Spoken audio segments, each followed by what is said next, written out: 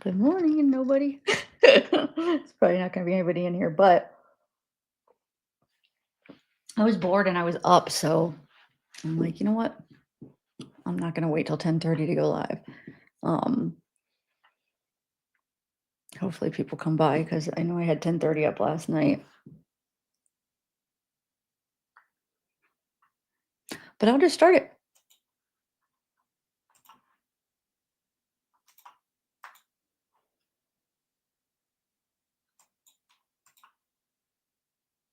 Oh, hey, Cassie.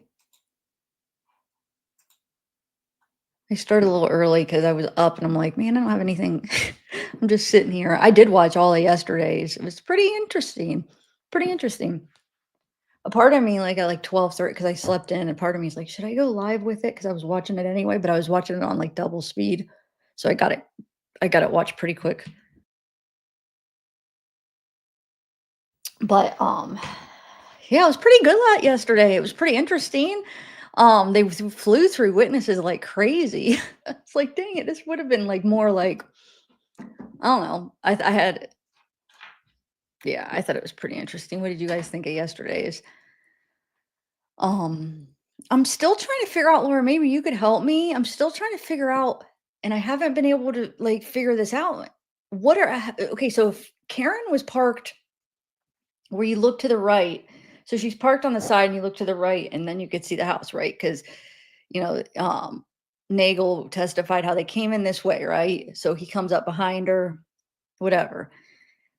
So how do they think she backed into John? Why am I not picturing this? Because she would have been facing this way.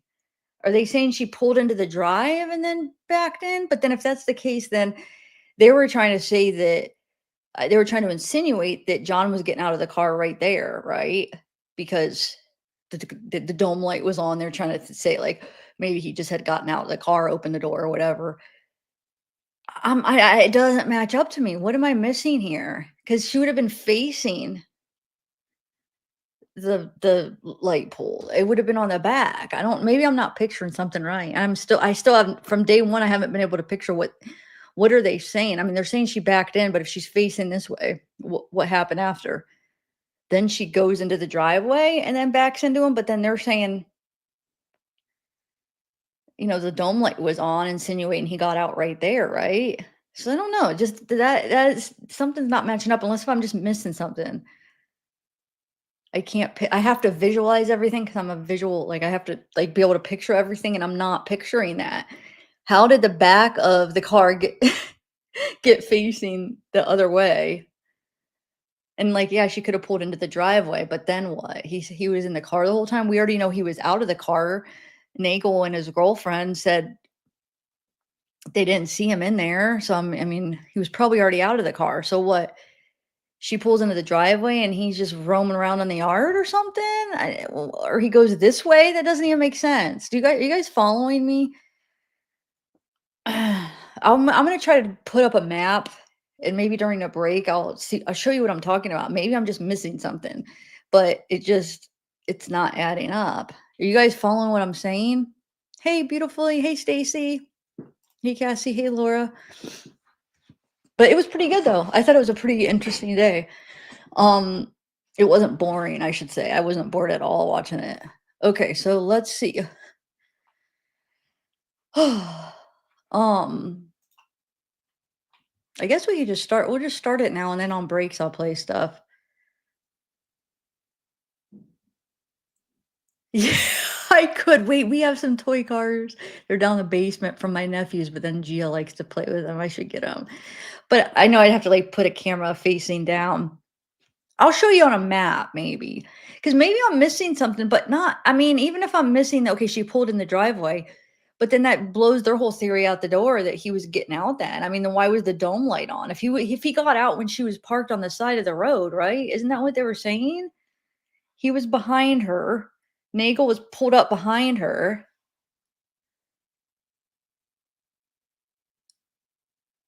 Or were they in the driveway? No, they were on the side of the road, right? That's what I took it. I took it they were right on the side. Like, to the right would be the house, right? It didn't sound like they meant they were in the driveway. That's not how I took it. He was behind her on the side of the road, parked. I'll show you. I'll show you guys if you guys. I haven't been able to figure that out. What is the state's theory that happened then? You know, did she pull into the driveway? Are they saying?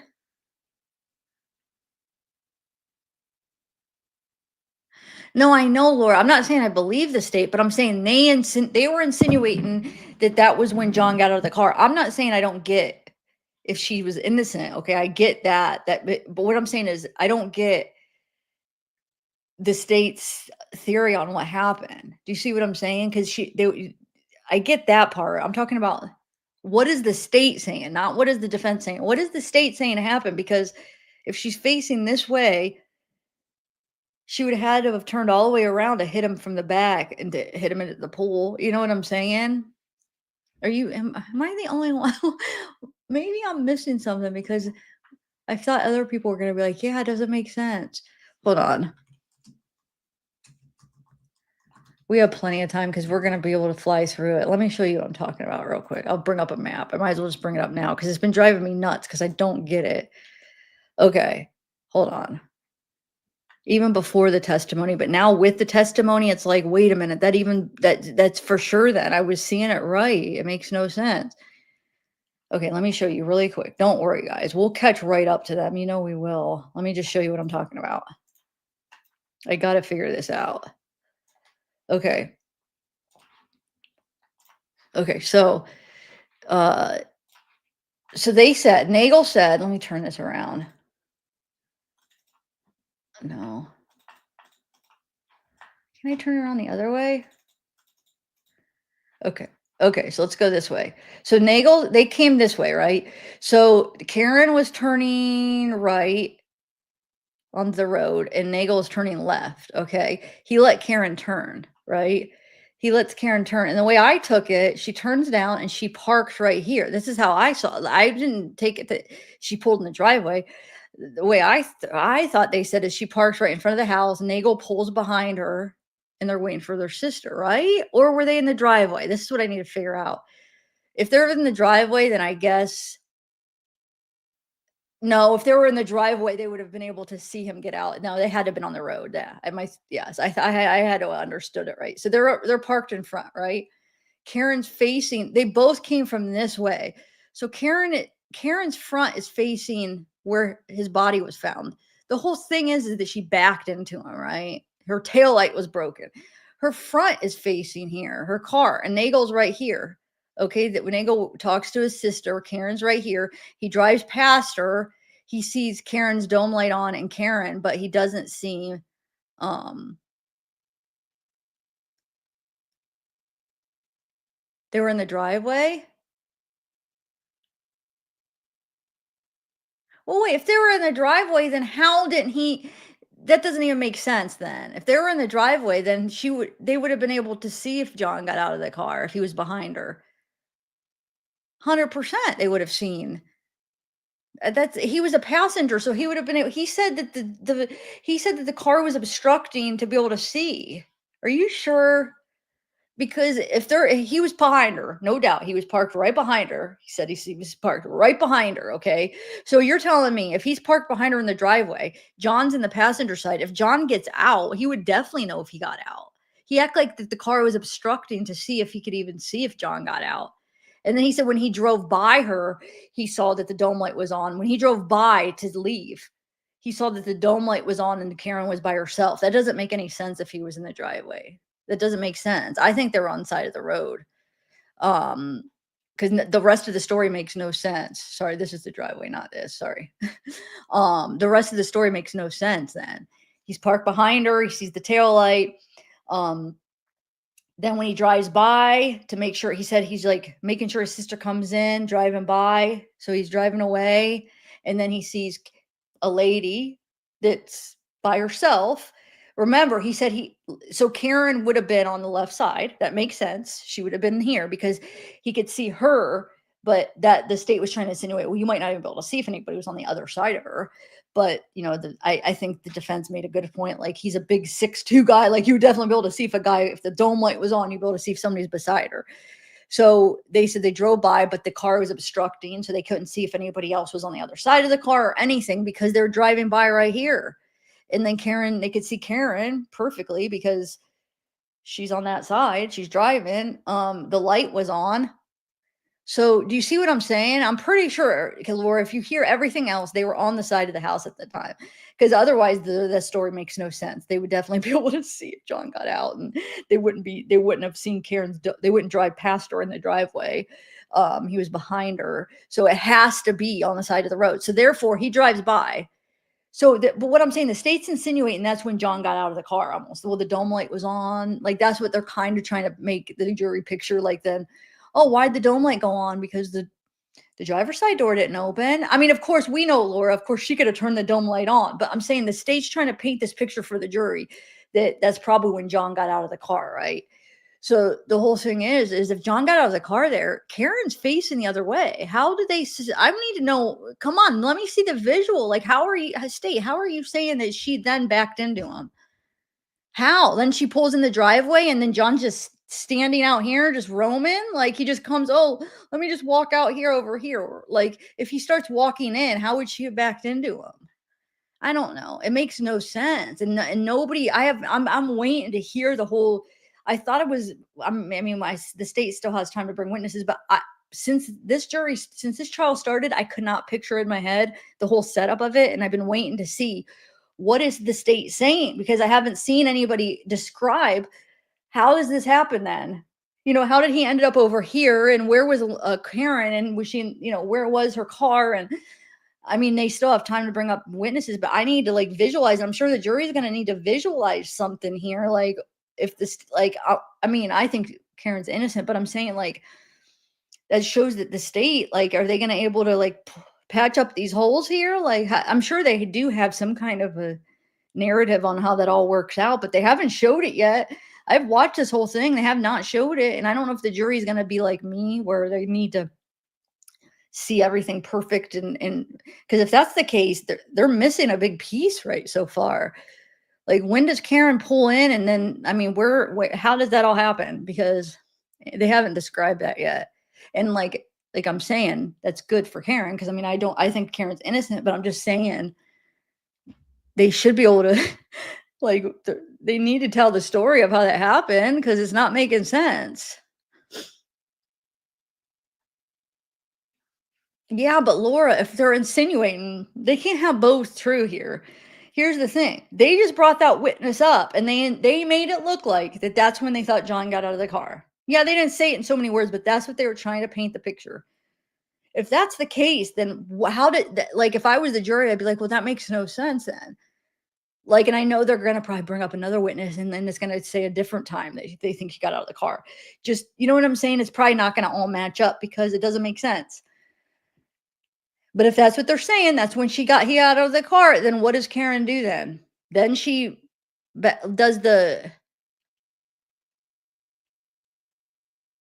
so you're saying she, like, does like this and just turns, and that would be a total accident. That would be not be on purpose, and she wouldn't even be able to be going fast enough, unless if she pulls in the driveway and then is backing out to turn the other way to go out this way, then that would be an accident too. If she's like back, okay, if she pulls in the drive, well, no, she'd have to back in the drive. She's facing the other way. Oh, I guess you're saying that they say she pulls up and then backs up. She's not going fast enough then. Unless if it was just if the state, like I said, I think she's innocent, but let's say the state's true, then that would have just been like some unfortunate thing that he must have fell back and hit his head on something. That would not be on purpose. I mean, she wouldn't be going fast. I don't know. I can't see any way where she'd be going really fast. And I don't know. It's just not making sense to me.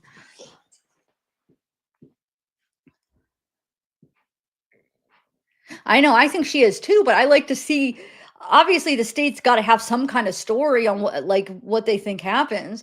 I'm not saying I think that happened, but I want to hear what they think. Let me hear all the details of everything, how exactly you think it happened.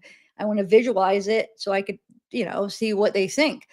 Um because I mean, I do think she's innocent, but I obviously they have some kind of story in their head, and they haven't painted it very clear yet, because I have not. Maybe they did it the first trial. That's why I was asking you guys, people that watched the first trial, because like, how did they like say it happened at the first trial? Because I didn't watch it all.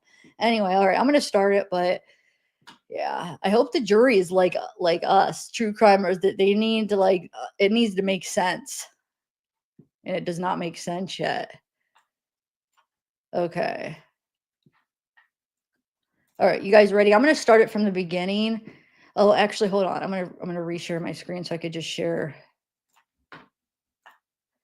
the window. Okay.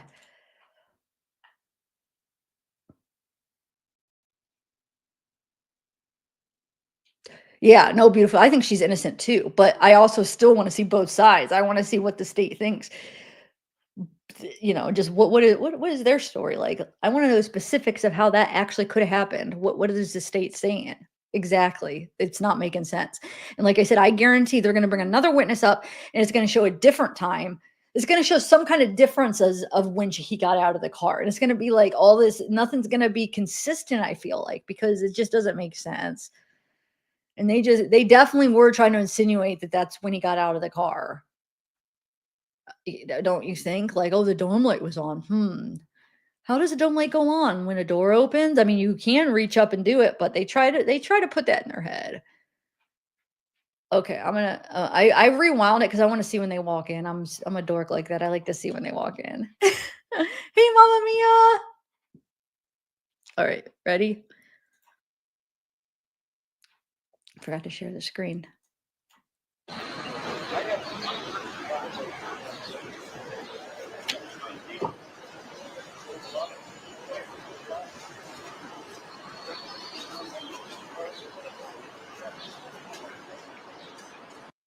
Oh, they are. They do help it. Yeah, they do, Laura. It does help it. It shows that he wasn't in the car. That's exactly my point. It helps it because what the state was trying to use those witnesses for, it didn't land. It didn't make sense. You know what I'm saying? So yeah, it actually helped the defense more, in my opinion, because it shows that he wasn't in the car. It shows Karen there by herself. It shows Karen facing the total opposite way of if she hit him with her tail light. Like it shows like so much that doesn't make sense. So yeah, I think so too. That's why I said I thought it was a good day. I think it showed a lot. The only little thing is that the firefighter girl or whatever, but like I like how they showed how she kind of lied about her relationship with the Albert girl, Caitlin. So I mean that was kind of big. But no, I think it was actually a good day for her yesterday. And I was watching this recap on the channel just this morning, and they were saying how she didn't have when Karen came out yesterday after the trial, she didn't have a statement. And their theory was, oh, anytime the days don't go good for her, she doesn't say anything. But when things are going good, that's the only time she has a statement. It's like I was like sitting there like, wait, I actually thought yesterday was actually really good for her. I thought it was like huge because that was like the actual time that it happened. And it's showing that John was not in the car there. Karen was by herself. The car was facing the other way. I mean, I thought it was a good day for her, to be honest. Um, oh yeah, the judge is very biased, I guess, even on the first one against her. And you could see how she's freaking every time. I'll allow it. I'll allow it.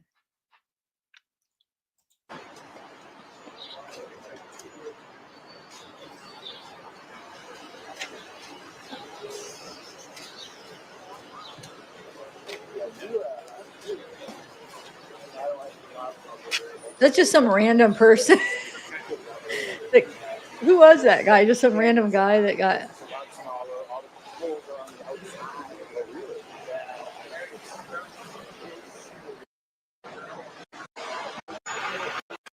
Miss, you in media? Okay. I don't see credentials. I got new faces. Who you with? ABC. Got it. ABC.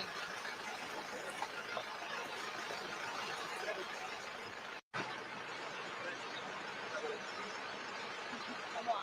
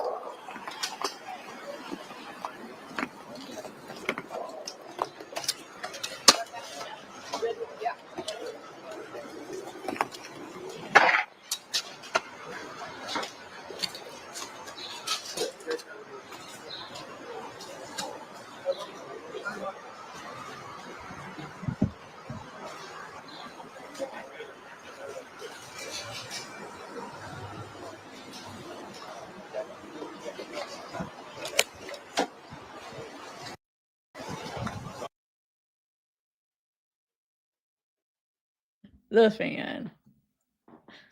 Oh yeah, Laura, I know. I saw. But I mean, they got their point across. I think the jury got it. I think the thing is sometimes what the judge doesn't allow and what they hear, that can't leave their head. So, I mean, I wish they would have been able to show it, but.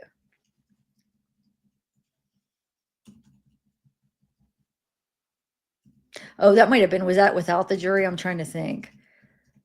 But I think they got, even with I think they got it. Hopefully they understood. Hopefully they're getting the point here that they're all kind of like almost like a big family that they could be all teaming up to protect each other.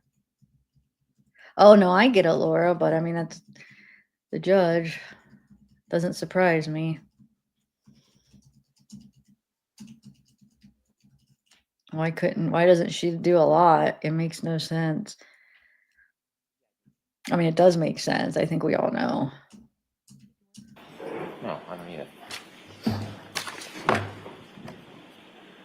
But I wonder if the jury's catching on. I don't know. All right, so I was told counsel wanted to see me. Okay.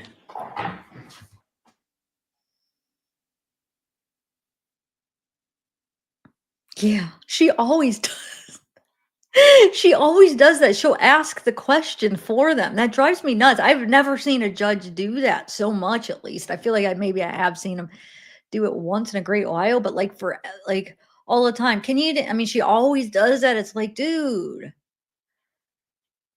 It's almost like it comes across as she's so freaking annoyed by it. Like she's so annoyed that she has to be here and she has to deal with it. It's just like, Dick, I do answer it. So she's like, this is somebody's life here. Imagine Judge Bev. Imagine if your whole life, 15 years plus, because I mean, she wouldn't get parole till 15 years, and that's not guaranteed. Being in the prison, that's somebody's life. You don't just take it. You don't just act annoyed and, like it's almost, yeah, I don't know.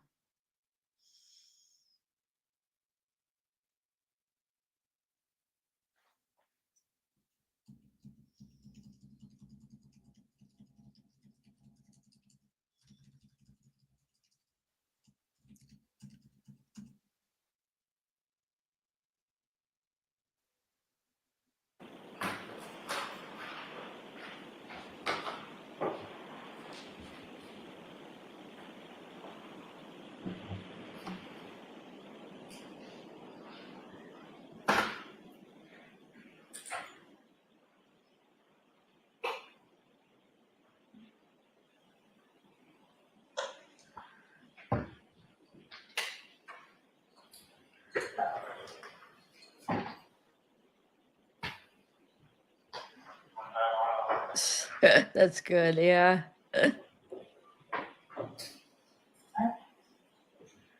Have to.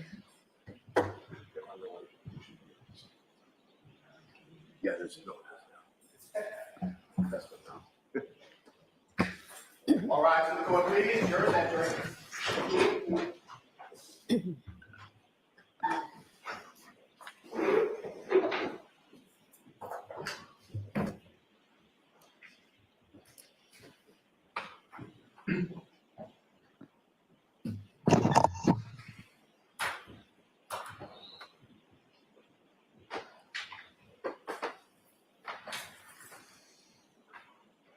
Oh, I could fast forward it, huh? Sorry, I'm like zoning out. Beverly Canoni, the Justice of the Superior Court, holding in Dedham within and for the County of Norfolk. Draw near, give your attendance, and you shall be heard. This court is in session. Please be seated. Good morning again, counsel. Good morning, Ms. Good morning, jurors. Morning. Thank you for your patience this morning. We were able to get some work done that will help facilitate things and make everything go a little more smoothly. So we appreciate your patience. I do have to ask you those questions. Was everyone able to follow my instructions and refrain from discussing this case with anyone since we left yesterday? Yes. Everyone said yes or nodded affirmatively. Were you also able to follow the instructions and refrain from doing any independent research or investigation into this case? Yes. Everyone said yes or nodded affirmatively. Did anyone happen to see, hear, or read anything about this case since we left yesterday? No. Everyone said no or shook their heads. Thank you. Can we have Lieutenant Gallagher again, please?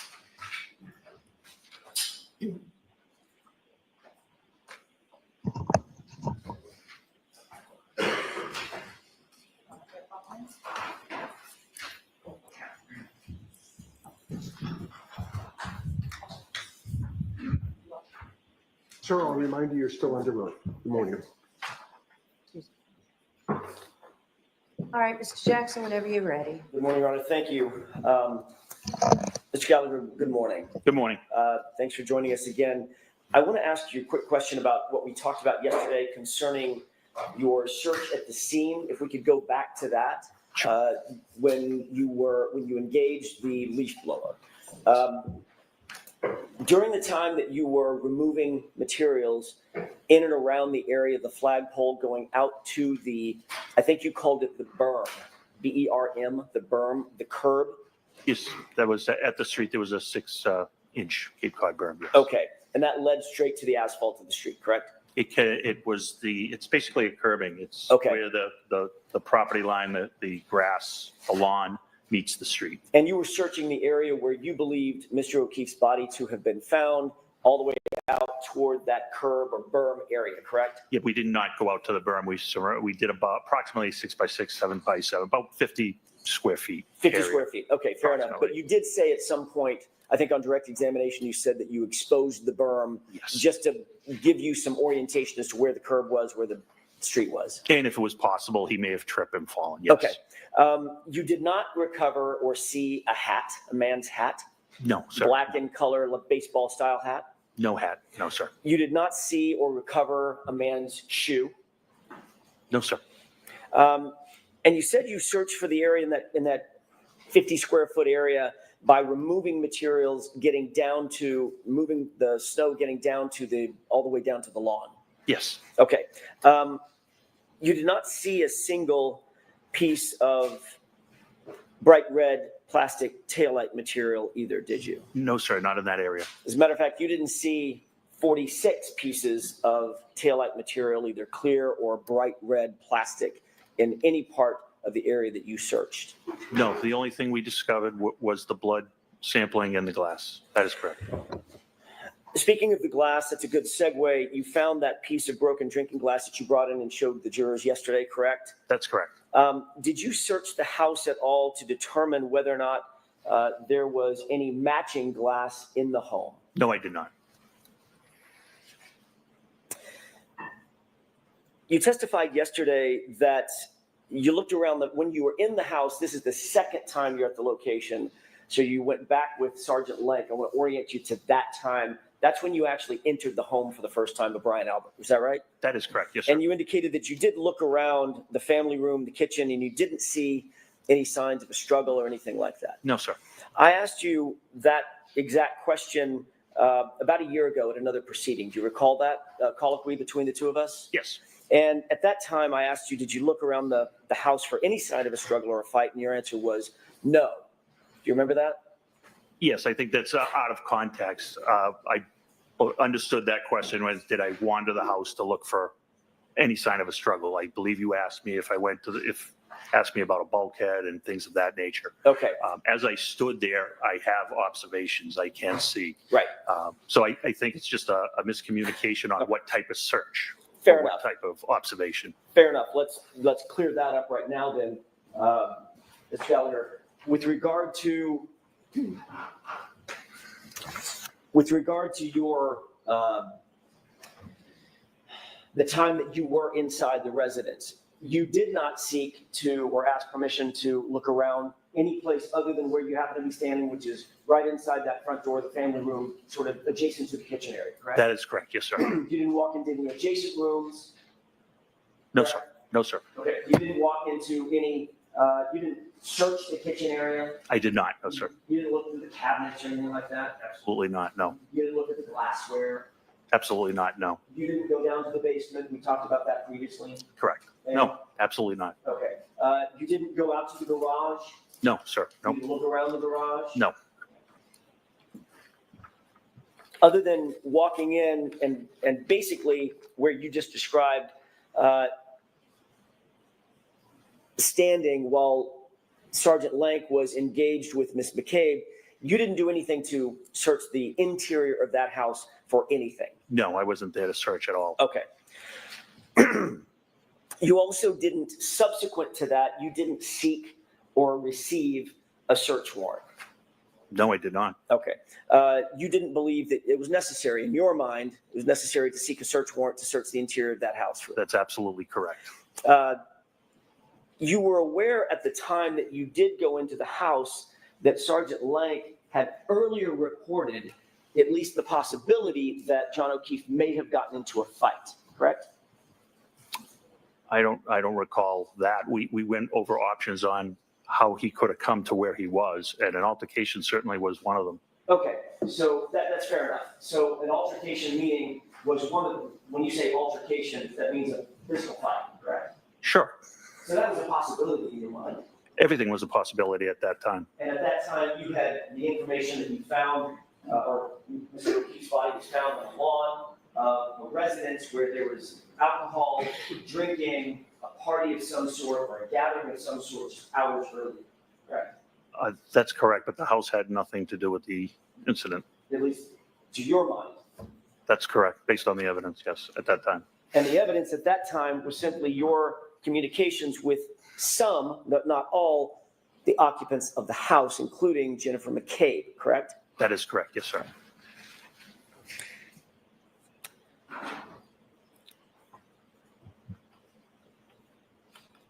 You didn't separate any of the witnesses that were, or any of the occupants that you saw inside the house, or you came across inside the house, for instance, by taking them to the station, putting them in separate rooms so that they couldn't coordinate testimony, things of that nature?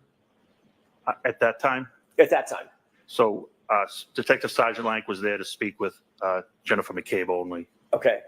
But there were others in the house. There were others in the house, yes. I'm just trying to figure out whether or not you took the added step of separating those witnesses, asking those witnesses potentially to join you down at the station, putting them in separate rooms, separating those witnesses. You did not do that. Not at that time, no. Okay. At any time, did you? No, we shortly thereafter, we were removed from the investigation. We removed ourselves from the investigation. And before you were removed from the investigation, you just left the house after the conversation that Sergeant Lank had with Jennifer McCabe, correct? Yes, after he took Jennifer McCabe's statement, we left the house, yes. Is the reason that you didn't seek a search warrant or separate the witnesses or ask any of the potential witnesses to join you down at the station, did that have anything to do with your knowledge the homeowner was the police officer? Absolutely none. I've actually executed warrants on police officers' houses in the past, including police officers I personally worked with and had to charge some of their children. So that absolutely would not factor into a reason. And it didn't factor in this case? Absolutely, absolutely not. That's my question. It did factor into your decision-making that Brian Albert was a police officer? Absolutely not. He didn't get any special treatment because of that? Not by me, absolutely not. Okay, not by you? Not. Okay. I can only speak to my personal knowledge. You were aware that, and you indicated yesterday, that the reason that Canton PD was removed from the investigation, or at least the interview section of the investigation, was because of a relationship of one of your detectives. You indicated your best detective, Kevin Albert, correct? That's correct. Or you gave Mr. Albert, or Detective Albert, very high praise. He's a very good detective, yes. And you were his direct supervisor. I was at one point, yes. Okay. You're aware that Kevin Albert was disciplined by the Canton Police Department for an incident occurring in July 2022, correct? I am, yes. Do you stand by your testimony knowing that Kevin Albert is your best detective, or was your best detective? He's an excellent detective, yes. You indicated that you contacted your deputy chief, Deputy Chief Kelleher, and ultimately secured some solo cups from Deputy Chief Kelleher across the street, correct? That is correct, yes, sir. You were aware at the time that Deputy Chief Kelleher's house was adorned with a Ring video camera just over the front door, facing out toward the street and facing across the street, which would be facing 34 Fairview, correct? That is incorrect. He does not have a Ring camera. I know that his system is an Arlo camera, and I have personal knowledge of that because we've discussed cameras because we bought them approximately the same time. My mistake. Arlo camera, A-R-L-O. I believe so, yes. Okay, that's still, although it's a different brand, it's still a home personal surveillance camera, correct? Yes, but And you're aware that those are motion-activated cameras designed for security to capture images of things that may be going on outside the home. that is correct, yes, sir. May I approach Your Honor Yes. briefly?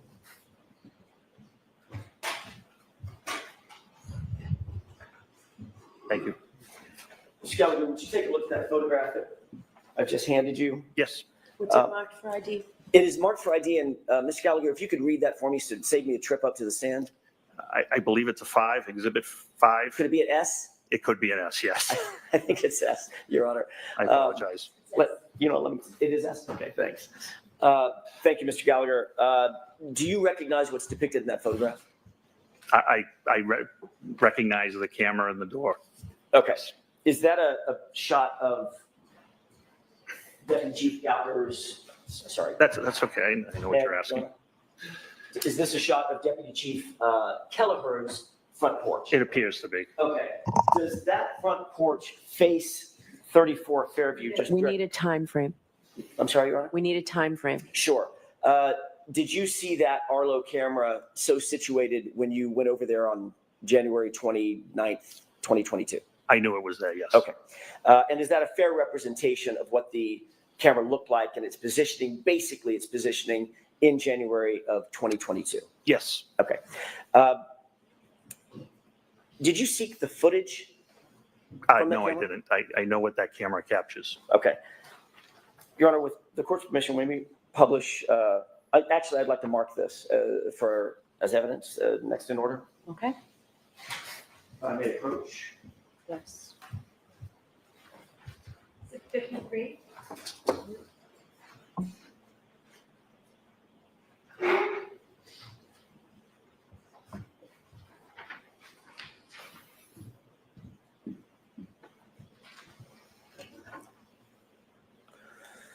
May I publish, Your Honor? Yes.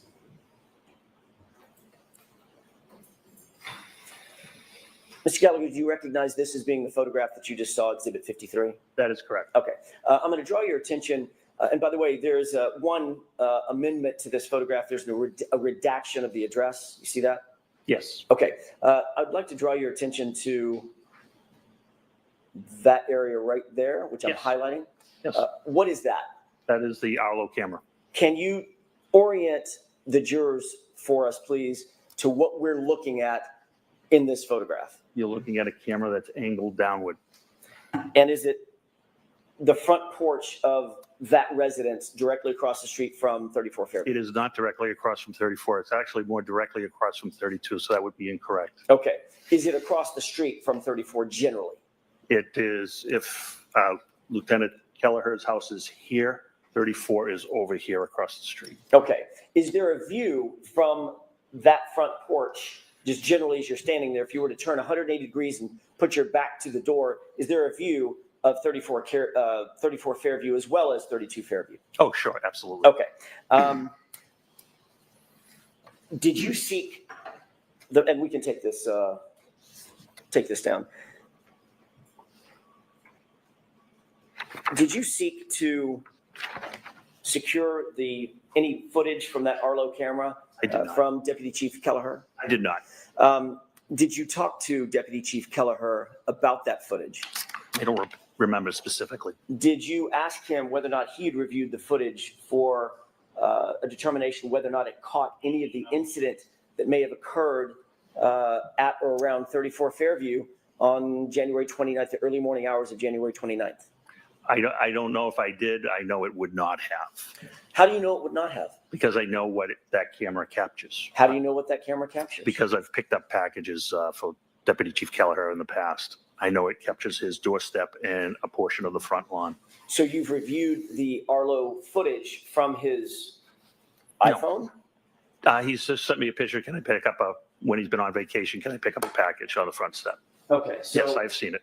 so you've seen screenshots that Sure. Deputy Chief Kelleher sent you, correct? I believe so, yes. But you've never looked at the actual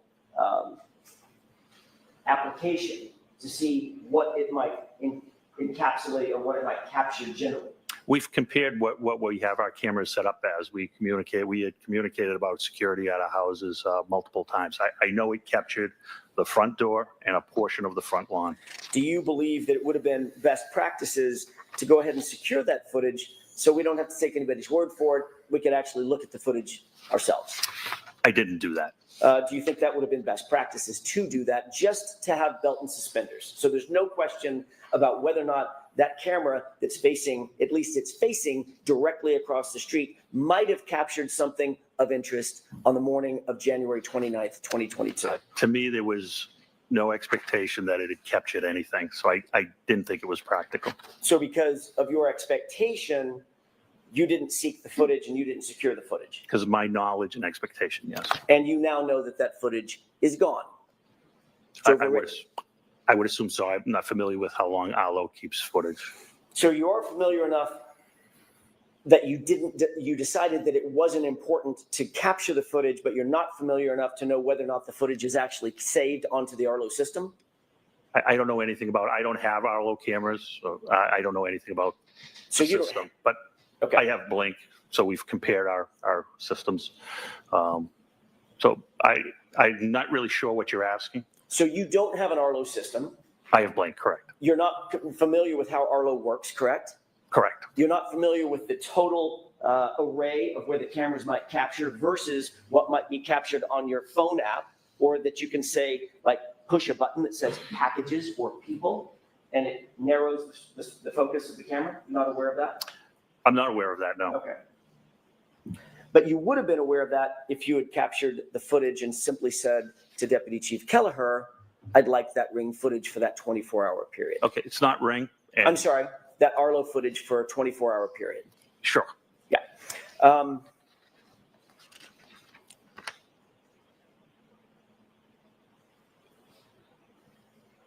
Well, let me ask you this. Did Deputy Chief Kelleher get any special treatment from you because he's a police officer? No. Did Deputy Chief Kelleher get any special treatment from you because he was your boss? No, absolutely not. Okay. You know Brian Higgins. I do. How do you know him? Brian Higgins is a special agent with the ATF. How long have you known him? I first became aware of Brian Higgins probably around 2016, 2017, when I was with the DEA and we were working a Title III investigation, which is a wiretap investigation into gang activity, drug distribution in the Boston, Brockton area. I never had any personal contact with him at that time. He was just an agent in the group I was working for. Ultimately, did that professional relationship seep into more of a personal relationship as well? It did. So I think it was 2018 or 2019, the ATF had a satellite office at Canton PD, and he was one of the special agents that was assigned, yes. So he actually officed in the brick and mortar location of Canton PD? Yes, he did. And did he maintain that office all the way through January of 2022? He did, yes.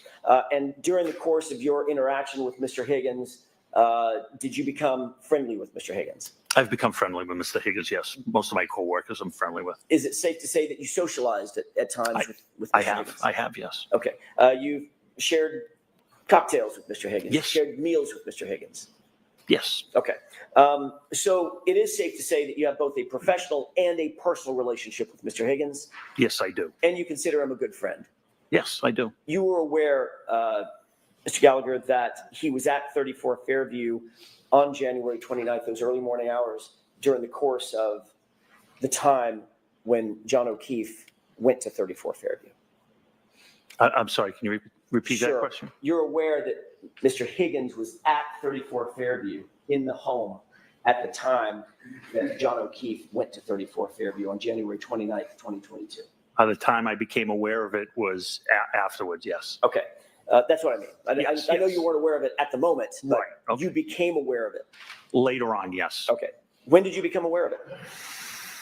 I'm not sure. It was after we were, I'm not really sure. It was during the time that you were dispatched over to Brian Albert's house to ultimately either begin the investigation or go into the home with Sergeant Lank and interview with people there, correct?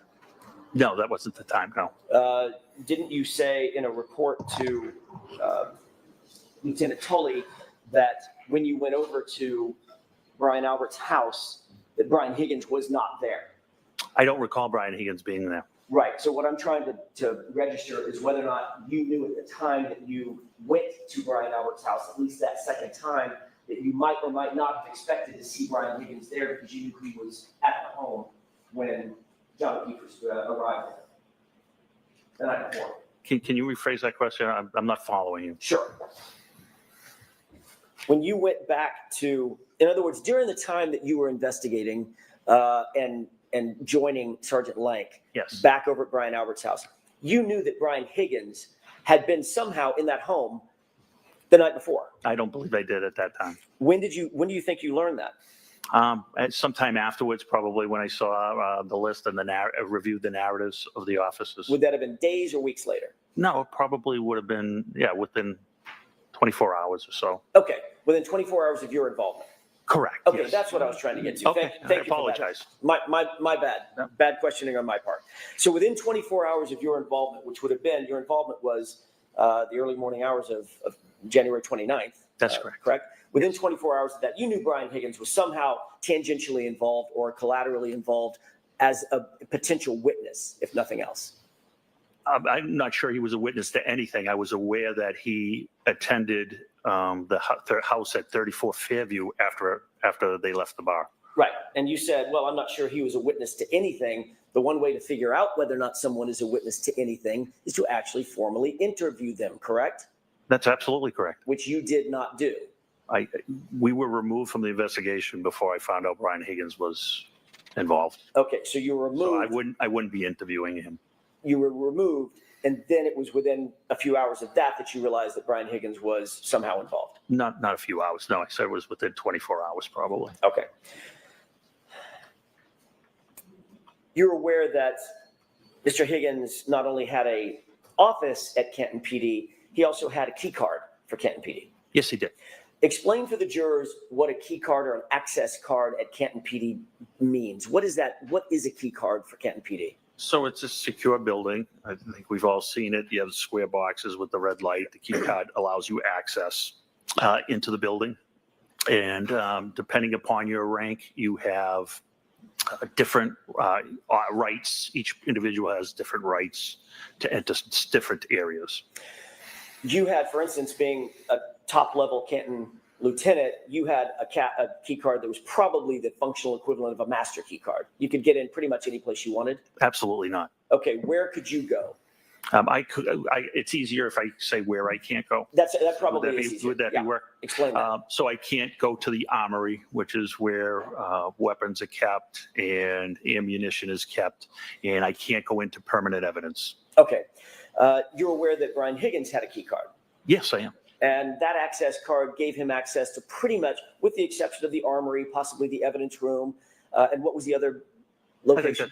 I think that's what I said, the evidence room Okay. and the armory. With the exception of those, you're aware that Brian Higgins' key card gave him access basically to the entirety of the Canton Police Department? Well, so I want to specify, I don't specifically know what Brian Higgins had rights to, but there are also parts of our department that are secured by key locks that he wouldn't have access to, and I don't have access to as well, offices and things of that nature. I want to focus your attention on the sally port, if I Okay. could. You can enter the sally port, which is a fancy name for a garage, correct? It certainly is, yes. Okay. You can enter that from the outside, meaning out in the elements. You come from a parking lot adjacent to or that services the sally port. You can enter from there, correct? Yes, there's one pedestrian door on the main entrance side, and it's for location purposes. It's right beside the garage door that's marked number 4. And the garage door is one of those big roll-up, industrial-style roll-up doors that comes up and down? That is correct. And then you can also enter the Sally Port from inside Canton PD, correct? There are 2 locations you can enter the Sally Port from inside, yes. And Brian Higgins' key card gave him access to both of those locations, the pedestrian portal going into the Sally Port from outside, as well as the pedestrian portal from inside Canton PD. That would be correct. Okay. Speaking of the Sally Port, you were, if not the person, one of the people who let Massachusetts State Police into the Sally Port on February 1st, 2022 to process the black SUV, correct? The Lexus. I'm not sure if I was the one that gave them access, but like I said, I've testified to, I certainly would have. Okay. That SUV had actually arrived on January 29th, 2022, 3 days earlier. Is that right? I believe so, sometime after 5 or 6. I'm So not it sure of was the time. in the Sally Port from January 29th all the way to February 1st, at least to your knowledge, for 3 full days in the Sally Port, correct? 2.5 to 3, yes. Okay. From the time it arrived at Canton PD until it was processed out and moved out of the Sally Port, how many people would have had physical access to that SUV? Everybody that possessed a key card. And that's basically everybody at Canton PD that is a sworn officer, correct? That is correct, yes, sir. Maybe even some civilians, correct? I'm not sure of civilians. What civilian? But do y'all have non-sworn civilians that We don't. administrate things? No, we do not. Well, we do, but I'm not sure whether they would have access, what their access is. So at least the entire police department, the sworn police department, correct? The uniformed police, yes. As well as Brian Higgins, correct? That is correct, yes. Thank you. Oh, by the way, can I go back to something? Sure. When you were at 34 Fairview, when you walked in with Sergeant Lank, you walked in through the side door or the main door? Side door. Side door into the family room, correct? I believe it's a family room, yes. Walked into the kitchen, correct? I was by the kitchen. Adjacent to the Yep. kitchen. Did you see a dog? I did not.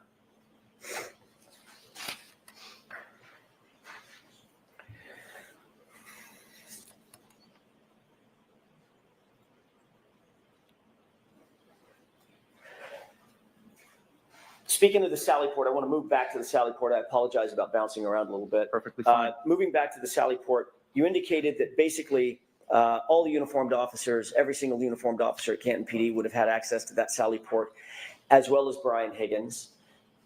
They also would have had access to everything inside the Sally Port, whatever was left there. Yes, The SUV and other stuff, for lack of a better technical phrase, correct? yes. Okay. Did you photograph or did you cause to be photographed the SUV when it arrived on January 29th in your Sally Port? We had been recused at that point, and I wasn't working when the vehicle arrived. So I thought you said that you were recused only from doing interviews. from doing investigative interviews, but I wasn't present when, I wasn't working when the vehicle came in. Okay. So you could have taken photographs of the vehicle had you wanted to, or caused someone to do that had you wanted to. I had no idea that vehicle was coming to Canton PD, sir. Okay. Once you got to, as the lieutenant in charge at the scene, was it important to you to know that a seminal piece of evidence had been moved into the custody and control of Canton PD? It wasn't important to me. It's the state police investigation. Even though it Again, was on your property, in your Sally Port, with access through your key cards. that's up to my chief. That's not up to me. I see.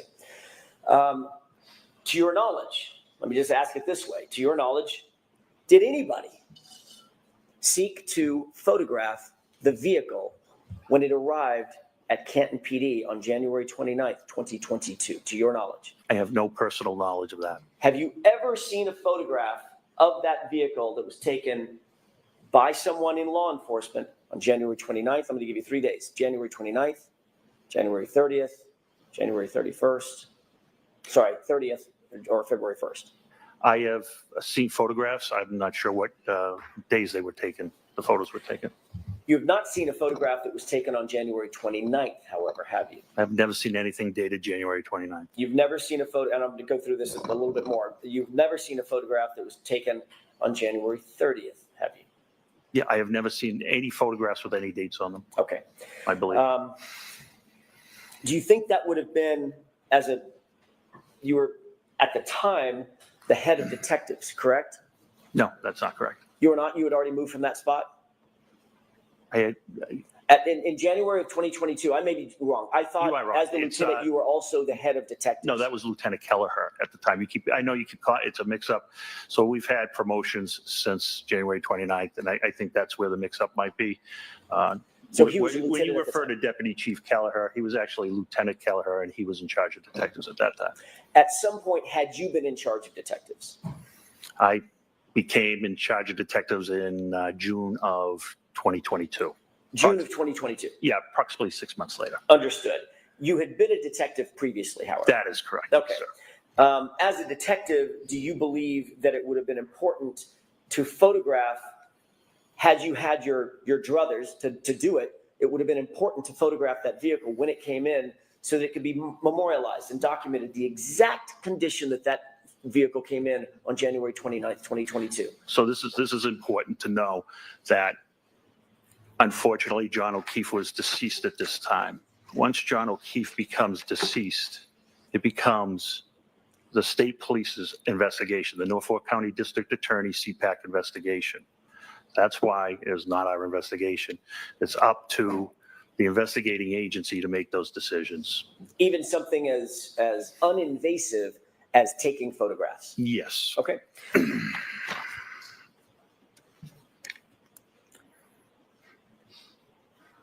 You would agree, as a former detective and former head of detectives, that there are protocols for securing evidence of all types, correct? Correct. Those protocols dictate that not only is evidence properly secured, once it's seized, it needs to be properly secured, and it needs to be separated from other evidence to avoid something known as cross-contamination, correct? Correct. And you would agree with me that that is paramount in evidence handling in any investigation, correct? Yes. And that's because once evidence is cross-contaminated, its integrity basically collapses, right? That's correct. It's especially true of biological material, is that right? Yes. Because biological material, unlike a shovel, the biological material on the shovel becomes hyper sensitive. It's hyper important. It can be cross-contaminated with other items. Sure. It can tell an incorrect story, correct? Yes. It could tell, if there's cross-contamination, it could tell a false story. It's been done. Yes. And DNA, obviously, we're talking about biological material. The most sensitive of all the biological material is DNA evidence, right? What do you mean sensitive? So it might take some effort to move saliva from one item to another. It takes almost no effort to move DNA from one item to another and to detect it. You understand what I'm saying? The sensitivity of the detection. No, I don't understand what you're saying. You understand that I could touch this podium and you might not get my fingerprint off of it. Correct. Might not, correct? Might not. What do you think about getting my DNA off that podium that I Yes. just touched? You're absolutely going to get it, right? Yes. Yeah. That's what I mean by sensitivity. Okay. You would agree that DNA is hypersensitive. I would agree that DNA is better than fingerprints. Yes. I'd like you to take a look at a series of photographs if we could.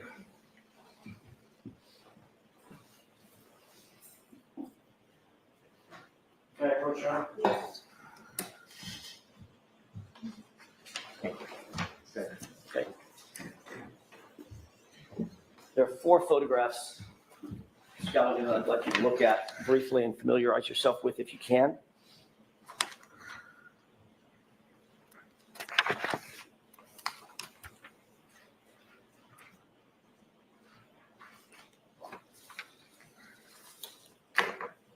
Mr. I'm all Kelly, do set. you recognize what's depicted in those photographs? I do.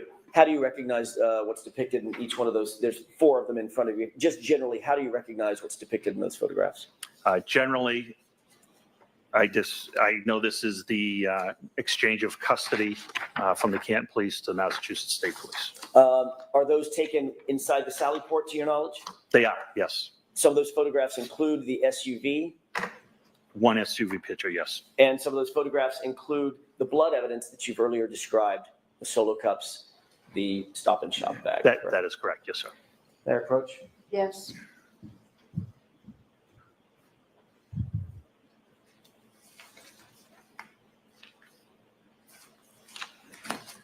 Your Honor, with the court's permission, I'd like to have these marked as next in order. Any objections, Mr. Brennan? No objection, thank you.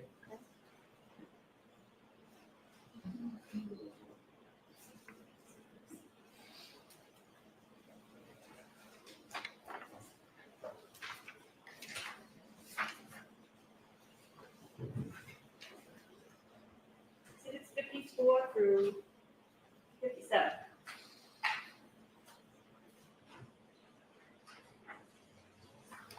May I approach? Yes. Thank you. Permission to publish, Your Honor. Okay. I'd like to start with what's been marked as 54. It shows a license plate. Do you recognize what's depicted in this photograph? Yes, based on the location, the vehicle, the broken taillight, I believe that's Miss Reed's vehicle. And do you know when this photograph was taken? I do not. Do you believe it was taken between January 29th and February 1st? Yes. But you don't know when it was taken? No, I don't have personal knowledge, no.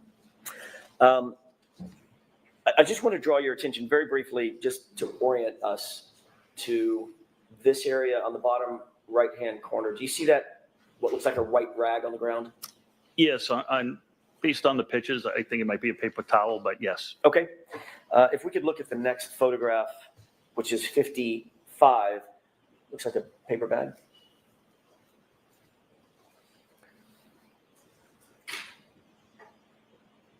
Do you recognize what's depicted in this photograph? Yes, What is that? that's the Stop and Shop bag that contained the 6 samples. Do you see the rag in that photograph as well? Yeah, we could call it agree to call it a rag or You paper think it's towel. a paper towel? I'm not sure. It looks like a paper towel on the picture in the pictures, but it's a white object. Yes. For all I care, it's the white thing. That's Yes. fine. All right. And do you see that that's next to a tire just at the top of the picture?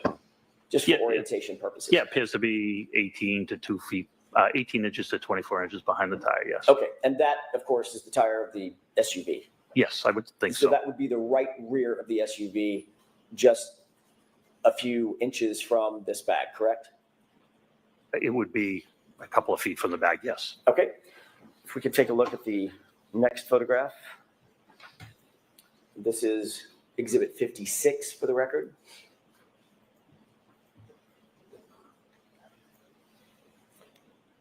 What's depicted inside the bag?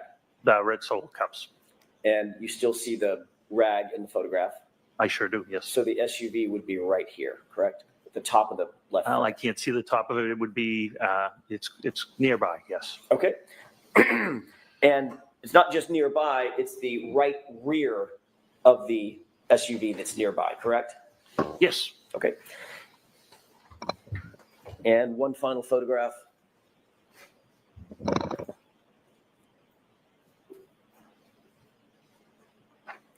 This is Exhibit 57 for the record. What is inside that? What's depicted inside that bag? The red Solo cups with coagulated blood. And these are the only, we can have the lights, please. And so if you take that down.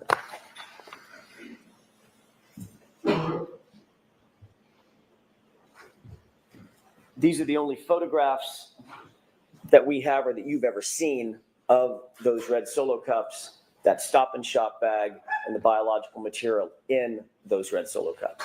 The only ones I have seen, yes. And those photographs that you see are within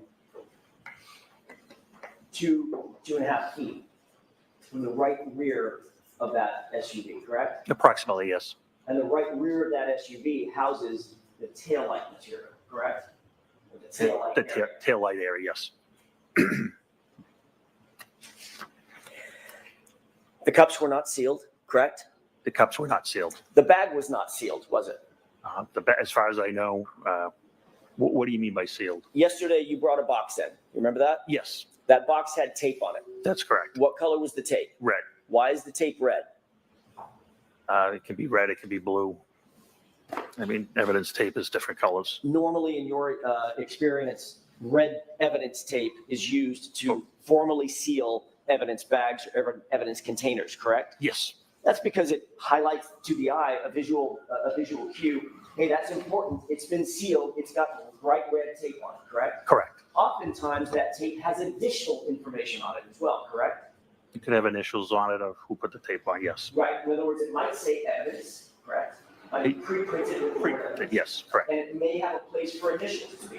correct. And one of the reasons that you initial it is because of that. If someone takes a razor blade and cuts through, or a knife and cuts through that tape, those initials are cut through. It has to be retaped and reinitialed, correct? That is correct, That is a basic protocol for chain of custody, is it not?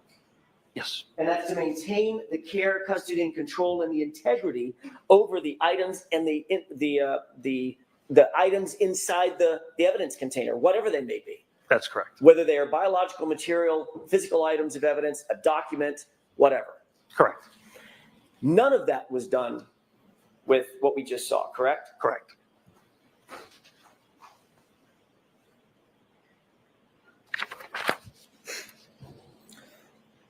We've agreed already that the blood was stored in non-sterile solo cups, correct? Correct.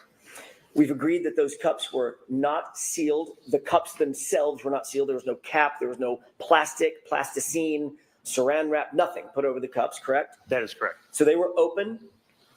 Yes, They were not in an evidence bag. They were in a grocery bag, correct? they were, yes. Yesterday on direct examination, it may have been on cross-examination, Mr. Gallagher, I don't remember. You said, I have no idea where Sergeant Lang got that grocery bag, correct? I don't know where the bag came from, though. Could have come out of his back of his car seat, correct? I'm assuming it came out of one of the cars, yes. No idea what had been in that bag previous to those cups with blood being in the bag, I have correct? no personal knowledge of that. And obviously that bag, it goes without saying, is not a forensically sterile item either, correct? Most bags are not sterilized. And not only the cups were not sealed, the bag that the cups were in was not sealed. They were only closed, correct. You will agree that having unsealed and unsecured biological material, specifically blood material, situated right next to the right rear quarter panel of that SUV would not be within normal protocols for securing evidence, correct? This was in the hands of a criminalist. It was an exchange of custody. I don't have any issue with it. You don't know, you have no personal knowledge of where that bag had been or where the cups had been previous to that photograph being taken. Correct. You will agree that having unsealed and unsecured blood right next to the right rear of the SUV is a recipe for cross-contamination, wouldn't you? Not in the hands of a trained criminalist, I wouldn't know. Well, generally speaking, there were other people there that weren't the trained criminalists, right? There was a photographer who took the pictures. Who's not a trained criminalist. Correct. But Someone the else- cups weren't in his hands. It was in the criminalist's hands. Those are the criminalist's hands you see gloved in that photo. That's not my question. My question is, there was unsealed blood and in an unsealed bag for how much time, you don't know, sitting right there by the right rear of that SUV, correct? No, I do know, How do you know? because I'm the one that brought the bag with the criminalists to that area. They photographed it, documented it, and then they transferred it to their plastic containers. And before you grabbed that bag, you don't know where that bag had been for 3 days hence, 3 days before. I know it had been in the temporary evidence room in a refrigerator. You actually never saw it in the temporary evidence room in the refrigerator until February 1st, did you? I don't recall. So you don't know where that bag had been. You don't know who had handled those cups before you pulled them out of that temporary evidence locker, correct? I have no personal knowledge if anybody else, I have no personal knowledge. I took them out of the refrigerator. That's all I can testify to. Do you remember us talking about this about a year ago? Yes, And I asked you, would you agree that having unsealed and unsecured blood next to the right rear portion of the SUV is a recipe for cross-contamination. I asked you that question. You did. And you said, if I can speak to this incident alone, and I asked, that's a yes or no question. That is Do correct. you remember that? Yes, And you said, well, it's not a yes or no, but for your purposes, I would say yes. correct. So it is, at least in your mind, a recipe for potential cross-contamination, correct? Not in this particular situation, which was clarified later on. Although you did say yes in answer Hypothetically, to my anything, question. hypothetically, anything is possible, yes.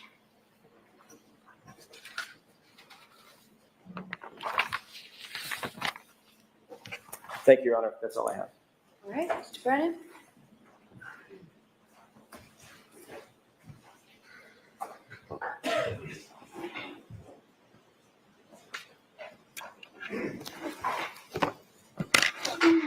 May I? Right ahead, yes. Lieutenant Gallagher, you mentioned that one of your colleagues who lived on Fairview Road had an owl camera. Had an Arlo camera, yes. That day or that morning when you went to Fairview and looked around where Mr. O'Keefe's, where you were directed Mr. O'Keefe's body was, were you aware that that gentleman had a camera? Yes, You shared with us that you had familiarity with the angle of that camera. Do you have any information whatsoever that he or anybody on his behalf used the phone to change the camera angle? no, I don't. Do you know if that camera could even reach the street if you wanted to? I'm not sure. Do you have any information that there are applications or different things you can do to the camera to move it remotely? Is there any evidence or information you have? No, When you decided not to ask him about the camera, was that based on anything other than your already familiarity and knowledge of the angle that camera was set? no, At any time he's ever shown you, you've ever seen clips from that camera, were they consistently showing the same area or did it change over time? Objection, Your Honor. I'll allow it. they were the same. In your mind, why didn't you go seek footage from that camera?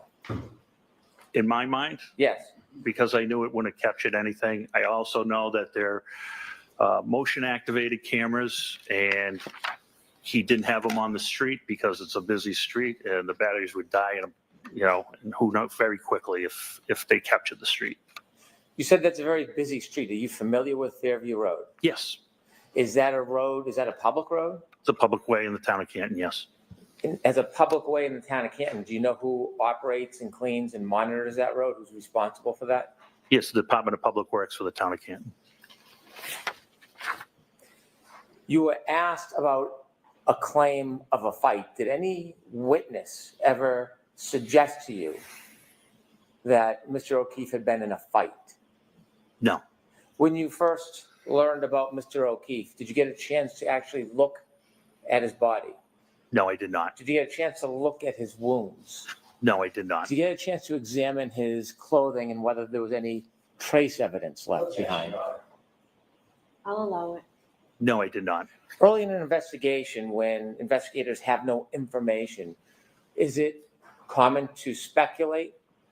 Yes. Objection, Your Honor. Sustained.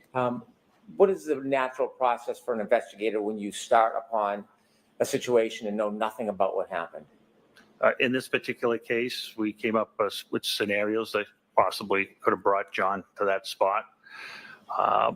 And we were focused on trying to find out and hopefully getting to the hospital. Hopefully the can't fight department in the hospital would save his life and he could tell us how he got to where he was. Was that anything beyond the surmise or speculation of detectives, or did that information come from a witness? No, that was us. I guess you would call it spitballing on possibilities. Did you ever come across a witness that said that this was, or Mr. O'Keefe's injuries were the result of a fight? No, we did not. If we could play Exhibit 51, please. I want to ask you some questions about the area you searched where you were directed Mr. O'Keefe was.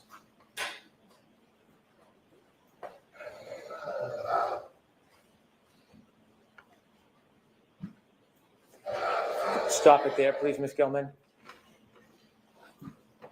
You did not see exactly where John O'Keefe was when he was found?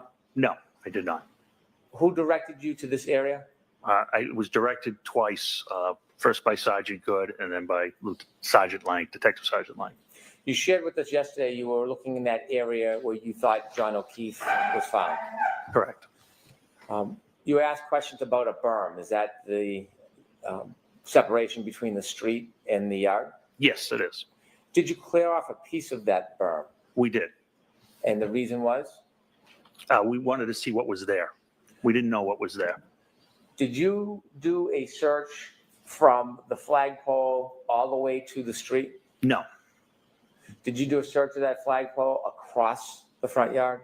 no, Did you do a search from that flagpole all across the berm, all the way down the line? no. It was approximately 15 to 18 inches And why such a limited search? because we had no other reason than it was a medical call at this time. Did you see snow in other parts of the yard? Yes, the entire yard was covered. And other than Officer Lang's footprints across the front of the yard, no other footprints? There were no other footprints. Any other visible signs that anything was moved or dragged across that side or front lawn? No, not at all. Any doggy prints in the snow? No, not at all. You were asked whether you sought a search warrant. Is there a difference between a witness and an eyewitness? Yes, You were asked questions about people in the home and they were characterized as witnesses. Did you have any information that anybody inside that home was a witness to what happened to Mr. O'Keefe? no, Did you have any information when you made these decisions about search warrants? Did you have any information from anybody, anywhere, that Mr. O'Keefe ever stepped 1 foot inside that home? I'm going to allow it. Briefly, can we turn the lights on, Mr. Brennan? Yes, please. Take that down, Ms. Bennett. Thank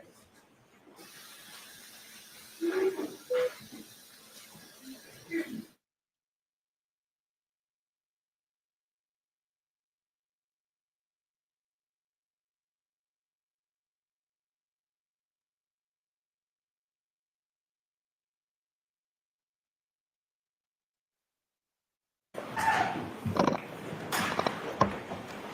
May I?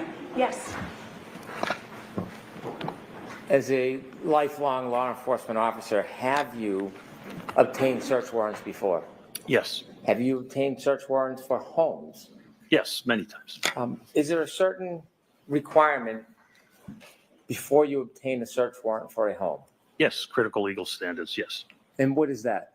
Probable cause. And for us, what does that mean, probable cause? So probable cause is a reasonable belief that a crime has been committed or evidence of a crime can be found in a specific location. Can you obtain a search warrant if you do not have a reasonable belief that evidence exists somewhere?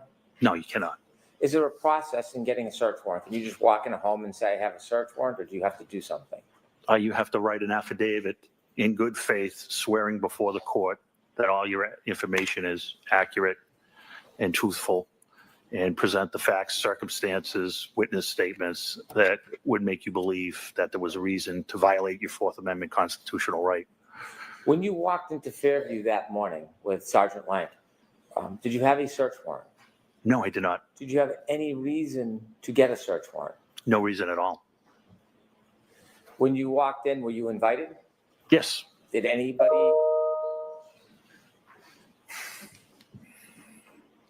anybody prevent you from coming in? no, not Did at all. anybody ever ask you to leave? No, not at all. When you spoke to Mr. Albert, did he ever discontinue or end the conversation? No,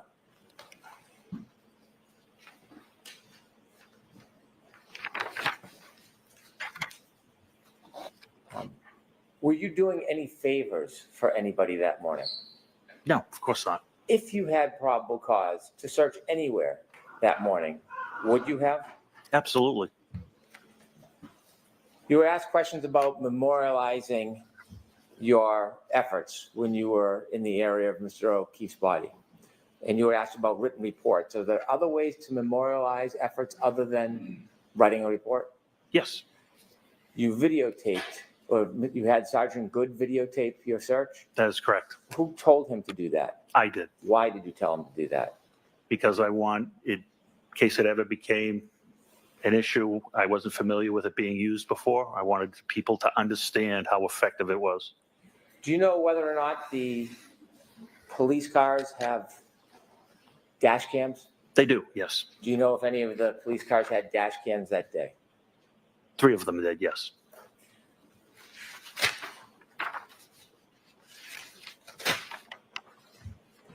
You mentioned that at some point you learned that Mr. O'Keefe had passed. I'm not sure when we found that out, but yes. Is there a statute or a rule when there is a death, whether a local county keeps the case or it needs to be transferred? It's transferred, yes. Is there a rule or is that a policy of the Canton Police Department? It's a rule. You were asked about Alexis in the Sallyport. Correct. Do you know exactly what time that Alexis was brought to the Sallyport? I don't have any personal knowledge of that. You were asked about a broken taillight. Have or had you reviewed any of the dash cams from the Canton Police Department that day? Not that day, no.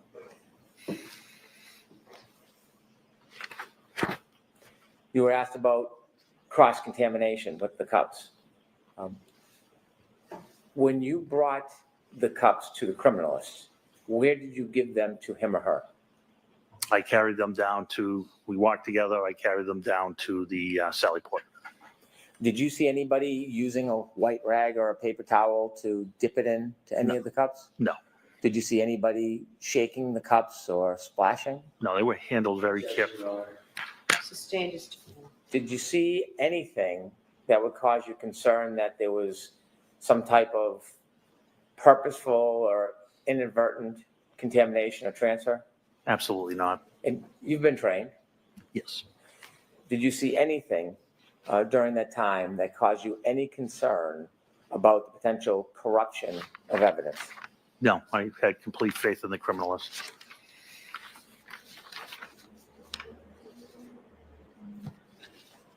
May I approach, Your Honor? Yes. There is a box for identification that has a glass in it. I'd like to get that into evidence. Jimmy. I'll do it later then.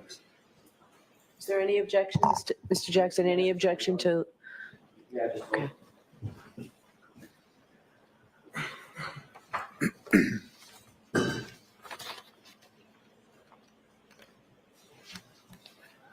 Real testimony, thank you.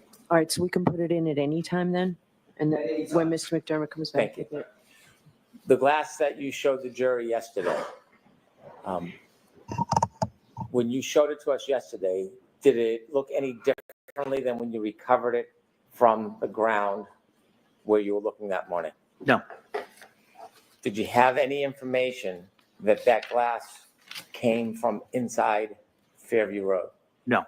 Do you know where that glass came from? I have no personal knowledge where that glass came from. Thank you. I have no further questions. Very briefly, Your Honor, you indicated that you were spitballing, to use your word, correct? Correct. Trying to figure out what happened. Correct. That's the job of an investigator, correct? That is correct. You Yes, don't sir. just take witnesses' words for things, do you? That is correct. You have to corroborate things. Yes. You have to look deeper, Yes, ask more questions, absolutely. actually investigate. That's why we're here today. You don't rule out anything or anyone We right didn't- off the bat, correct? Correct. and we No did not. one is ruled out. Nothing is ruled out, That is correct? correct. You Yes, follow where the evidence leads you, period, amen. absolutely. You didn't seek to separate the occupants at 34 Fairview, correct? No, You didn't interview Brian Albert formally, did you? I did not. No. You were asked by Mr. Brennan, did he ever end the conversation precipitously? Did he end it earlier, anything like that? He didn't end any interview because he wasn't interviewed, correct? That is correct. You didn't interview Brian Higgins. That is correct. You wouldn't interview Brian Higgins because he's your personal friend, correct? Correct. But you didn't have anybody else interview him either, did you? Again, we're talking, I think we've gone over this and maybe you didn't understand. I didn't know Brian Higgins was at the house at that time. Because you didn't ask anybody else who was at the house at that time. I wasn't talking to anybody at that house, correct? Might have been a good idea, wouldn't it? Not at that time. We were there for one specific reason. We wanted to get to the hospital. So no. Might have been a I good disagree. idea to sit Mr. Albert down and say, there, you're shaking your head again. I'm not done with my question. Might have been a good idea, Mr. Gallagher, since you happen to be there, no sweat off your brow, to sit Mr. Albert down and say, by the way, I got a pen and a paper. Who was here last night, just before John O'Keefe was found dead on your lawn? Who was here? Might have been a good idea, correct? So that was already done by Detective Sergeant Lang, and it was documented in his report of everybody of what Mr. Jackson is asking. Then how did you two not know that Brian Higgins was there? I don't know where. At I mean, 34th. I'm confused. At what time? Right. At what time? Exactly. At what time? When John O'Keefe arrived Okay. at 34 Fairview after midnight on January 29th, 2022.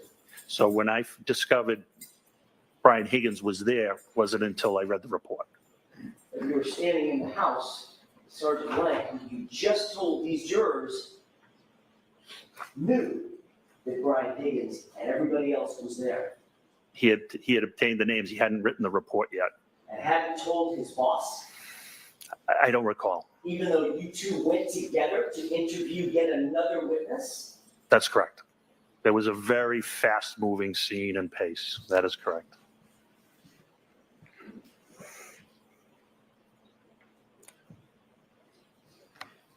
While you were spitballing, you also didn't secure the camera footage that we've talked about, the Arlo footage. Yes, that's correct. You also didn't formally search the house, correct?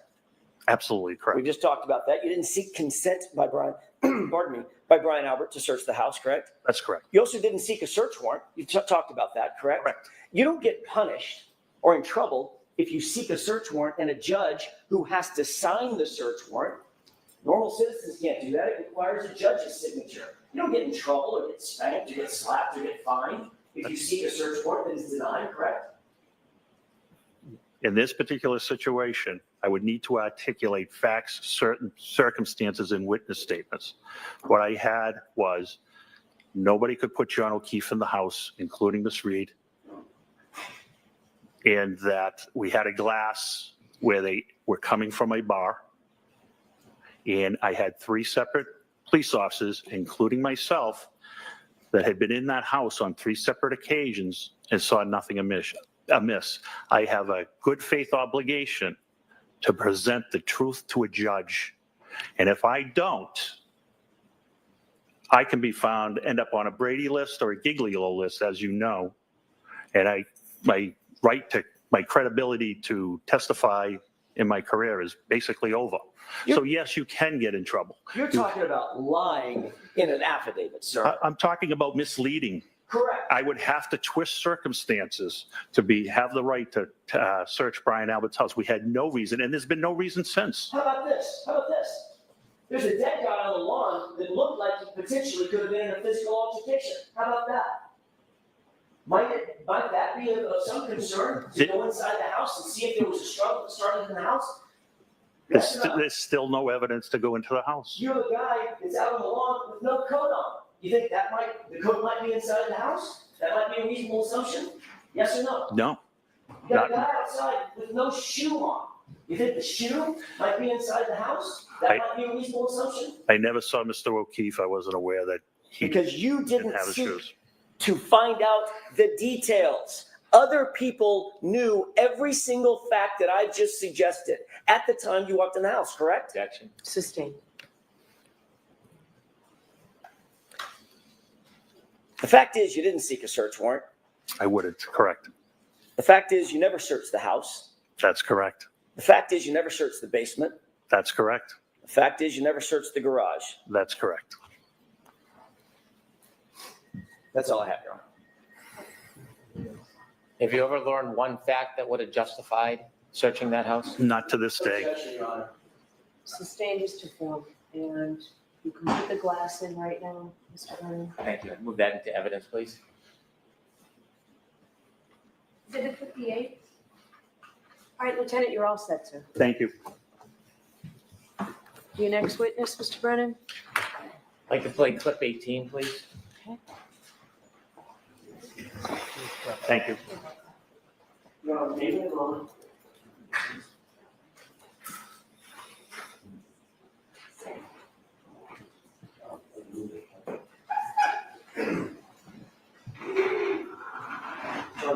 May we approach? Ms. Louise.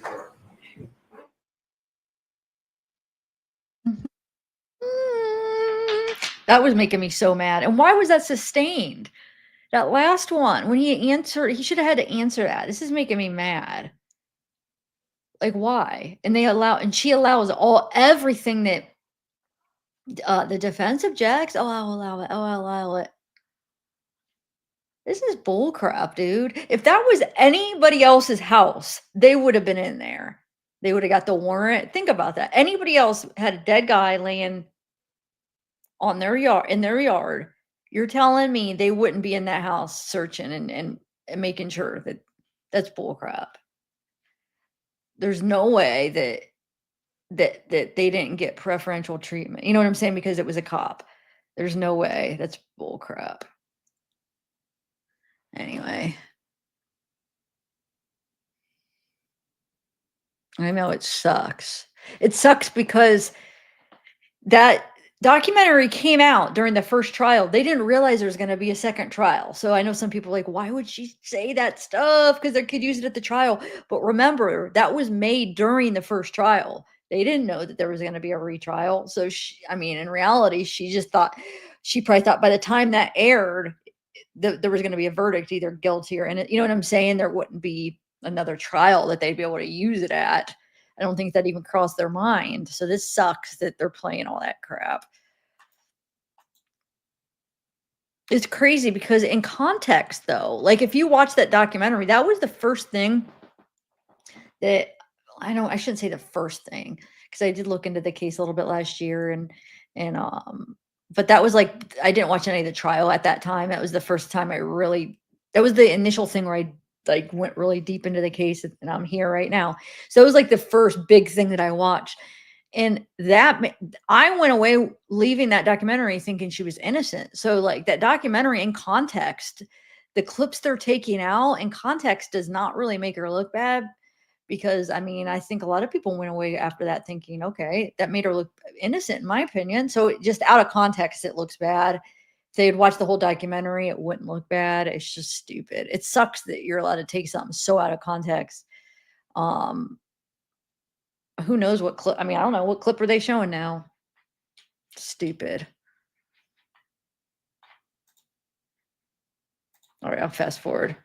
All right.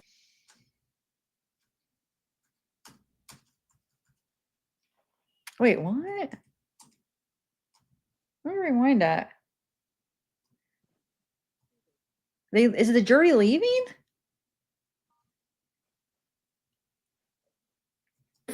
Jurors, close your notebooks and follow me. Yeah. The jury's leaving. Look. They're going to have a little discussion about it. It's like a good place to take on more. Oh, it's a break. Okay. I'm glad I've rewound it because I'm like, wait a minute. Okay, so they're taking their break. Okay. All right, we're all caught up. So, I'm gonna play just this clip. One of the days her walking out after Jen McCabe. I played the one day, but I just saw another one that I didn't get to play yet. I'm gonna just play it. What the heck? We got time. Oh, actually, let me play.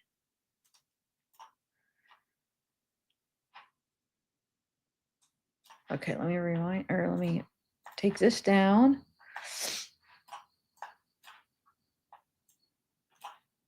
Oh, just let me move this. Come on. Oh, I have to. Right. Okay. Okay,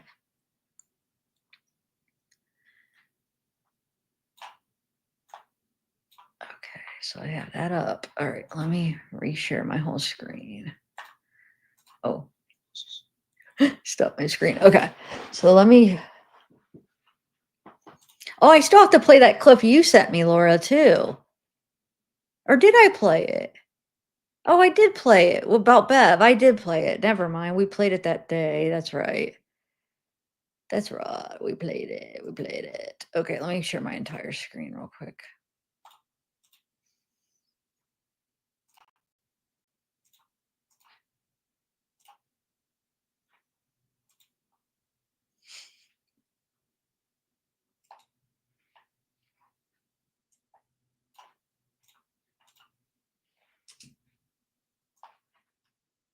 Oh, no. Hold on. All right. This would be like the second day after, one of the days after Jen McCabe walking out. Sorry, AJ. Perfect end of the Happens. weekend, bud. Happens to the best of us. Now, what do you think the I jury think that's thought? the Jen McCabe impeachment material. It's voluminous. Yeah. What do you think the jury thought of Jen McCabe? What anyone with common sense would think of Jen McCabe, I hope. What do you? Who's the mastermind behind this? You guys have pointed to Albert, but she certainly spent a lot of time on her in terms of her role in this. But it's always inconsistent. She's not consistent, so So she can't be a mastermind if she's inconsistent. I would maybe use the word quarterback. Karen, that text message, if she pleads, this will end. If she fights, it'll be an episode. When did you first see that text and what's your reaction? I saw that text prior to the first trial. I don't know what would make them think I'd plead at anything because I didn't do anything. What do you make of the blood alcohol extrapolation? Do you think it could have been 3 times the legal limit? I think it's garbage in, garbage out, and it depends on their assumption of when I last consumed alcohol, and it's an assumption. Will we eventually see those media clips that your lawyers objected to today? There'll be lots of clips, yeah. Will we see those? Will we see those? Most likely, yes. They're just, some are taken out of context, and the context needs to be added. Jen was on for 3 days. Do you think that she will be the longest of the people you plan to cross? One of them. How No, about Jen McCabe said she was only concerned with doing what was best to help John O'Keefe, and the best thing for John O'Keefe at 6:04 in the morning was to get a first responder to him immediately, and that was not her priority. We heard a lot this week. We heard a lot from. Exactly. I think she's referring to, I don't know, I could be wrong, but I mean, I'm thinking right there, she's referring to, not once did she mention on that 911 call that he was a cop. If she was really trying to get help to him ASAP, you would use that. I mean, that's one thing that you could use that get people to hurry. You know what I'm saying? In that situation. Not one time did she say, oh, he's a Boston cop. Nothing. She just said the guy on the snow, and then she did give his name eventually, but not once did she say that. And yeah, it would have helped. It wouldn't have hurt. If anything, it would have made him get there quicker, possibly. Why not try that? It's just weird that she never said that, but she did mention the Albert's residence. He's on the Albert's residence. She mentions that, but can't mention that. That's crazy. Crazy. All right, so let me take this down. And then I was looking. This is Turtle Boy's thing. He has a bunch of good stuff, but this one is Canton cover up. So this is from 2 years ago, but since I'm learning about it now, I'm just seeing all this stuff. Albert had noticeable black eye 2 weeks after John O'Keefe was murdered, and picture posted to social media. It is swollen right there. It's 100% swollen. Now what it's from, I don't know. And then we seen the picture. You guys saw the picture of the hands, right? That was shortly after too. So he definitely got in a fight with somebody around that time. Now, who was it? I don't know. He's got the swollen eye, and then he's got, let me pull this up. Where's the knuckles? Knuckle. Right here. He's got the,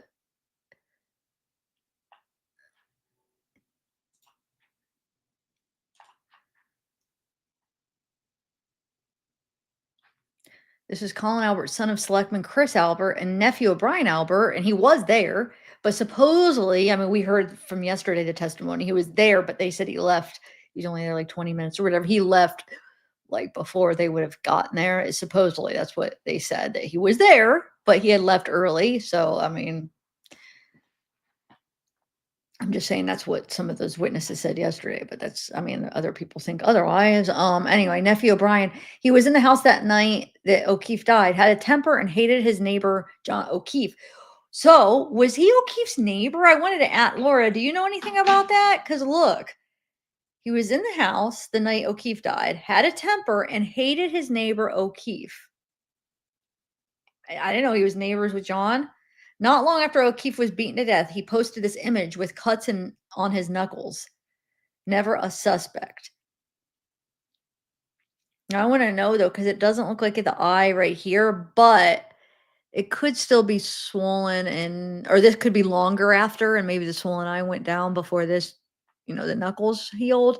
So it's still a possibility. Or sometimes, like pictures like this, the other picture you could see more details, maybe because the lighting or the angle, I don't know. But or that knuckle one could have been like a little bit after, and this could have been a little bit before, and it went down. I don't know. Who knows? So I thought that was interesting. It says a turtle rider sent us this image last week, which Colin posted on his VSCO and IG accounts on February 12th, 2022. Before deleting his account when we began reporting on his alleged involvement in the death of John O'Keefe. So he deleted his account. These are both Alberts, I guess. One is Colin's cousin.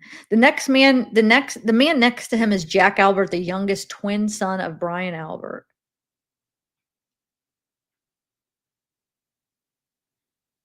The youngest twin son of Brian Albert. Oh, Colin's cousin. I didn't realize that was Brian's. So this is Brian's son? Huh. Who's in the Marines. It is not believed that Jack was inside 34 Fairview Road on the night John O'Keefe was killed. So they're saying he wasn't. It's not believed that he was there, but Colin was.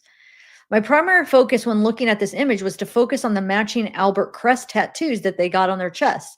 In my opinion, it was indicative of how Alberts viewed themselves, a historic and honorable family that sticks together through anything. And as Tim Albert put it, you don't F with them. So you could see, you got the Albert.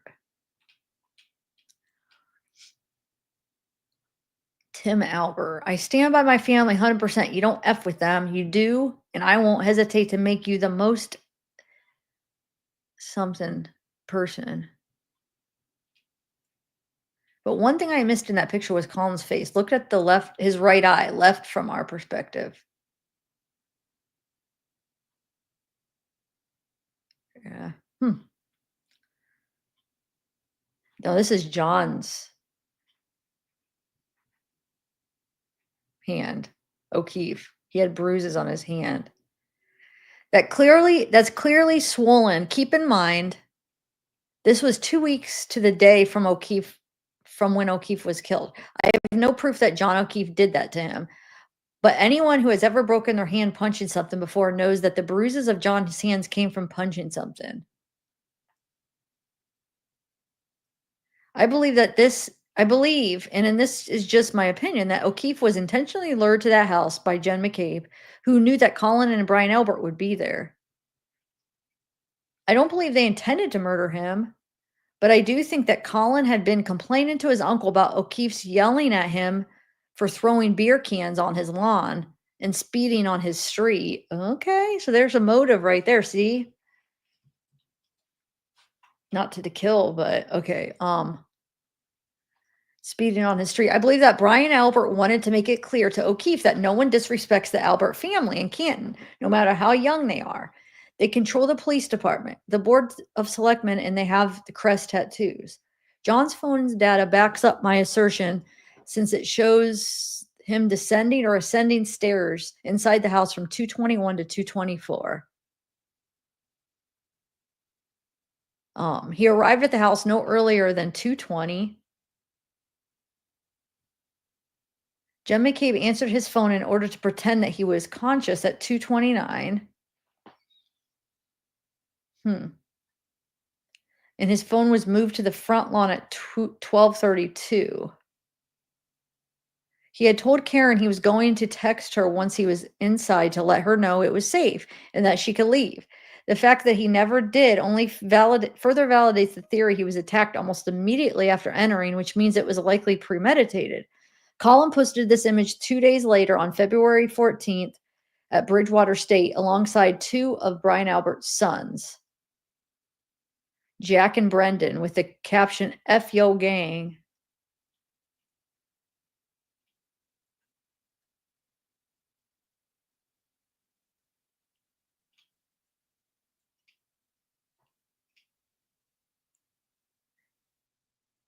Colin Albert is out of control, entitled psychopath, enabled by his parents, aunts, and uncles. They did nothing to discourage public behavior like this. You're a bitch, bro. Fuck you. Yeah, fuck you, you pussy. Yeah. Clean cold, boy. You be knocked out. KO. Bang, bang.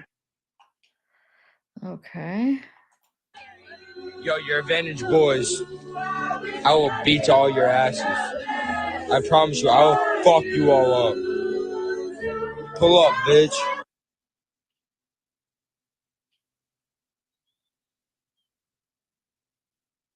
It's unclear when Colin got the tattoo on his chest, but there's redness around it, which is normally indicates that the tattoo is only a few days old.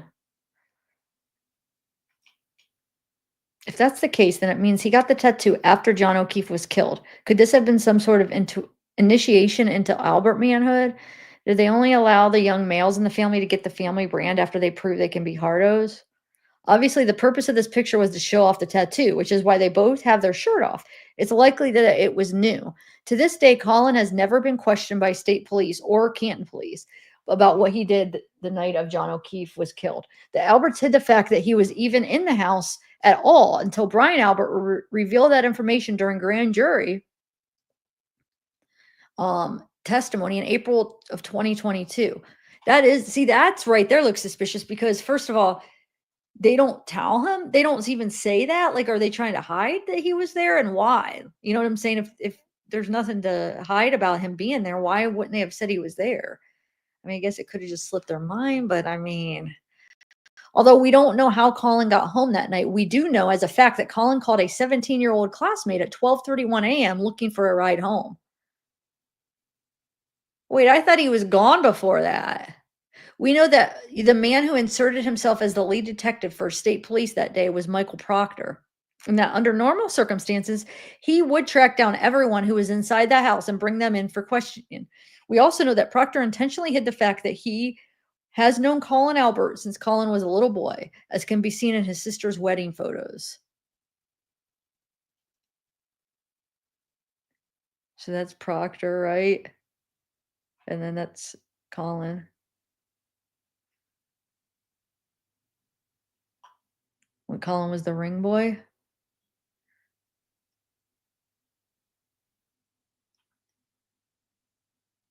Wait, that's interesting. So I didn't know that. 12:31, it shows him asking for a ride home. They all were saying he was gone by then. Huh. We know that Proctor's sister commented on how much she loved Colin's Tito's vodka sweater on Christmas. Wait, who did that? Proctor's sister. Okay. Yeah, Courtney Proctor. Haha, Colin's shirt, Chris's mustache. Just so much going on in this pic. Haha.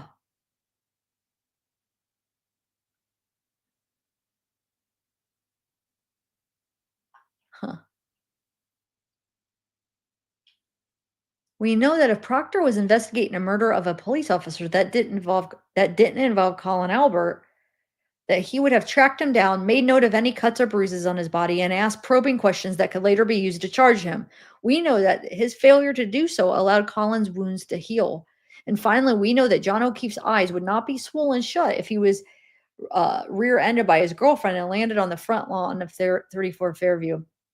O'Keefe's autopsy pictures look very similar to Tyree Nichols, who died after being beaten by five Memphis cops. Wow.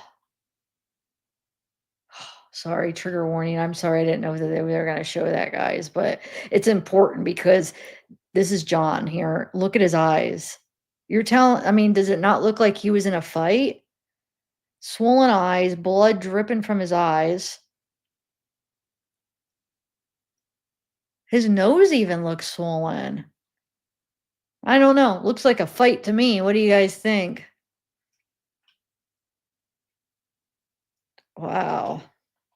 I have not seen Colin Albert in the flesh, but I will eventually, and I have some questions for him that Detective Proctor never asked Colin. I know you're reading this, so I want you to listen to me. If you plan on playing football at Bridgewater State this year, and I and several other people will be at all of your practice games, I will.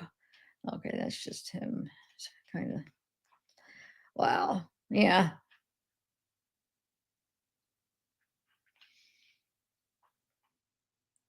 Interesting. Anyway.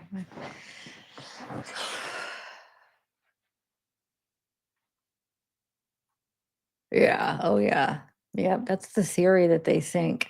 Um Even in that one video, that body cam or whatever, where Karen's arrested or whatever, and you can't see her, but the computer screen's right there, and the guy's like booking her.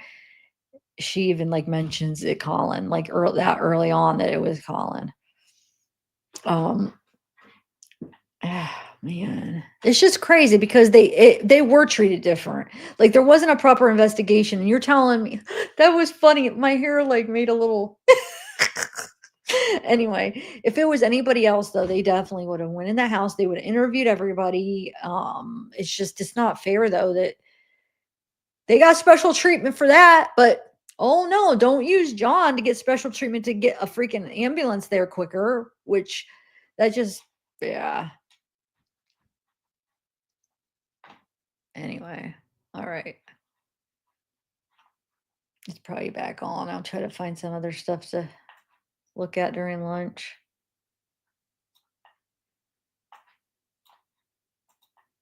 I had those interview with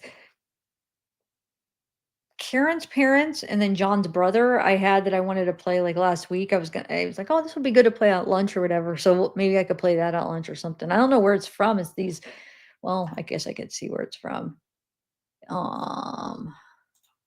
What channel? Oh, it's the Boston. Okay. Yeah, I could play those during lunch, but I'm sure it's back on by now, right? Let me see. Yeah, it is. Okay. Now we got a meteorologist. Okay.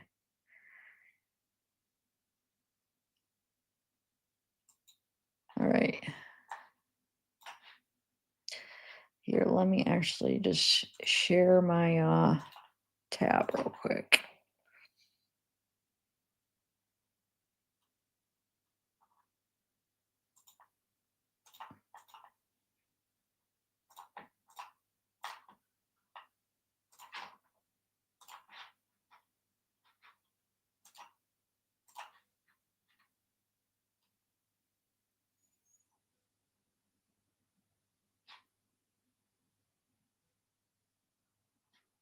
Wait, they already have a sidebar? They just got back. So there's John's brother right there. John's mom. John's dad's not here. Who's that? I don't know who that is. I don't know who these other people are. Does anybody know? I guess I could fast forward it, but I mean, we're gonna get caught up in a minute, so I'm not in a rush. We'll be caught up at the next break or lunch.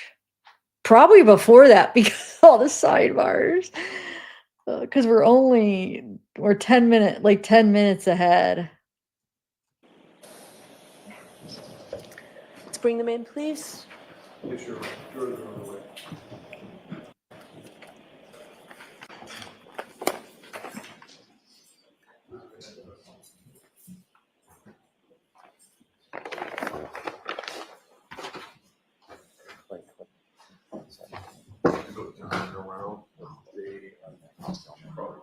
I'm gonna go get some more coffee, guys. I'll be back.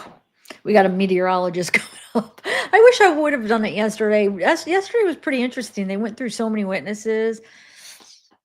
I could have started late, but oh well.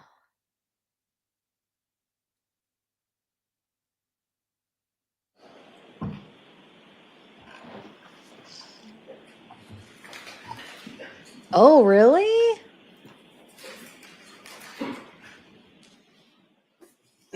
Wow.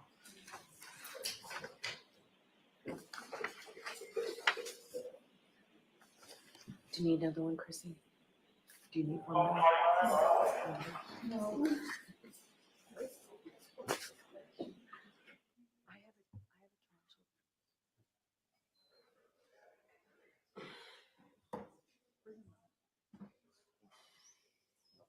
His mom too, because if any of them were like right here, that would have been very, very like uncomfortable. 8 hours a day having them John's family stare at you.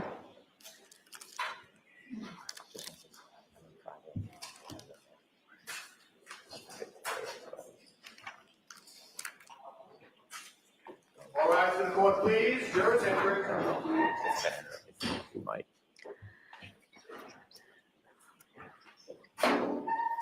Wait, Laura, he was left off the guest list too when cops asked who was there. Wait, who? I'm gonna go get some coffee, guys.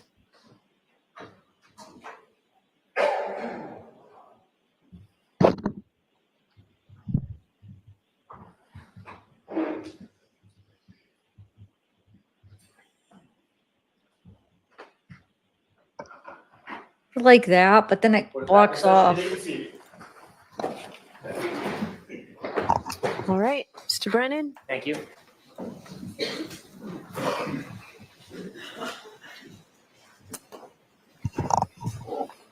The Commonwealth moves into evidence and asks to play clip 18. Okay.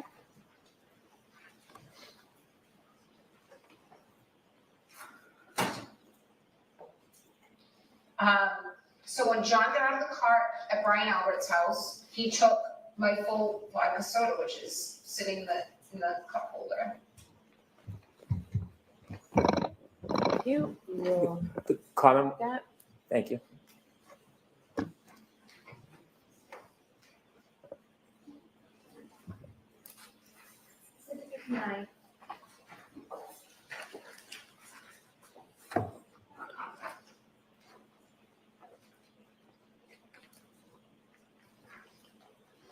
All right, your next witness. One more, please, Your Honor. The Commonwealth moves into evidence and seeks to play clip number 17, please. Okay.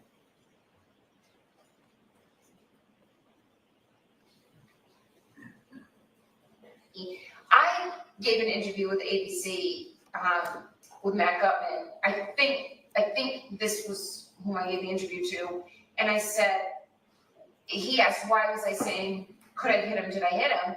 And I said, yeah, my first thought was I've been out late, I've been drinking, and he's in the general vicinity of where I last saw him. I mean, they talk about the left side of the property and the right as if it's, Hammersmith Farms. It's a postage stamp. It's 50 feet. So he's in the front yard to the left of the front door, and no one's coming out of the house. Jen's telling me nobody's seen him. So I'm thinking, Jesus, was I starting to pull away and I ran over his foot? Like, he's roughly where I left him. So yeah, when I found him, I was thinking, did I clip him somehow?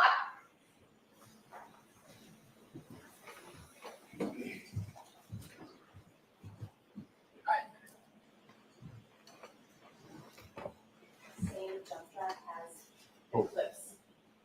Okay. Thank you. So in order, it has 18 and then 17, or are they in the reverse order on the clip? If I may see the exhibit.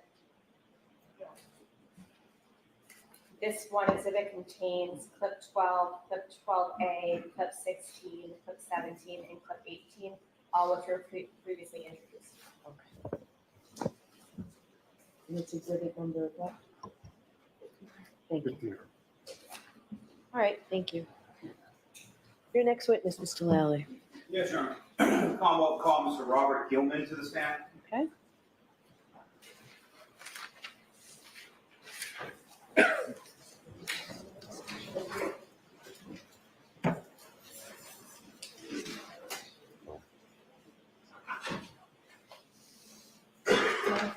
please.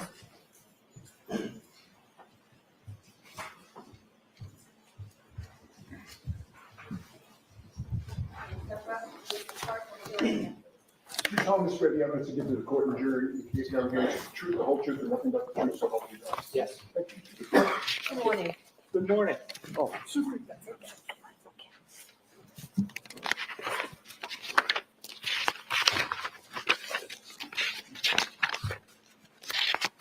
All right, Mr. Lally, whenever you're ready.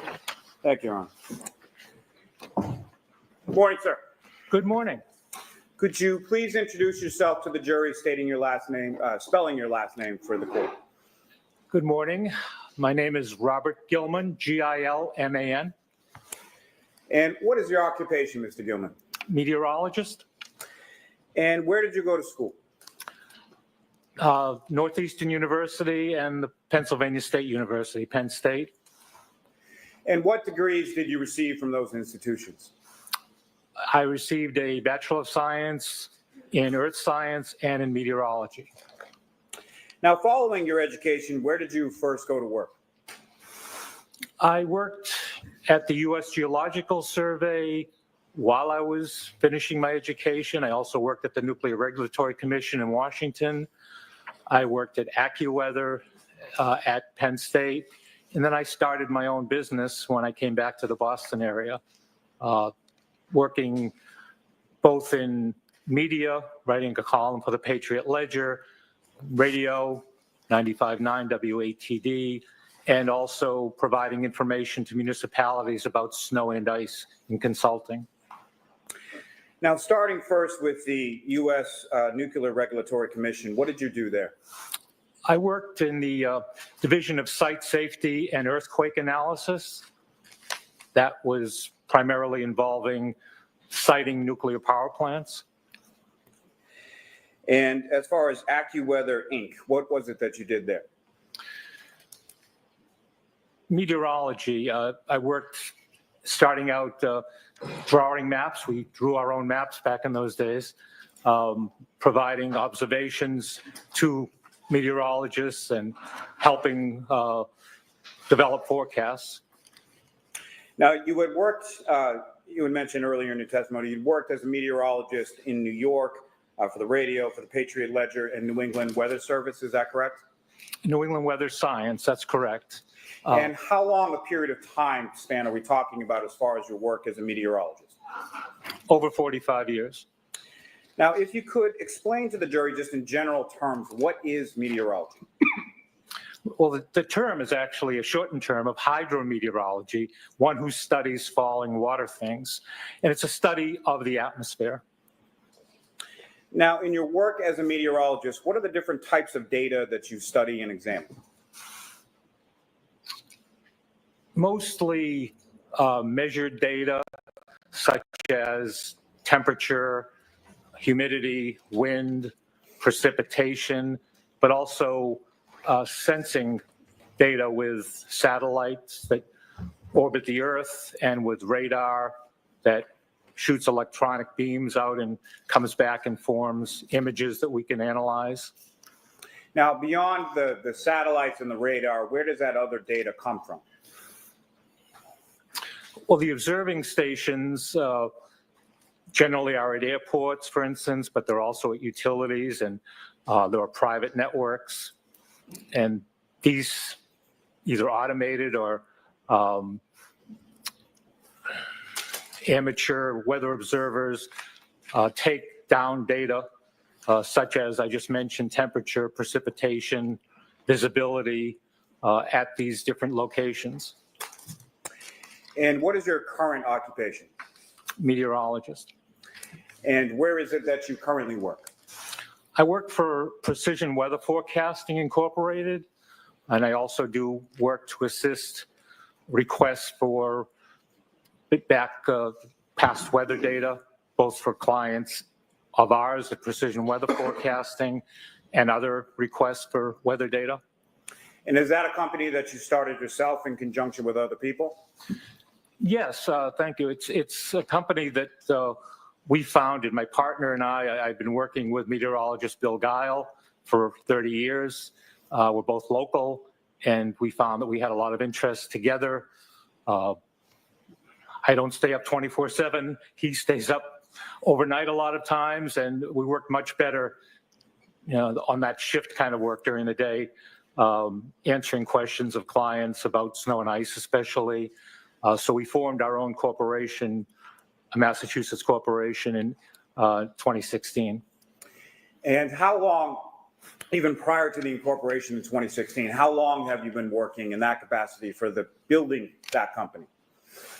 Oh, I would say over 45 years, going back to 1979, 1980. And what type of service does your company provide to your clients? Precise snow and ice information. I own the website snowandice.com, and our clients depend on very local, precise snow and ice guidance. It's for safety. It's for efficiency, environmental concerns of not putting down a lot of chemicals when snow is going to change to rain, that kind of thing.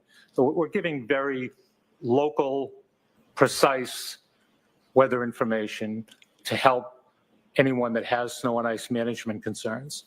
And if you could expound upon that just a little, sir, as far as what types of data or information is it that your company provides? Mainly precipitation timing, when snowfall might begin in a particular place, the intensity of the snow, whether it might be expected to change to ice or rain or go back to snow or ice, to help with those kinds of operations. And where does that data or information come from? As meteorologists, we develop it ourselves. It's all in-house. We take a variety of different data from numerical modeling, guidance products, and observational information, and develop the forecast specifically for the client. And as far as your clientele is concerned, to whom are you providing this data or information? We work for most of the towns and the city in Norfolk County. We work for the largest cities in Massachusetts, some of the largest colleges and universities and other facilities, hospitals. And what is the purpose of you providing that information to the clientele to whom you give it to? Again, safety, efficiency, environmental concerns, to give them the best information to do the job they need to do. And it's a difficult job, as you can imagine. Now, at some point, sir, were you asked to look at some data related to the Canton, Massachusetts area in the time frame leading up to and including January 29th, 2022? Yes. And what were you asked to do? I was asked to provide a simple report of the days preceding January 29th, 2022, and a more detailed report of the early morning hours of January 29th, about estimating snowfall during that time period. And in total, as far as that total time frame, do you recall what dates you were looking at? I believe it was January 26th to the 29th. And during that time frame, was there a significant storm forecast for that time period? Oh, yes. And what was the forecast for? Well, the forecast for the first couple of days was dry and very cold to bitterly cold. As we got closer to the 28th and 29th, we were looking at a storm coming in from the west and strengthening along the mid-Atlantic coastline. And we issued warnings, again, 2 to 3 days ahead of time, to let our clients know that this was going to be a significant winter storm. And specifically with the storm, what was the timing associated with that forecast as far as when would the storm begin? We expected the storm, the snowfall, and the increase in wind to begin very late Friday evening, the 28th, with light to very light snow, and then to increase in intensity, especially later in the morning and through the late morning and midday of the 29th. Now, from a scientific perspective, what is a blizzard? A blizzard technically requires a great reduction in visibility. It doesn't even have to be snowing, either falling or blowing snow, visibility a quarter mile or less, with winds of 35 miles an hour, either sustained or frequent gusts for 3 hours or more. Now, did this particular storm meet that criteria? The storm did, absolutely, for Boston and much of the greater Boston area, including in Canton at the Blue Hill Observatory. However, not every spot had all of those criteria during the entire time period that the snow was falling. Now, how significant a storm actually occurred, not taking away from your forecast, but actually occurred during that time frame? This was the biggest January storm in history, with 27 inches of snowfall. And it snowed heavily for several hours, visibility under a quarter of a mile. And the temperature was dropping during that time, and the winds were gusting frequently to 40 and 50 miles an hour in this area. Now, that data that you looked at from that time frame of January 26th through the 29th of 2022, what types of data specifically did you look, or actually, we'll get to specifics in a moment. What data in general terms did you look at in your analysis? 3 locations, the Blue Hill Observatory, which is the oldest continuously operating weather observatory in North America, close by, Boston, which is a first order weather station at Logan Airport, and Norwood Airport, which is a mile away. And those were the 3 locations. I was considering the surface observations from those locations, also considered other types of observational data. I mentioned the radar data, so the National Oceanic and Atmospheric Administration maintains a NEXRAD NOAA database. And third was the National Operational Hydrologic Remote Sensing Center, which categorizes snowfall and snow depth. So those 3 different types of data at those 3 different locations. Now, when you talk about the Blue Hills Observatory being the oldest in the country, how old is it?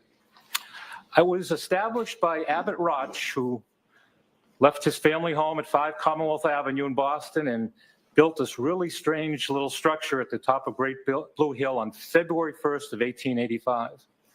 And do you know how far away from 34 Fairview Road that Blue Hills Observatory is? Yes, I do. If you don't mind me consulting my note for a moment.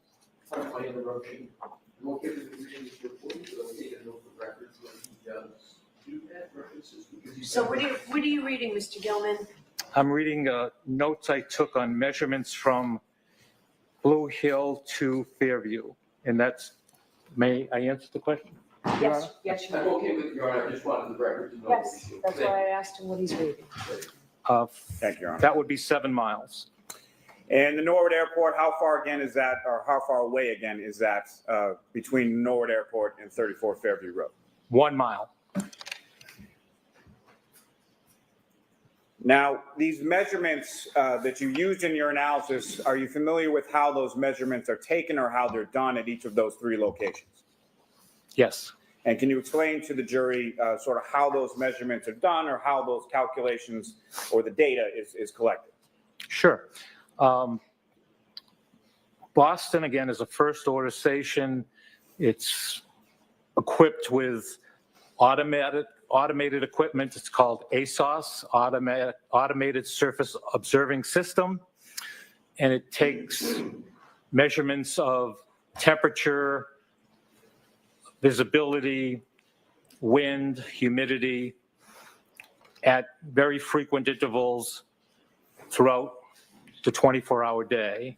It also collects precipitation, which isn't easy if you think of Logan Airport being out in the harbor and trying to collect every raindrop in that environment. But they have a very sophisticated rain gauge system that actually does a fairly good job of collecting precipitation.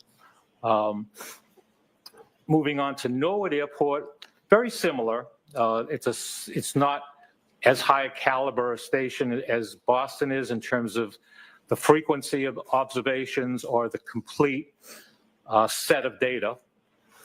Blue Hill Observatory is a special case indeed. It had been manned for most of the day for many years. The former observer is still alive and well in Hingham, Bob Skilling. For the last several years, 10, 15 years or so, it was an ASOS system that I just mentioned, but in recent years that was cut back.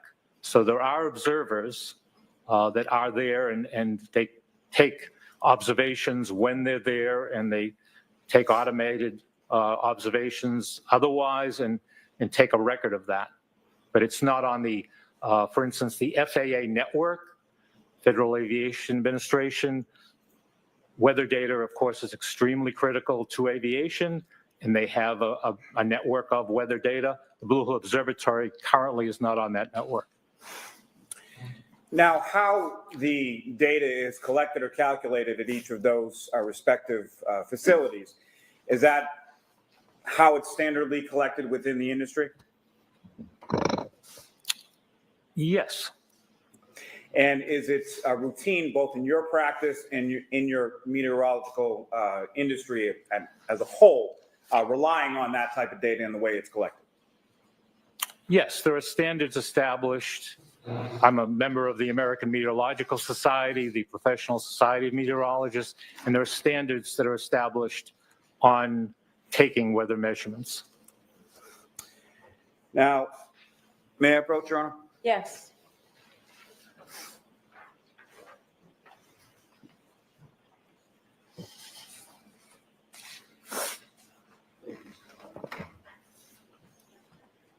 Mr. Gilman, Your Honor, may I remain here just a moment?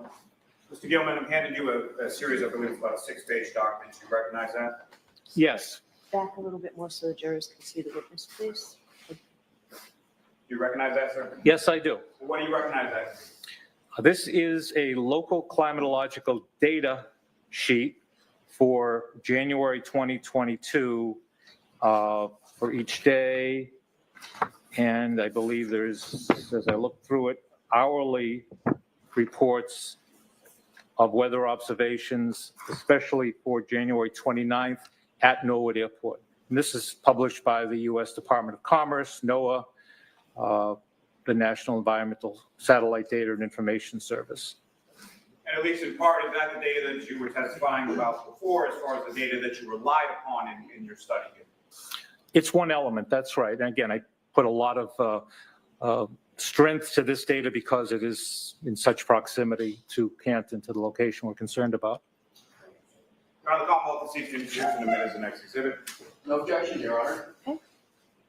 Exhibit 60. Your Honor, with the court's permission, may I return what's now been marked as Exhibit 60 to the witness? Yes. Thank you.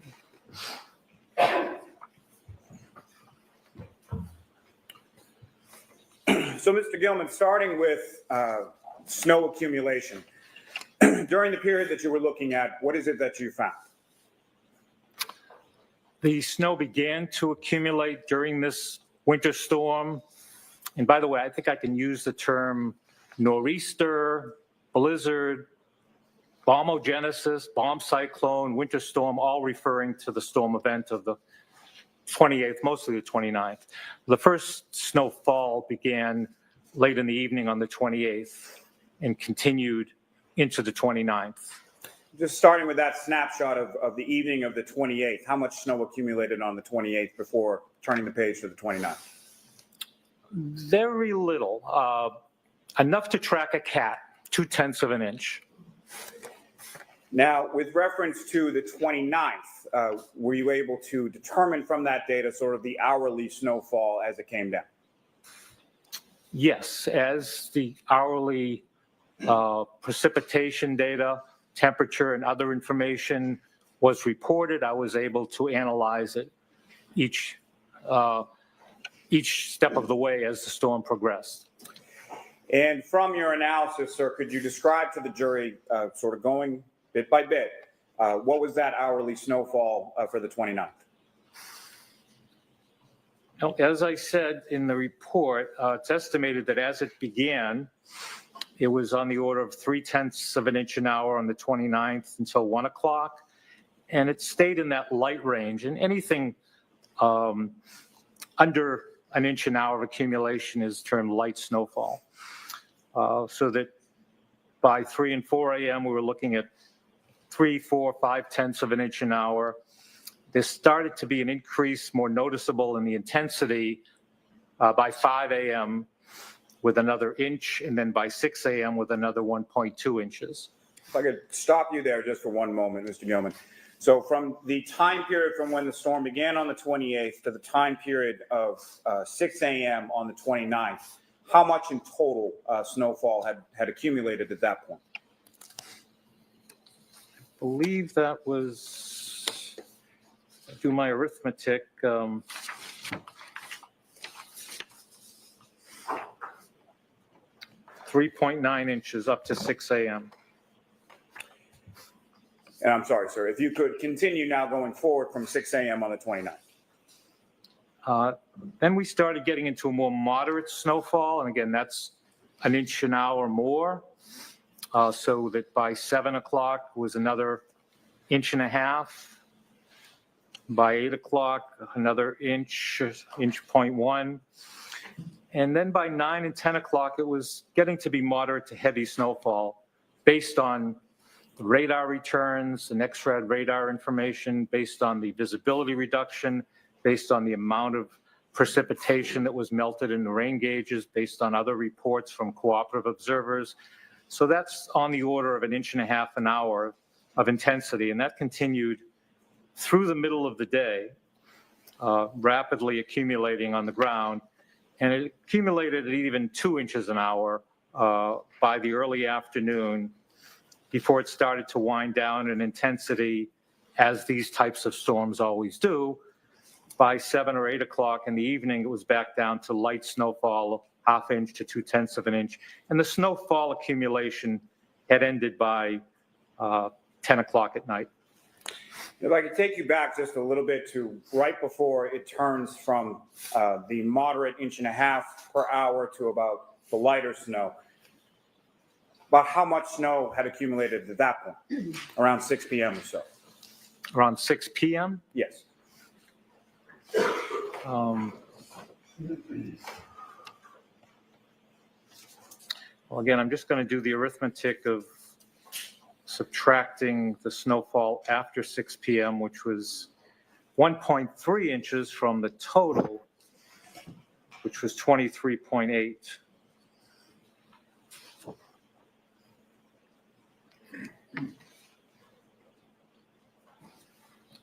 Do that arithmetic. 23.8 was the total snowfall, and 1.3, 22.5 inches. So that's 22 and a half inches, just short of 22, excuse me, just short of 22 and a half inches by 6 p.m. Is that correct? That's correct. And what was the total snow accumulation from the storm in its entirety again? 23.8 inches. Okay, so just short of 2 feet. Is that correct? That's correct. The biggest snowstorm in January in our history. Now, sir, have you prepared some visual aids to assist the jury with the snow accumulation? Yes. May I approach the witness again, Your Honor? Yes.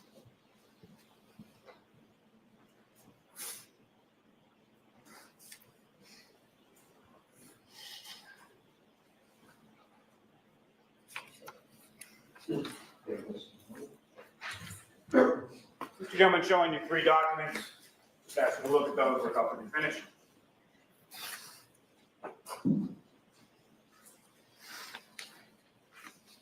Yes, I've seen these, yeah. And what do you recognize in each of those 3 to? The first one is a storm warning report that was sent to our clients in this area regarding the upcoming snowfall, winter storm. And we began sending this type of a report, as I said, 3 days prior. This was one of the last ones that was sent as the storm was getting underway in this area. So this was sent by my colleague, my partner, Bill Guile, at 8 o'clock that Friday evening.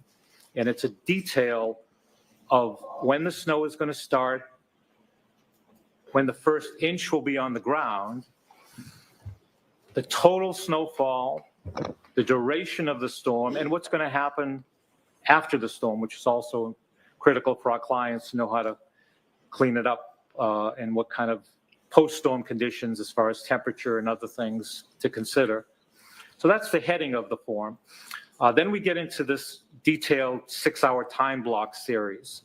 And of course, that begins at 6 p.m. to midnight since this was issued at 8 p.m.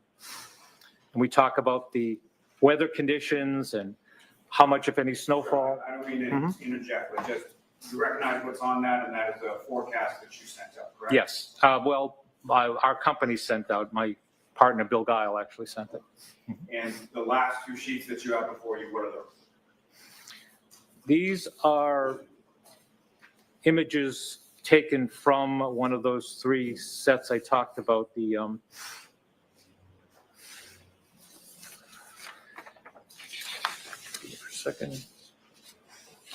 the data set from NOAA, the National Operational Hydrologic Remote Sensing Center, and it's a image of snow depth or snow on the ground at 2 times on January 29th. The first time is 1 a.m. and the second time is 7 a.m. And it's a map of Greater Boston down to the South Shore into northwestern Rhode Island. Can I go, Sean? Yes. Almost 6 introduced in minutes, the next 3 exhibits. No objection, Your Honor. All right, thank you.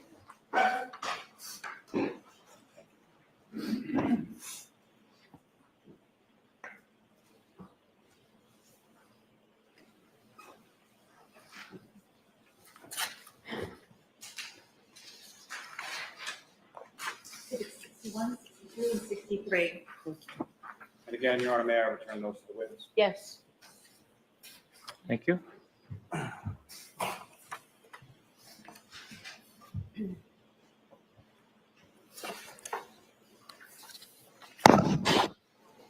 Now, Mr. Gilman, what is the difference between a forecast versus a report of actual conditions or weather measurables? As defined, a forecast is your best estimate based on science and data available of how the future is going to play out in terms of weather, the amount of snowfall, the temperature, the observed data. And I often make the distinction between soup and sandwich. Weather and forecast always seem to go together, but there actually is weather, and that's separate from what the forecast is, and there's always some small distinction. Lately, we've been getting pretty good at getting accurate weather forecasting done, but it is the actual weather that's measured. How much snow is on the ground, how much snow fell, what the wind speed was during any given period, temperature, those kind of elements that actually occurred. And Your Honor, with the court's permission, may I publish to the jury on the screen a copy of the forecasting document? Okay. Ms. Gilman, if you could.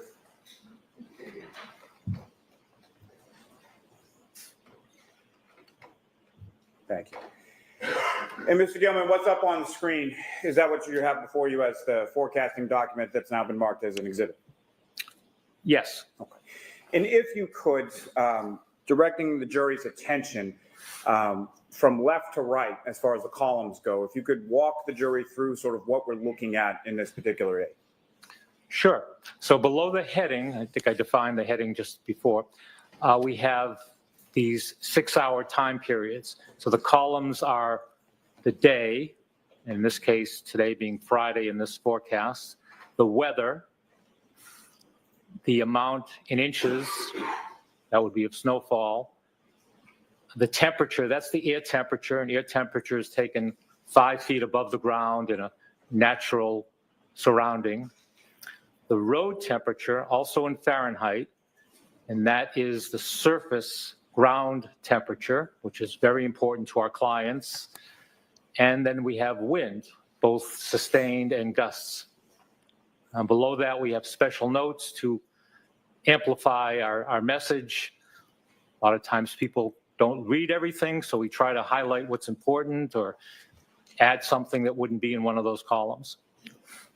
And as far as the air temperature is concerned, as far as it being recorded, does that incorporate wind chill into that temperature, or is that something else?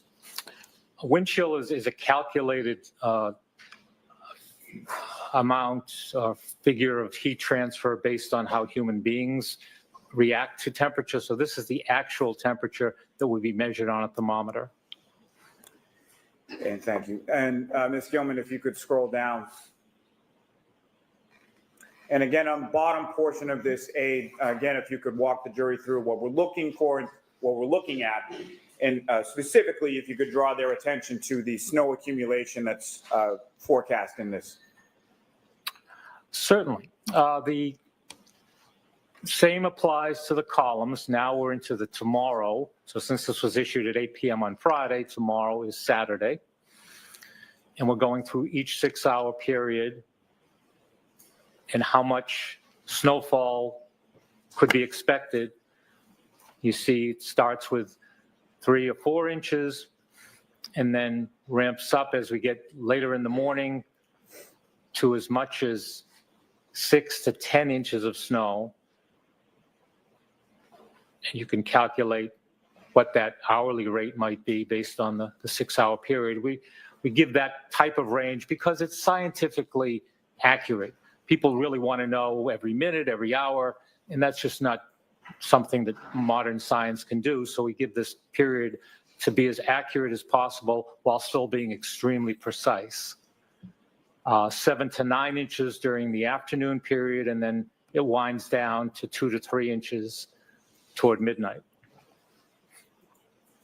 Thank you, sir. Ms. Gilman, you can take that down.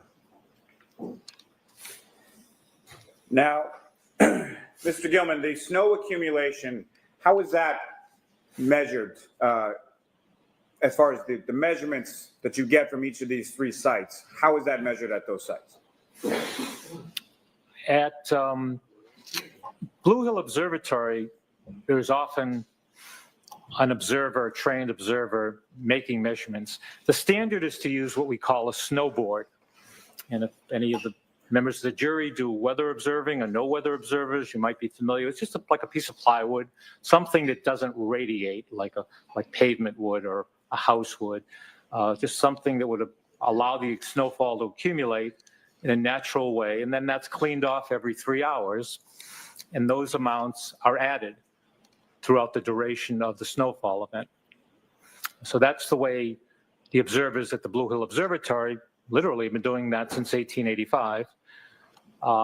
When you come to Logan Airport, you don't have an observer right there. There was back in before the 70s, 80s, around that time period, before ASOS came into play. There were people that were in the weather office that would go out and make those measurements. Now they contract with an observer. And I'm not sure of the location right now or during this event in 2022. I believe it may be in Winthrop, but it's very nearby to Logan Airport. And this is a contracted observer that makes these measurements. At Norwood, there is no snowfall measurement made right at that location. Now, you've used a term a couple times as far as heavy snow. What is scientifically, what do you mean by heavy snow? Heavy snow, again, can be defined in 2 ways. Either by the reduction in visibility or by the accumulation rate. So it's an intensity of snowfall. And in terms of visibility, it would be less than 1/4 of a mile. So something like 3/8 of a mile. That's when you get into the heavy snowfall range. Intensity, in terms of the way it accumulates, might be more familiar to most of us since we don't know what that visibility might or might not be, but it's 1.5 inches an hour or more. It's not something that you want to be driving in, or very hazardous and big impact on a lot of our activity. Now, what is the scientific definition of whiteout conditions? I don't know if there's a scientific explanation, but it's a good term that is used quite a bit, and it would be heavy snowfall. Again, snowfall can reduce visibility to near zero, even below 3/8 of a mile. You may be getting 2 inches of accumulation, 3 inches per hour. When you have a very convective, energetic storm, like a thunder snow event, a lot of upward motion in the atmosphere, you could get 4, even 5 inches of snowfall per hour, and that certainly would be termed whiteout. I think it has a lot to do with the fact that we drive a lot these days, that people are familiar with limitations to being able to drive a car. And, if you're driving along, the windshields are going, wipers are going at maximum speed, and you just can't make out anything on the horizon or the car in front of you, you say it's whiteout conditions. That's the way it's reported. And did each of those, as far as heavy snow and whiteout conditions, occur in this storm? Heavy snow definitely occurred in the storm. I've heard it referred to as whiteout conditions, and it's somewhat in the eye of the beholder, but I would say yes, whiteout conditions did occur. Now, turning your attention, Mr. Gilman, now to the topic of visibility. Can you describe to the jury what your understanding of that term is as it applies to what you do? Well, visibility is just the reduction of how far you can see based on some weather element, as long as we're talking about weather. So haze can reduce visibility, fog, different types of precipitation, smoke can reduce visibility in the atmosphere. But in terms of snowfall, the heavier the intensity of the snowfall, the lower the visibility. And so from a meteorological standpoint, how is that measured? Well, it's measured in miles, or quarters of a mile, which is the standard here in the United States. And you sometimes see it in 1/8 of a mile, but generally with these automated systems, it would be 3/4 of a mile or 1/2 a mile, or as the snow intensity lightened up quite a bit, it may go up to 7 miles. I've seen snow falling at 10, even 11-mile visibility, which you'd hardly notice if you were out. That's not much of a reduction in visibility, but it can come all the way down to near zero. And what was the lowest, if you know, the lowest recorded measurement as far as visibility as it pertained to this storm? I would base that on the Norwood Airport because it was, especially in this immediate area, and they do a good job of measuring visibility, and that came down to 1/4 of a mile at the airport. It certainly may have been lower than that at times, but was on the order of 1/4 to perhaps as low as 3/8 of a mile or 1/8 of a mile between observations. Now, sir, if I could turn your attention to the topic of temperature. How is temperature measured in your analysis as far as the data that you have? Temperature is measured with a thermometer, and there are different types. We depend heavily on electronic thermometers now. It measure the amount of heat in the air, and we get a reading, and we generally use that reading as the air temperature. Now, what is the difference between air temperature and road temperature?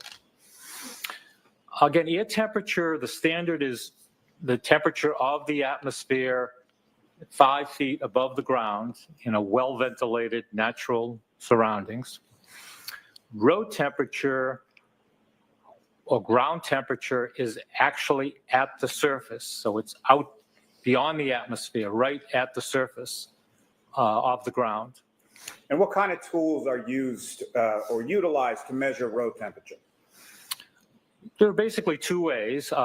One way would be to put some kind of sensing device, a probe, in the surface, just below the surface. And the other way would be to use infrared radiation. So you'd mount a sensor on a pole, and that infrared wavelength measurement would give you a road temperature or surface temperature. Now, you mentioned earlier in your testimony that road temperature in particular is important to your clients. Why is that? And I've heard this so many times from our clients, you can forecast or expect 1 inch of snowfall or 3 inches of snowfall. If it's going to melt because the road temperature is 34 degrees or 35 degrees Fahrenheit, they don't really want to do anything. They don't want to put a lot of chemical down. They don't want to hire private contractors with plows. Whereas if it's going to accumulate, especially on the road surface, they need to be prepared. And there's so much demand now on having black pavements during winter storm events. There's so many automobiles on the roadways in this area that each of these municipalities is constantly under demand to make sure they do the best job they can. And in order to do that, they need to know what the road temperature is going to be or the ground temperature is going to be in order to best have snow and ice operations to meet those demands.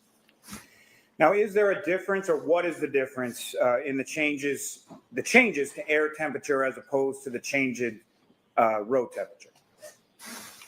They're different substances, so they have a different pattern of temperature change. Air temperature changes much more quickly.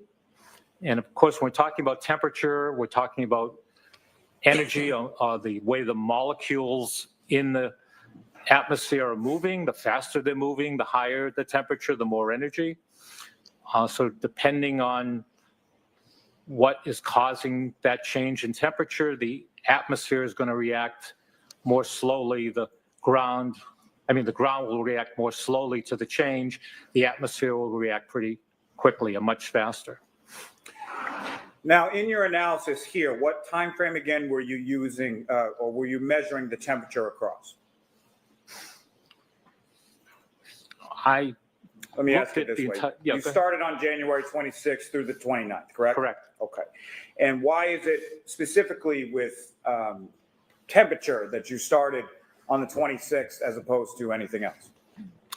I was asked to start at the 26th, and I said that's a good way to go because it establishes a period of seasonal freezing ground. It typically happens in this climate in the midwinter that our ground freezes. So if you look a few days before, you get a good sense if that was the case. I mean, there have been winters, there have been months of January in recent years that we've reached 60, even 70 degrees, and nothing is going to be frozen during that time. This was not the case in late January of 2022. It was an unusually cold period, and it was important to record that. Now, can you describe to the jury or lay out for the jury the temperature readings throughout that period of time that you analyzed? Yes. I'll start with the 26th and just go without going through more than just the day high and low. A high of 28, a low of 12. On the 27th, the high was 27 and the low was just 9 degrees Fahrenheit.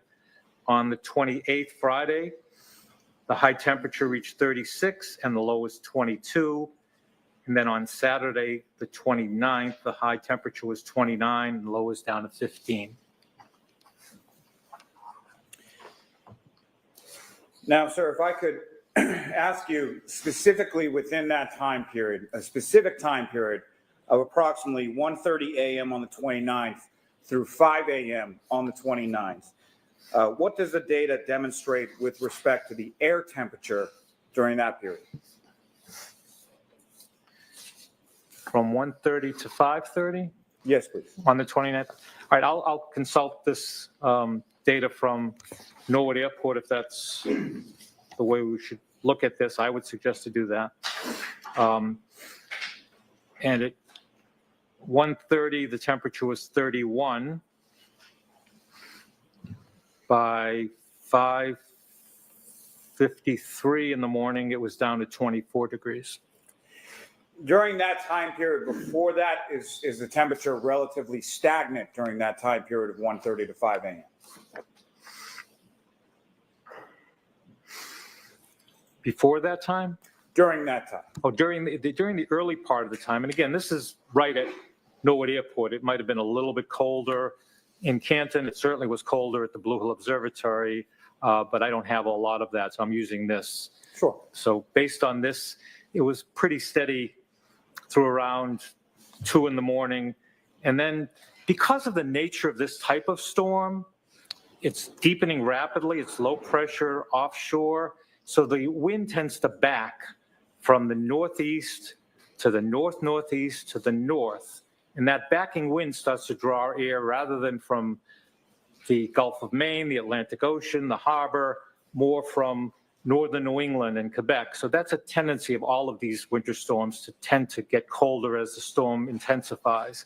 And that's what we see starting to happen as you get toward 2:30 in the morning, and especially 4:30, it's down to 28, 26, and then down to 24 degrees just before 6 in the morning. And that temperature sort of fluctuation or lack thereof, is that consistent with what you would expect in this type of storm?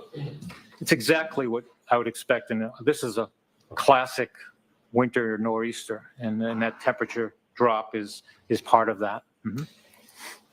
And lastly, sir, if I could just take you back to the road temperature you were talking about before. How would you describe the temperature readings generally from the 26th through the 29th as far as what type of temperatures were recorded during that time frame that you just testified about? As I said, it's the coldest time of the year anyway, in late January, here in the Boston area around Canton, midwinter. And this particular year, 2022, it was colder than normal.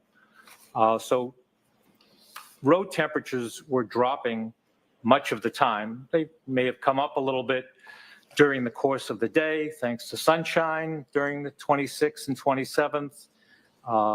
A little moderation in the temperature on the 28th, but for the most part, there was a frost in the ground, the soil was frozen, and the temperature was unusually cold at the middle of winter.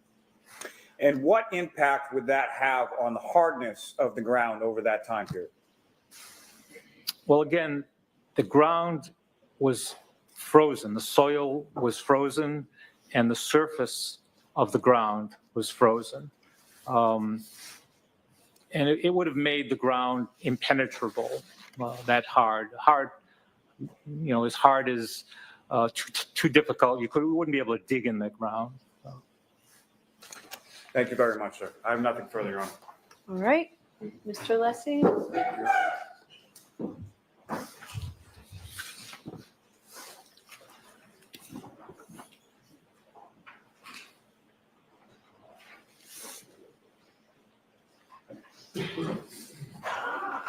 May I approach, Your Honor? Yes. Thank you.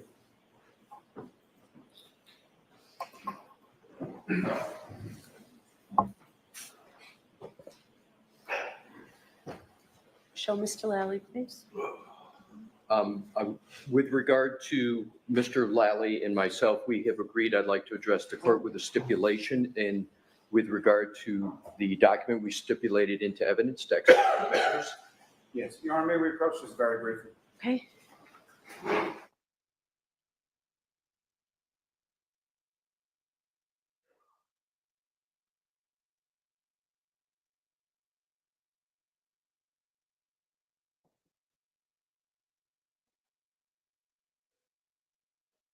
I think I'm all caught up. Oh no, we got a little bit of time. Cool.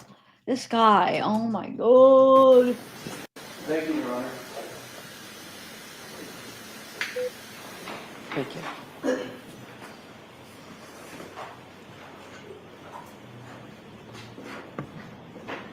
May I, Your Honor? Yes.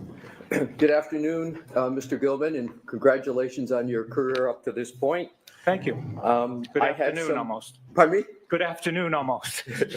I have some questions for you, if I could, please.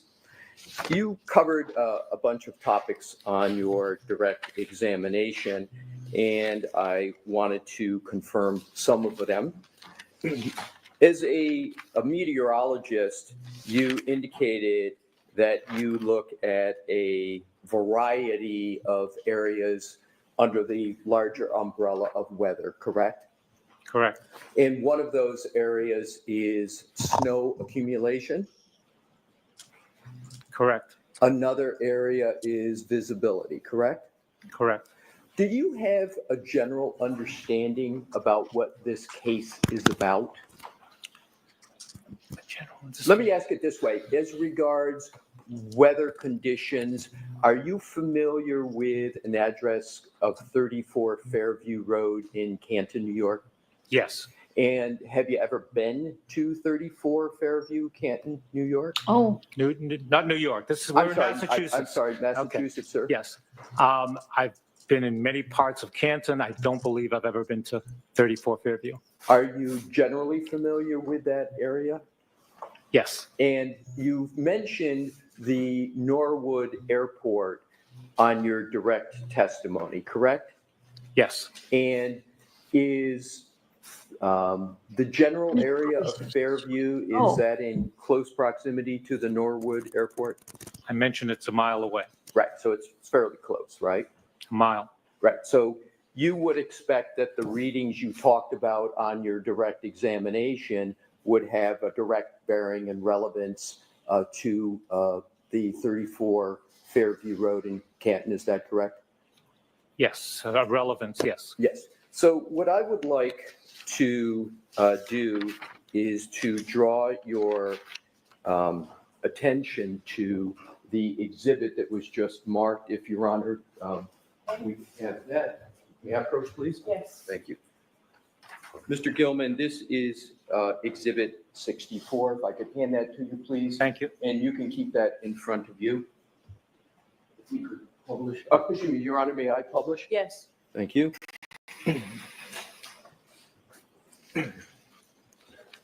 If you can enlarge, just, no, not the whole thing, just the chart up above, and make that as large as you could for the jury, please. That is very good, thank you. You see where we are, and Mr. Goodman, you can either look on the screen or look on the document, whichever is best for you. Thank you. You're welcome. So let's start with the top, which is estimated hourly snowfall ending at. This is for January 29th, 2022, correct? Yes. And what does not appear on this chart, but I want to make sure I can get this as accurate as possible, would it be appropriate to, before 1 a.m., to add a 0.2 for what you mentioned on direct for midnight? You mentioned there was a little bit starting and there was a 0.2. Is that correct? Did I hear that correct? If you want to get the total for the snowfall event, yes. Okay, so we'll just have, if you will, an imaginary 0.2 up at the top.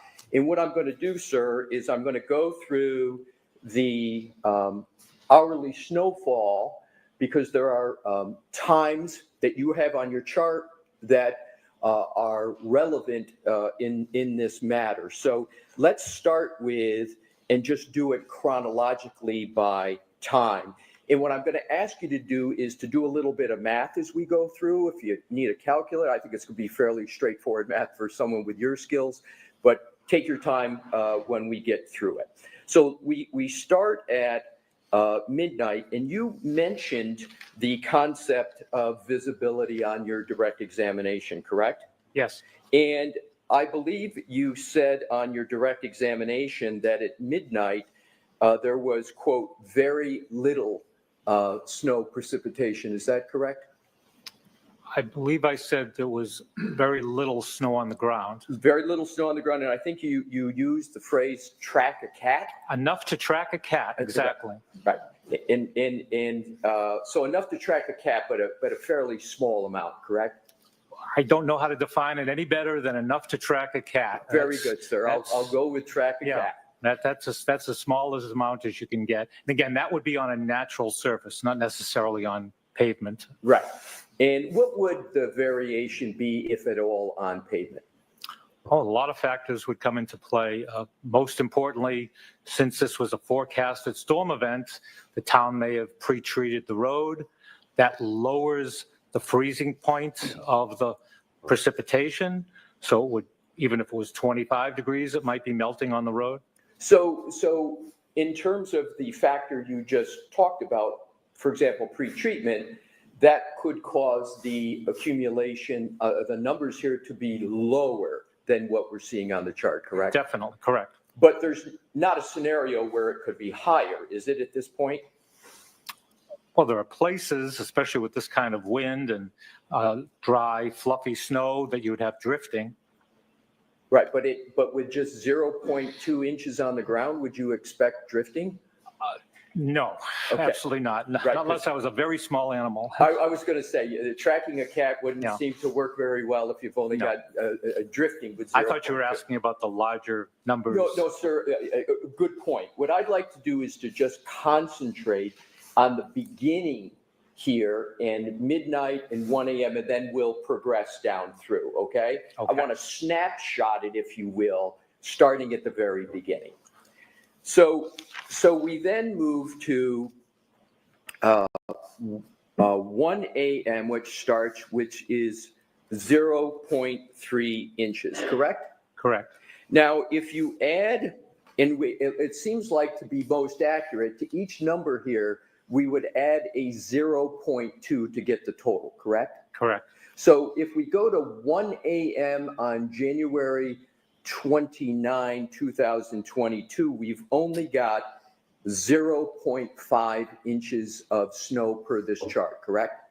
Total so far, yes. And that could, on the road, that could be less because of municipal pre-treatment. If they pre-treated for the storm, they could have put some chemicals down that would have caused a melt and therefore less. That's a possibility. That's one factor. Another factor would just be the road may be warmer for a number of reasons. So that could be another reason why it might be less, another factor. Absolutely. Okay, so now let's go to, I want to go between 1 and 2 a.m. Let's assume a time of 1:45 a.m. on January 29, 2022. Is it correct that the accumulation would be less than 0.8 inches at that point, according to your chart? By 2 a.m., it would be less than 0.8, yes. Correct. Therefore, by 1:45, it would be less than 0.8, yes. Right, so. Or equal to, if yeah. I'm sorry, I didn't mean to interrupt you, Less sir. than or equal to. Right, so you used 2 a.m., right, which would mean that it was 0.8, correct? Correct. And then if you work back 15 minutes at 1:45 a.m., it would be less than 0.8, correct? If it was still snowing in those 15 minutes. Right. Yes. So, but I just want to focus on the number. At 1:45 a.m., it's less than 0.8 inches, correct? It's less than 0.8 inches. Yes, Okay. right. Alrighty. So, and that is, to state it another way, is it correct to say it's just 0.8 of an inch? Is that correct? 0.8 is 0.8 of an inch. Right. Yes. Another way to say it. So, in terms of the time now, and this may get a little more complicated, sir, but if you take just the time between 1 a.m. and 1 a.m. and 2 a.m. So you've got 0.8. You would have under at 1:45, is it correct you would have only 0.35 inches accumulated of the 0.8? You follow my math, sir? I'm not sure what I follow in that sentence. Did you ask me how much snow fell between 1 a.m. and 2 a.m.? That's another way of asking the Okay, question. between 1 a.m. and 2 a.m., 0.3 of an inch is the estimated snowfall. Right, very well. And so what I'd like to do now is to move down the chart to 3 a.m. How much snow has fallen or accumulated between 12 a.m. and 3 a.m.? It would be 1 inch. Right, and is an inch, and you're in the measurement business, about the size of a thumbnail? Yeah, I actually use the knuckle on my thumb to the end of my thumb as an inch. Right, so from the knuckle of one's thumb to the end of the thumb is 1 inch. Right. And under your terminology on direct, you had used the term very little. Would you consider from the knuckle to the top of the thumb very little snow? It definitely would require a comparison. 1 inch of snow has caused tremendous problems for people. Right. So I would not call it, just by the fact of 1 inch of snowfall, I would never say it's very little. No, so I'm sorry, maybe my question wasn't clear. I'm not talking about effects of 1 inch. I'm just talking a measurement of 1 inch. On a measurement scale, would you still consider that your phrase, track a cat, or would you be out of the track a cat? We'd be out of the track a All cat right. stage. Got it. So, but again, the 1 inch being from the knuckle to the top of the thumb. Yes. Let's now go all the way down to about another time is 3:30 a.m., which we're going to focus on now, 3:30 a.m. How much snow had accumulated by 3:30 a.m.? Well, we're going to have that inch we just talked about at length, and we're going to add the 2/10 from the previous day, the last few hours of the 28th. So we have 1.2. Now we're going to add another half an inch by 4 a.m. So somewhere less than 1.7 inches, less than or equal to. Wouldn't the number at 3:30 be 0.85 inches? You're including the snowfall from the previous day, the 2/10 of an inch? Yes. No. What would it be? As I said, there's 1.2 inches up to 3 a.m. And then we're adding some amount before 4 a.m. Unknown how that was distributed within that hour, but something like 1.7 equal or less than total. How about the accumulation between 1 a.m. and 3 a.m.? How much accumulation for that time period? Between 1 a.m. and 3 a.m. So we have 3/10 of an inch up to 2 and another 4/10 of an inch, so a total of 0.7. So between 1 and 3 a.m., there's only an accumulation of 0.7, correct? Correct. Inches. Correct.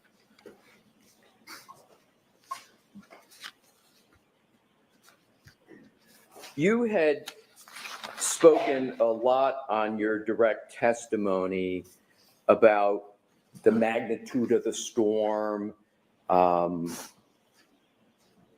variety of other measurements. But what I wanted to draw really a line at 6 a.m., which you said was an accumulation of 3.9. What I want to do is to now move on to from 7 a.m. on January 29th until noontime. And you can check my math, sir, but I get 12.5 inches total as of noon on January 29th. I can do the arithmetic if it sounds about right.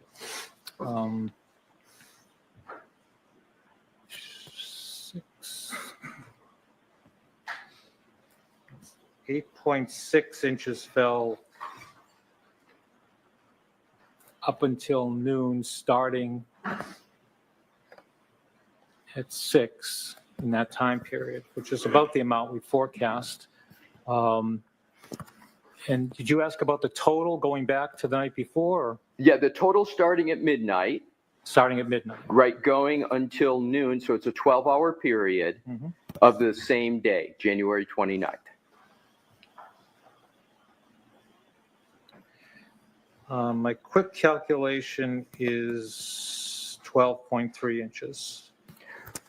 Right, and then you'd add the 0.2 from midnight? previous to midnight. Yes. Right, so 12.3 is what shows with all those numbers, but then you have to add the 0.2 from midnight, which would get you to 12.5, correct? Exactly. Yep. Good. So just to summarize the first column there, all the way down from 1 a.m. to 12 p.m., at 6 a.m., we've got 3.9 inches. And then moving down to 12 p.m., we're at 12.5 inches, correct? I believe so.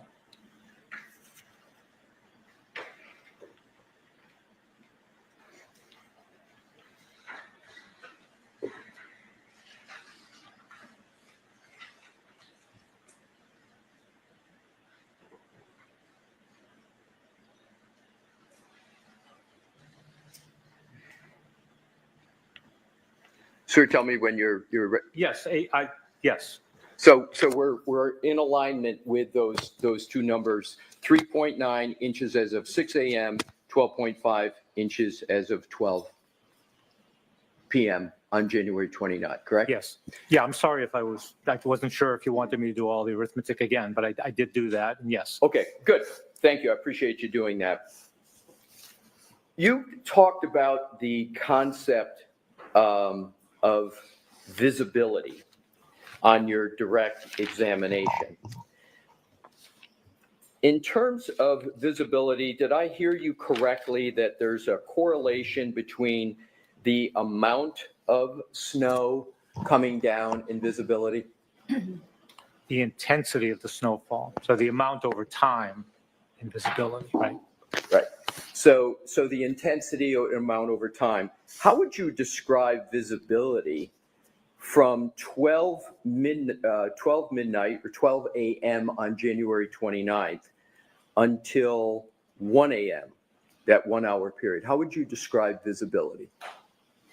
I really don't know exactly. I can look at the report from Norwood Airport. They measure the visibility. Could you do that, sir? Would that be easy enough for you to do? Do you need a light, Mr. Gilman? Do you need lights on? If we're going to do more than one, I would, but let's see if I can. Thank you, Your Honor. And we were asked about 1 a.m. Is that? Yes, visibility at 1 a.m. Okay. Visibility reported at 1 a.m. was 1.2 miles in light snow. And what does that mean, a visibility of 1.2 miles?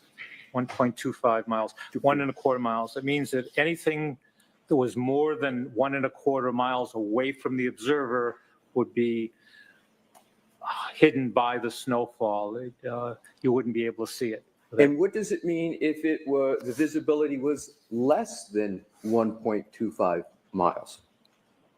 And as the visibility lowers, your ability to see objects in the distance is reduced. So assume, sir, that somebody is 30 feet away from an object they want to see, and the visibility is 1.25 miles. Would they be able to see that object based upon your experience with visibility and your career in that area? All other things being equal, yes. Right. So would it be fair to say visibility would be good from 30 feet if it's a 1.25 mile and beyond? Can you answer that, Mr. Gilman? Can I further explain to the jury about visibility? Thank you. A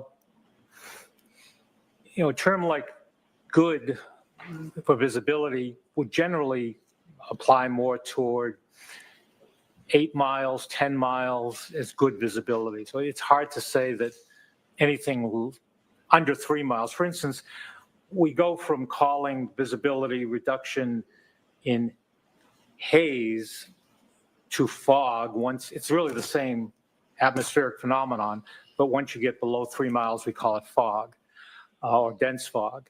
So anything below that, when you reduce visibility by fog, haze, snow below 3 miles, it's hard to call it good visibility. But if something is at 1.25 miles, there's visibility, correct? Of 1.25 miles, yes. There is And visibility. again, if I could explain for the jury, a lot of this is developed for aviation. Right. And if you're a pilot or you think about what a pilot needs to go through, that's where these terms come from. I understand, sir, but you are in the weather forecasting business, correct? I sure am, yes. And you, and weathercasters, we all here on TV talk about visibility on their forecast, correct? Correct. And they're not talking just to pilots, right? They're talking to people who are going to drive, people who are going to walk. Is that correct? And it is a challenge to communicate that, yes. But sir, my question is, when someone, a weathercaster, a weather person is talking about visibility, the main target audience are for people who are going to be driving or walking, correct? There's not pilots that they're giving. Well, I don't know, but I would never expect, and I do broadcast meteorology, a broadcast meteorologist to say visibility was good if it was less than 1.5 miles. Yeah, sir, I appreciate that, but my question's not, I've left whether it's good or not.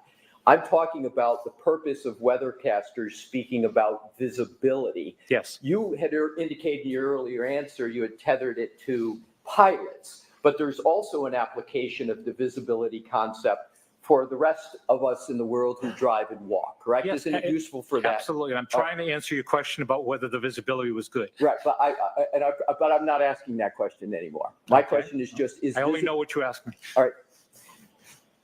I'll try it a different way. Visibility is a concept that is used by weathercasters to assist people who are going to be walking or driving. Is that correct, sir? Yes. Thank you.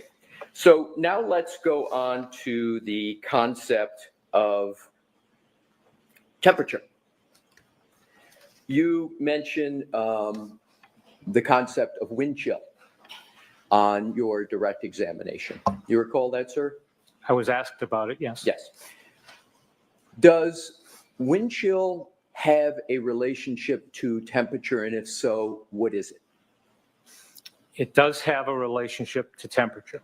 It's a complex function that was developed by the U.S. Air Force in the 50s to help produce cold weather gear. And it was determined that wind had a major impact on our military in terms of what type of gear they needed, in addition to how low the temperature was. So it's a measurement of temperature to begin with, and then there's a complex function applied based on the wind speed to come up with how that air temperature, how that air is going to impact the human body. So is it fair to say that if you have a temperature, and what I wanted to do is to go to the temperatures that you gave on your direct examination, is it accurate to state that, for example, on January 29th, I believe I heard you say there was a high of 29 and a low of 15. Is that correct, sir? Yes, that was my report based on all those 3 locations, yes. And you had also testified about wind speed and wind gusts as well. And can you state, if you have it in your notes? I do, yes. It was in the report, yep. Yep, and what was the wind speed? Average and then high gusts? Sure. 23 miles an hour with frequent gusts of 47 miles an hour. So what does your number 23, how does that affect temperatures of 29 and 15? It makes that air feel much colder. So that air, that 20-degree air, did you say 20 and 29, sir, and 15 were the numbers you had given? That range for that day, sure. Yeah. So it makes that air temperature feel colder, and it allows that air to take heat out of your body more efficiently and more rapidly. So it feels much colder. And we can calculate roughly how it would feel if there was no wind at all. And sir, thank you. You've gotten right to my next point, and I only have a few more questions left for you.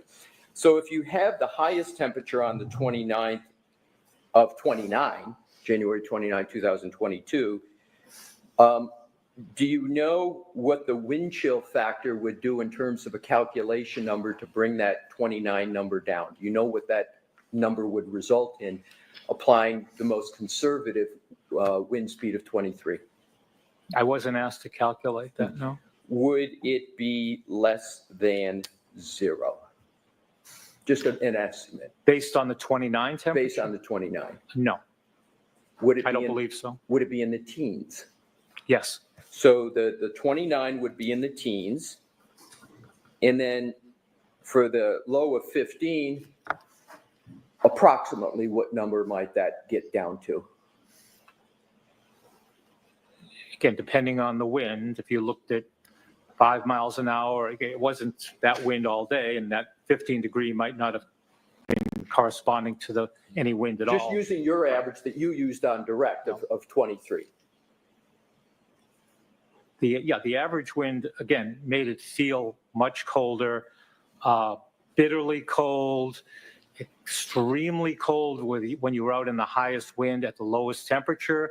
So it may have felt like 0 to even 10 below 0 at the lowest temperature and the highest wind gusts. So if I got that correct, so 15 was the lowest temperature you gave in direct on January 29th, and you state that it would be, with the wind chill using about an average of 23, would be 0 or maybe minus 10. Is that the number correct? Again, I'm just guessing. I didn't do the calculation. I wasn't asked to do the Fair enough. calculation. But based on my experience of reporting in this area for 45 years, I basically get the idea of what it's like when the temperature is that low and the wind is that high. Yeah. Right, and if we could please have the chart published back up, please. You can keep the lights on, you just make it larger. I want to make sure Mr. Gilman has some facile with his notes. Okay, so is it correct to say that if the total accumulation for the storm was 23.8 inches, that the vast majority of that accumulation came well after 6 a.m.? Yes. And as of 6 a.m., we've only got 3.9 inches compared to what the storm ended up at about 23.8. And then importantly, from midnight on January 29th until 3 a.m., we've got just 1.2 inches, correct? Exactly. May I have a moment, Your Honor? Yes. Thank you. Please bear with me a moment, Mr. Gilman.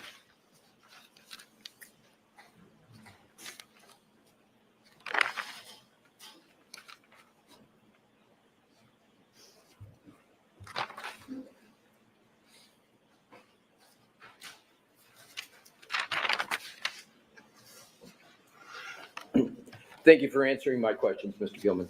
You're welcome. Anything else, Mr. Lally? Okay.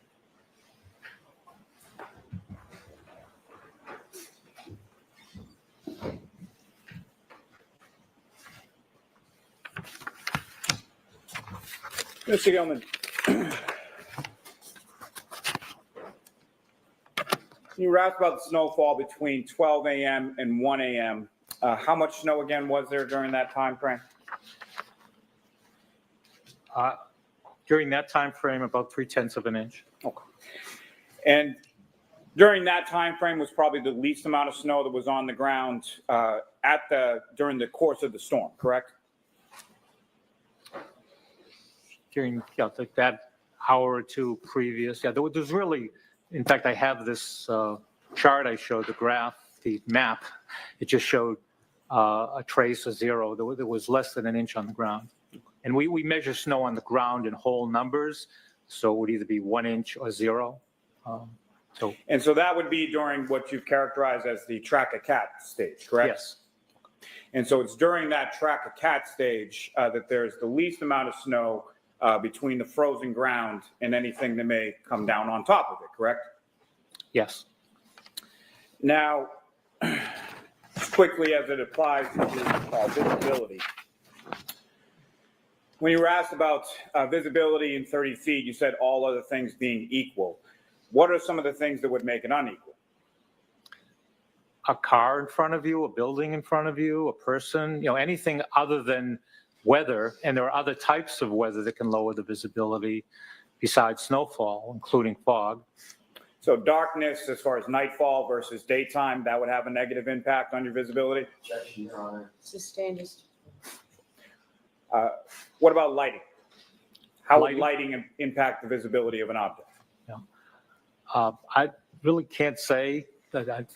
I mean, lighting, obviously, you need some light to see anything. That's really all I could say. And lastly, sir, as far as wind chill is concerned, again, could you explain to the jury exactly what is wind chill? What is it measuring? Again, it was developed for the military in the 50s to help design. It was actually done here at the Natick Labs here in Massachusetts to help design cold weather gear, because prior to that time, during World War II, the Korean War, unfortunately, especially Air Force aviators were suffering. They had clothing that might have been adequate for the temperature, but because of the wind, they suffered frostbite and other ill effects.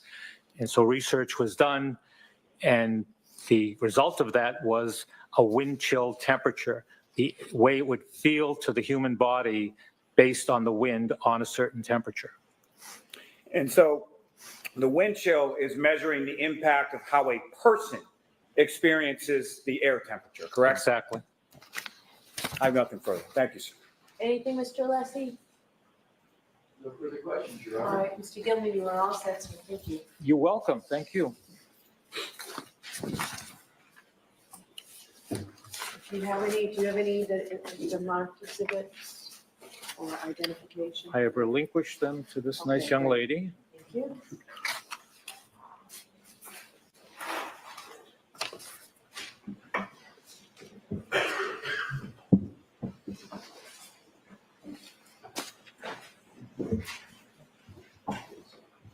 So for me.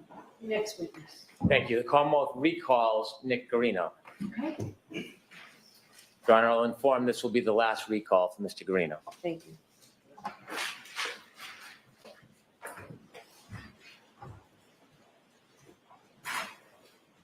For me, please.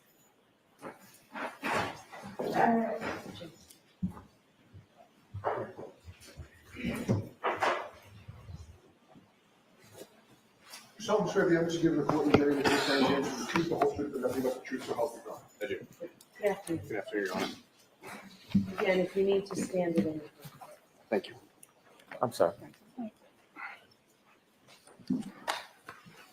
May I proceed? Yes. Good afternoon. Good afternoon, sir. Last time you appeared, there were a number of extraction reports that we introduced into evidence. Do you remember that? Yes, I do. And just remind us briefly what an extraction report is?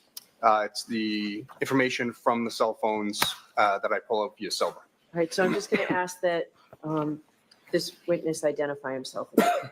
My apologies, Your Honor. Could you please again introduce yourself to the jury, spell your last name for the record? I'm Trevor Nicholas Garino, Guarino. You would explain what an extraction report is.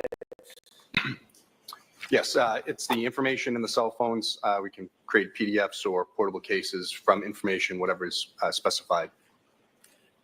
An extraction report, can it be general or more narrow? Yes, it can be.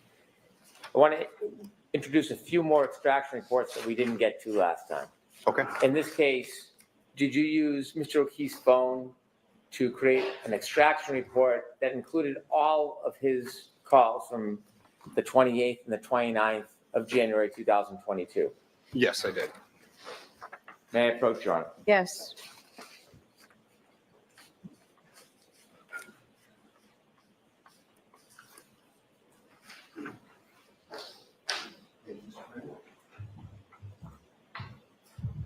And your document, do you recognize that document? Yes, I do. And what is it? It's John O'Keefe's call logs from everyone from the 29th to the 28th. Right. I move this into evidence, please. No objection, Your Honor. Thank you. 65.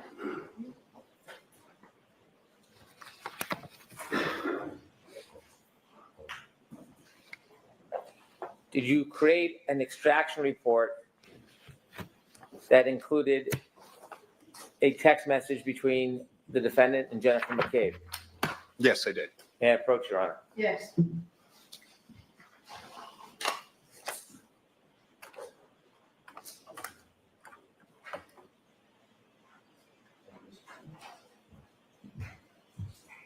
Handing you a document, do you recognize that? Yes, I do. Can you tell us what that is? Yes, it's the text chain from the defendant to Jen McCabe. I move this to evidence, please. No objection, Your Honor. Thank you. Exhibit 66.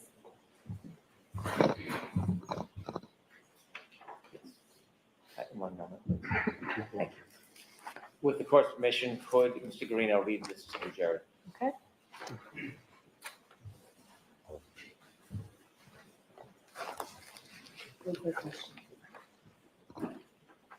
Could you kindly read that and explain it to the jury? With all the information on it. Yes. This is from the defendant to Jen McCabe, 7:26:52 a.m. on the 29th. It says, can you send me Kerry's number? Thank you. Did you further create an extraction? In terms of that reading of the document, you just have to check.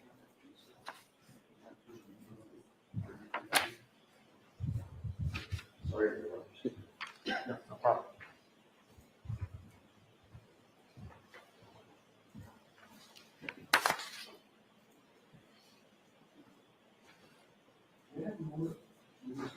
Yes.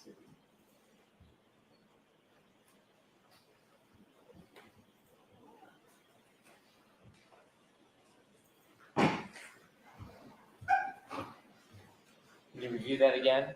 Yes. And do you see who that's from? And who it's to? I'm sorry, Miss. It's from Jen McCabe to the defendant. And what does it say? Can you send me Kerry's number? What time and date? That is 7:26:52 a.m. on April 29th, 2022. Thank you. Did you do a further extraction report from John O'Keefe's phone with text messages between him and a person named Kaylee? Yes, I did. May I approach? Yes.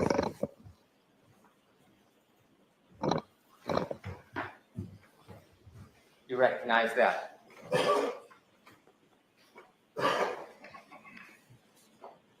Yes. What is it? It's the text chain between John O'Keefe and Kaylee. The date? It goes, sorry, it's kind of faded. January 28th, 2022 to January 29th, 2022. Thank you. I move this into evidence. No objection, Your Honor. Okay. Thank you. Exhibit 67.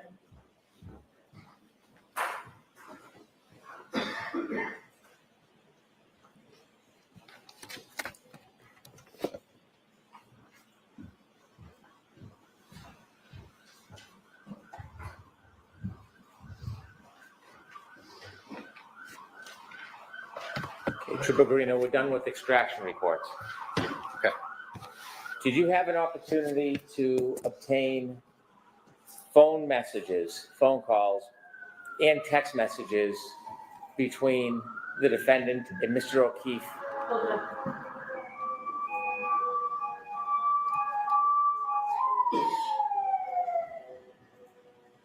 Thank you. Thank you, Your Honor. Trooper Guarino, did you have an opportunity to obtain phone calls, voice messages, and text messages from the defendant to Mr. O'Keefe's phone on the evening of January 29th, 2022? Yes, I was. Where did you get the phone call records from? From John O'Keefe's phone. Where did you get the voicemails from? Also from John O'Keefe's phone. Where did you get the text messages from? From John O'Keefe's phone. Did you have an opportunity to take those phone calls, the voice messages, and the text messages and put them in a chronological order? Yes, I did. Did you include all of the phone calls, all the text messages, and all of the voicemails? Between John O'Keefe and the defendant, yes. Did you create a PowerPoint to put them in a chronological order? Yes. May I approach you? Yes. Show Mr. Alessi. Sorry.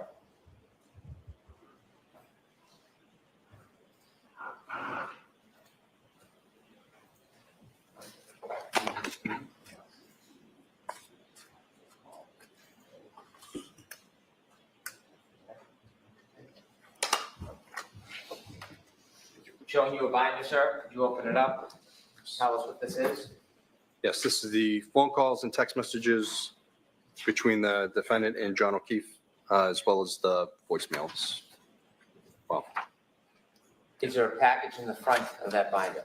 yes, there is. And what is that package? It says defendant's voicemails and on 1/29/2022. The USB thumb drive that should have those files on. All right, move this binder as the next exhibit. It would include both the PowerPoint presentation as well as a clip of the phone calls. No objection, Your Honor. Should, yes. Do you need the thumb drives? I don't. Okay. Mark this, please. Exhibit 68. Thank you. Thank you.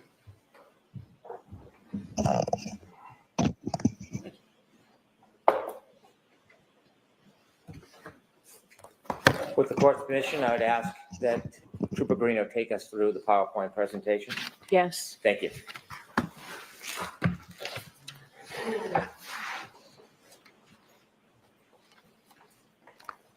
Is it okay to begin? Okay. Please. So these are the phone calls on the 29th. So at 12:33:35 a.m., the defendant calls John. That phone call is not answered. 12:34:09 a.m., the defendant calls John. It's not answered. 12:34:38 a.m., the defendant calls John. It's not answered. 12:35:09 a.m., the defendant calls John. Not answered. 12:35:35, the defendant calls John. It's not answered. 12:36:09 a.m., the defendant calls John. It's not answered. Trooper Greeno, let me stop you there for a second. Mhm. Did you look into any internet connection between the defendant's phone and the router and the internet connection at Meadows Ave, John O'Keefe's home that night? Yes, at 12:36:39 a.m., the defendant's phone auto connects to the Wi-Fi HATSFAN 123. Are you familiar with the router at Mr. O'Keefe's home? I have not done a look at it in person, but that's the known network that's listed under it. There's two, HATSFAN 123 and O'Keefe 74.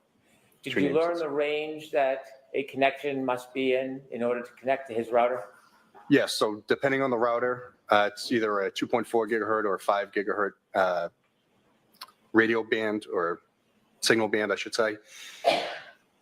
Depending on which one it's connecting to, which band, it's either 150-foot indoor range or up to 300 feet outdoor. So again, when you pull into your home, sometimes you can still be connected to your home Wi-Fi in the driveway. And again, can you give us the time of the connection between the defendant's phone and Mr. O'Keefe's router at Meadows Ave that night? Yes, 12:36:39 a.m. Please continue. At 12:36:40 a.m., the defendant calls John. It's not answered. At 12:37:08 a.m., the defendant calls John, and voicemail number 1 is left with voice. Ms. Gilman, would you kindly play the voicemail for 12:37:08?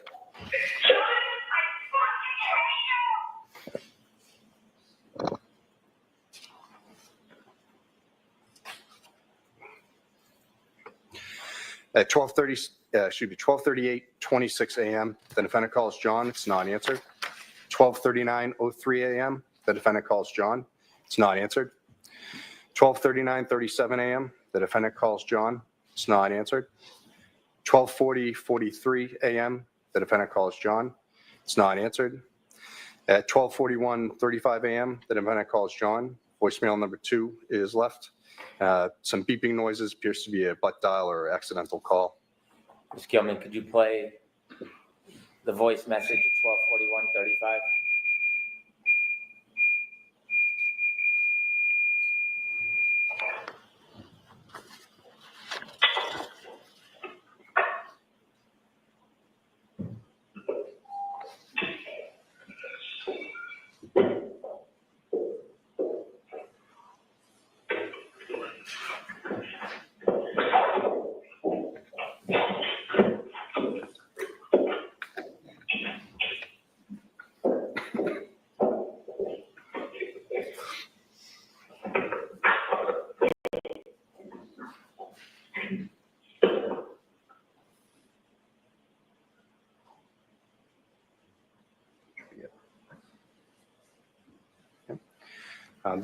The defendant then texts John O'Keefe at 12:55:31 a.m. on the 29th, "I'm going home."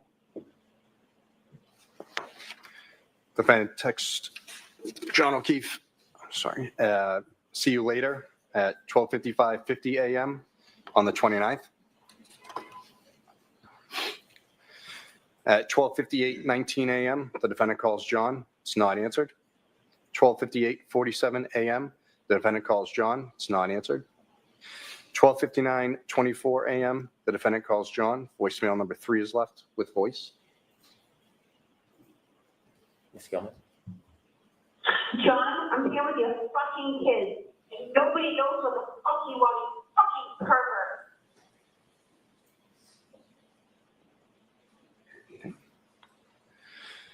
At 1 a.m. and 26 seconds, the defendant calls John. It's not answered. At 1 a.m. 49 seconds, the defendant calls John. Voicemail number 4 is left. It's 1 second called, no sound. Ms. Gilman? That was it.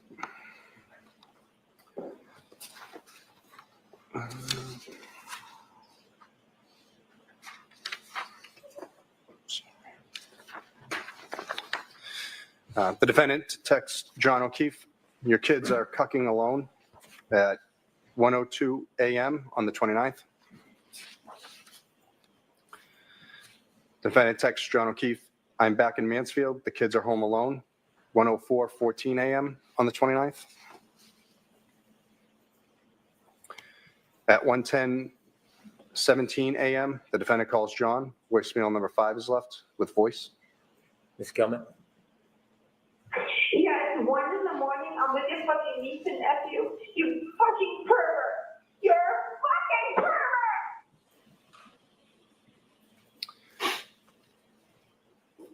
At 1:10:44 a.m., the defendant calls John. It's not answered. At 1:12:18 a.m., the defendant calls John. It's not answered. 1:12:46 a.m., the defendant calls John. It's not answered. 1:13:13 a.m., the defendant calls John. Not answered.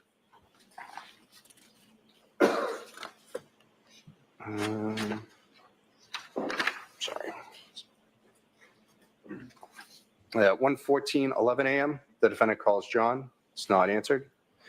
1:14:44 a.m., the defendant calls John. Not answered. 1:16:10 a.m., the defendant calls John. Not answered. 1:16:38 a.m., the defendant calls John. Not answered. At 1:17:37 a.m., the defendant calls John. So when voicemail 6 is left with voice. Ms. Gilman? John, I'm going home. I cannot babysit me. I need to go home. You are fucking using me right now. You're fucking another girl. Kim's sleeping next to me. You're a fucking loser. Fuck yourself.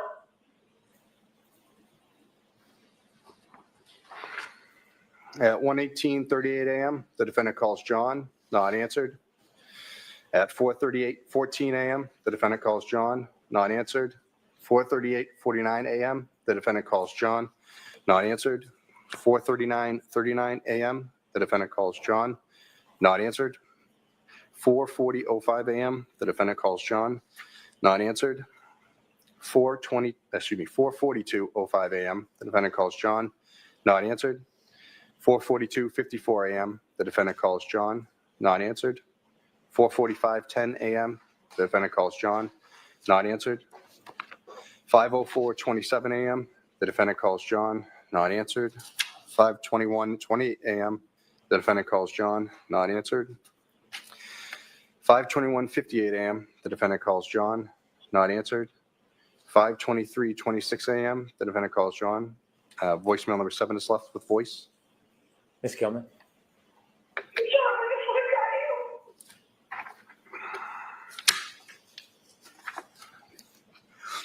At 5:24:27 a.m., the defendant calls John, not answered. 5:25:28 a.m., the defendant calls John, not answered. 5:26:14 a.m., the defendant calls John, not answered. 5:28:16 a.m., the defendant calls John, not answered. 5:28:43 a.m., the defendant calls John, not answered. 5:29:21 a.m., the defendant calls John, not answered. 5:29:46 a.m., the defendant calls John, not answered. 5:30:15 a.m., the defendant calls John, not answered. 5:30:52 a.m., the defendant calls John, not answered. 5:31:21 a.m., the defendant calls John, not answered. 5:36:29 a.m., the defendant calls John, not answered. 6:03:02 a.m., the defendant calls John, and voicemail number 8 is left with some voice and noise and background. Ms. Gilman, could you play that, please?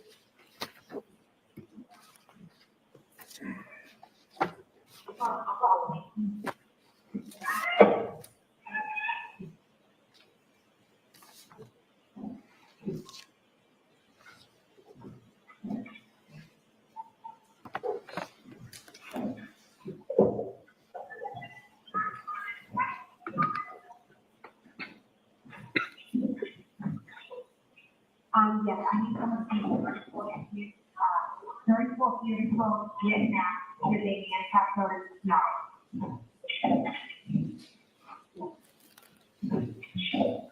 Yeah.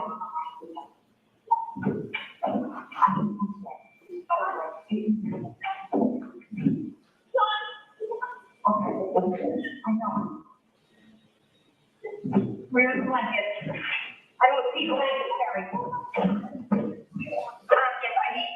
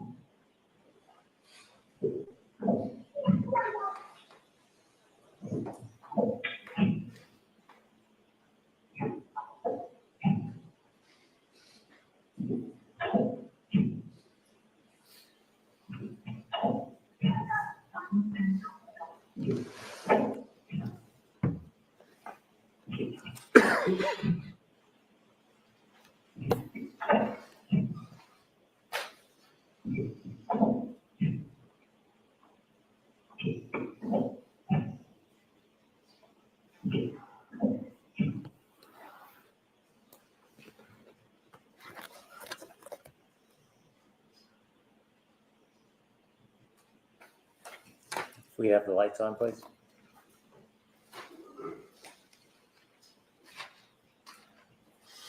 I have no further questions. All right. Mr. Alessi, does this seem like a good time to take the lunch and recess? Yes, Your Honor. Okay.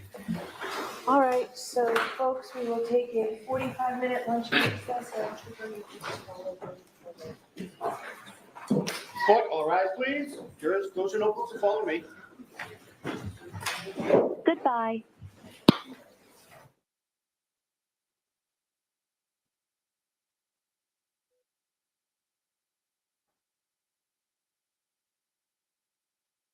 We're only like 6 minutes. 8, or I guess we're 8 minutes.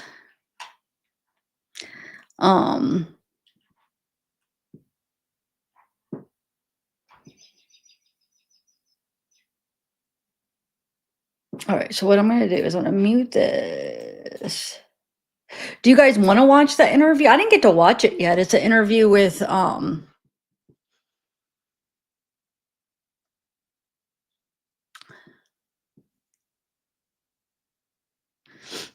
yeah, I refused too. It was like I was like on a refusal where it was like, oh, that's too close. Hold on. I don't know. I was on a refusal to, I'm like, I'm not getting a cell phone. I want to live my life. And like, I don't know. So I was like one of the last ones, but I had like the just cheap generic one. And then I also was one of the last to get like a smartphone. Cause I'm like, no, like, I got a cell phone to communicate. It's like, I'm not going to get a cell phone. And because I was all about just like living my life, not being in my phone. I was like, I don't need it. Never did. Why do I need it now? But now I kind of regret. I only regret it because I wish I had more pictures of that time because it would have been so easy. Because back then you had to get like, I had like a portable camera. You know what I'm saying? You have to get a camera, then get them developed. That's the only regret, because if I would have had like more pictures of my memories. But besides that, I'm glad I got to live my life and have fun. But yeah, I mean, do you guys want to watch the interview or no?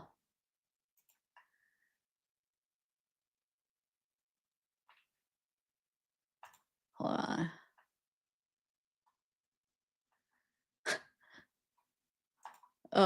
Okay, hold on.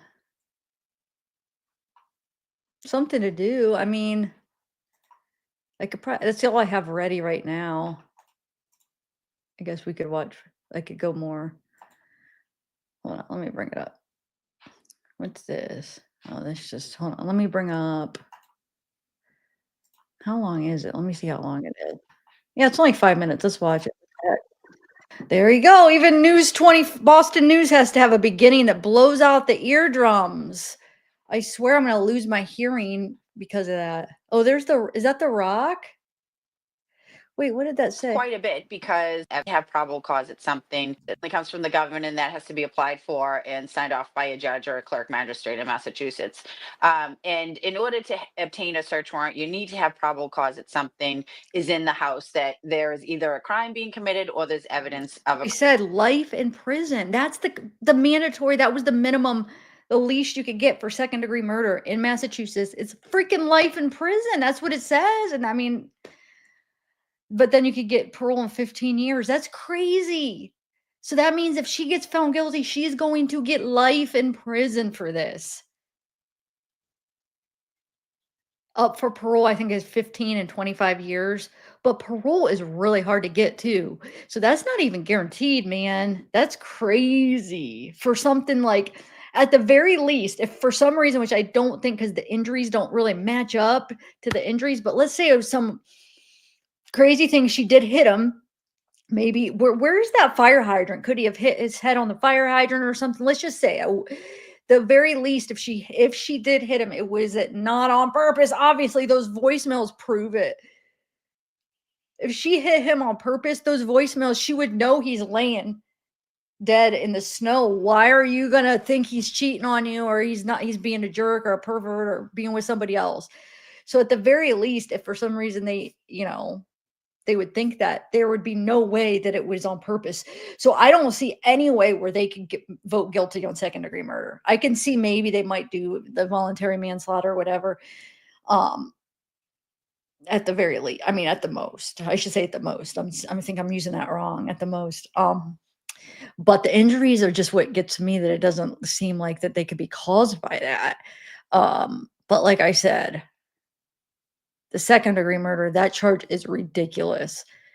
They should never have upcharged it or anything. That's just stupid. That's just ridiculous. But I do think it's a possibility they could possibly find her guilty for the manslaughter charge, maybe. But then wait, is it up to the judge? Hold on. What is that?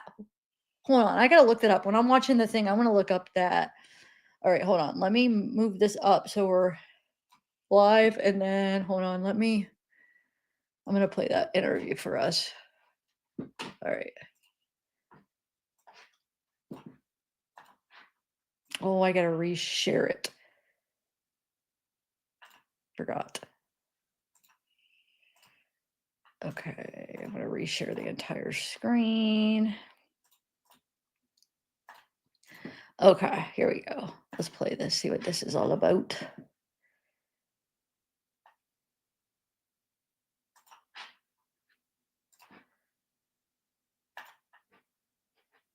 Okay.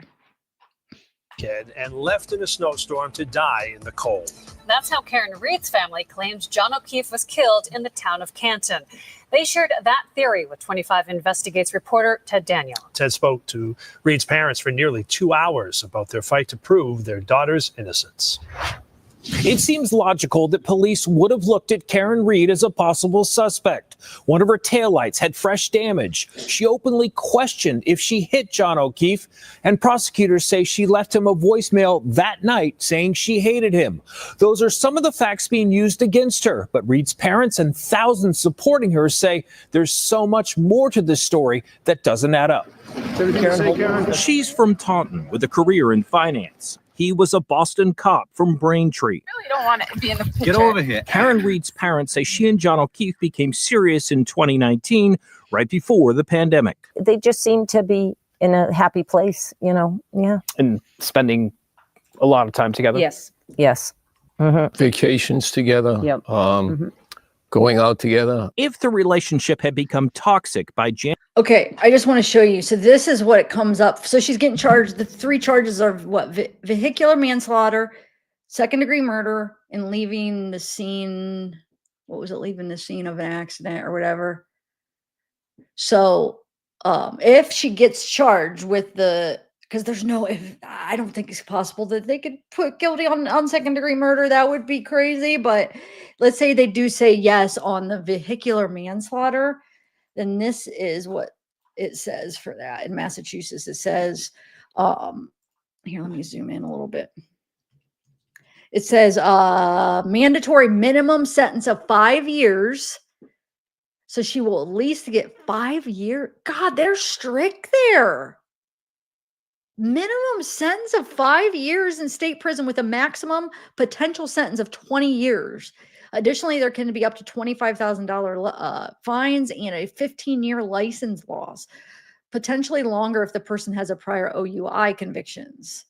So wait, how is this how is this set up where the judge is going to be able to pick the sentence, right? Dude, with the way the judge is, she's not going to she's probably going to give her more than the maximum if they get found. Or more than the minimum. She could get potentially 20 years for the vehicular manslaughter. Wow. And with the judge like that, oh my God. Okay. Leaving the scene of an accident, and that's the other one, right? So that will be added on now if they concurrently are. consecutive, I don't know what, if I'm just saying at the very least, at the very most, I don't think second degree murder, that'd be ridiculous. But let's see the other ones. If she got those two together, let me see, leaving scene of an accident. Let's see what that carries. That just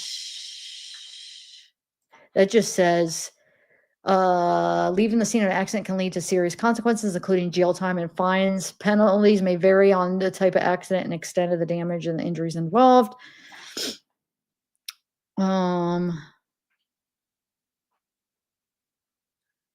License revocation or just short jail. But that depends. Like sometimes people leave the scene and there's no deaths. So I don't know. They could get, let's see, possible penalties. They could include imprisonment in the house of the corrections for 6 months to 2 years or a fine. I don't know. With that judge, that she's like the deciding factor, they could get possible penalties. Wait. Resulting in death. Hold on. This is the one, because this resulted in death. Sorry. This is what it would be. It could include imprisonment in the state for 2.5 to 10 years or the House of Corrections for 1 to 2.5 years. Now I don't know if she'll do those consecutively or, I'm saying if she got found guilty, because I mean, there's still a possibility that, I don't know, they might. I mean, you never know what the jury's going to decide. I mean, I would hope not, but you never know. I would for sure hope not in second degree murder. I mean, that's crazy. But the vehicular manslaughter and the leaving the scene of an accident, I don't know. It's going to be tough. I don't know. I mean, I can't say for sure that, I don't think it's a slam dunk on what the jury is going to decide on those. I don't, which sucks. I think it's going to be tough. I feel like they're going to have trouble. But I hope I hope they throw out the second degree murder. I mean, mandatory minimum imprisonment for 6 months, no more than 2 years, but that's without. Oh yeah. So yeah, that's that. Okay, we'll watch it. I just wanted to show you guys. Hey, Bewitching Beauty. This case never should have went to. I don't think so either. I don't think they should have retried her. I was surprised that they were retrying her.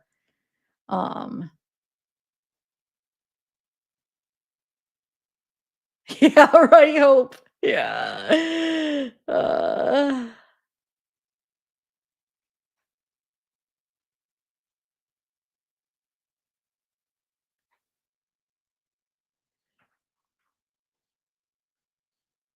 The Wade calls. I have a little surprise about the Wade calls coming up.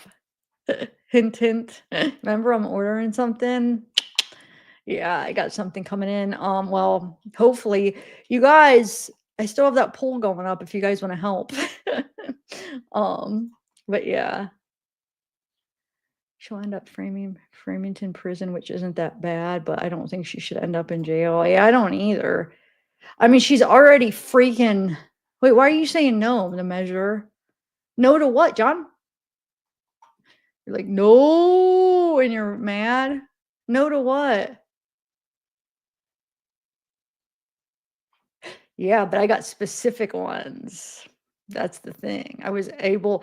Well, I think I might do a live today on the continuing the messages. So I'm going to give a little more information on what I'm ordering if you guys want to help with the costs, because I think it'll be worth it. But I just wanted to make sure. I just wanted to wait till it was closer to being able to order it. Anyway.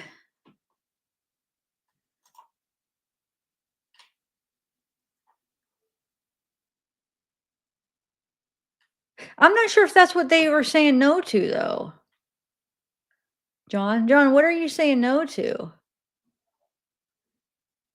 And nobody could be mad if I'm covering Wade, because I've been doing other stuff too. That's just like a bonus that if you guys want to watch, that's just extra.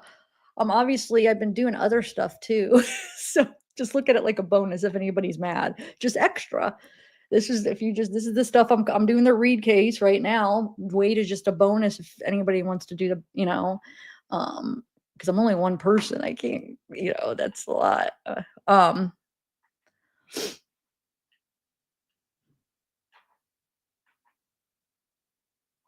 yeah, I don't know I'm not sure if that's what John was saying no to. He might not have been, because it came. John, where are you? I want to know. I'm just curious. Okay, so let me finish watching the interview, guys. I just wanted to. Yeah, I mean, this is no joke for her. Like, this is her life, because she's already, how old is she now? I mean, 15 years. Even if she gets the manslaughter, I mean, that could still be like 5-10 years. I mean, Bev can really, I don't know what she would decide. I don't know. Bev's sitting through this twice. I mean, she has to see some of it. I mean, I know she's definitely biased, but all right, here we go. January 2022, as prosecutors allege, it's not apparent from this snapshot in time. As CF McCarthy's in Canton, they laugh and embrace during a night of heavy drinking. According to police, Karen would back over John and leave him for dead in a snowstorm 2 hours later. Prosecutors say it happened outside the Canton home of another Boston cop named Brian Albert. Karen says she dropped John off there for a get-together. During your first discussions with Karen, did she believe she may have hit John? No. She felt she struck something. She said, Dad, I think I struck something. I said, what do you mean? Right? This was in the hospital.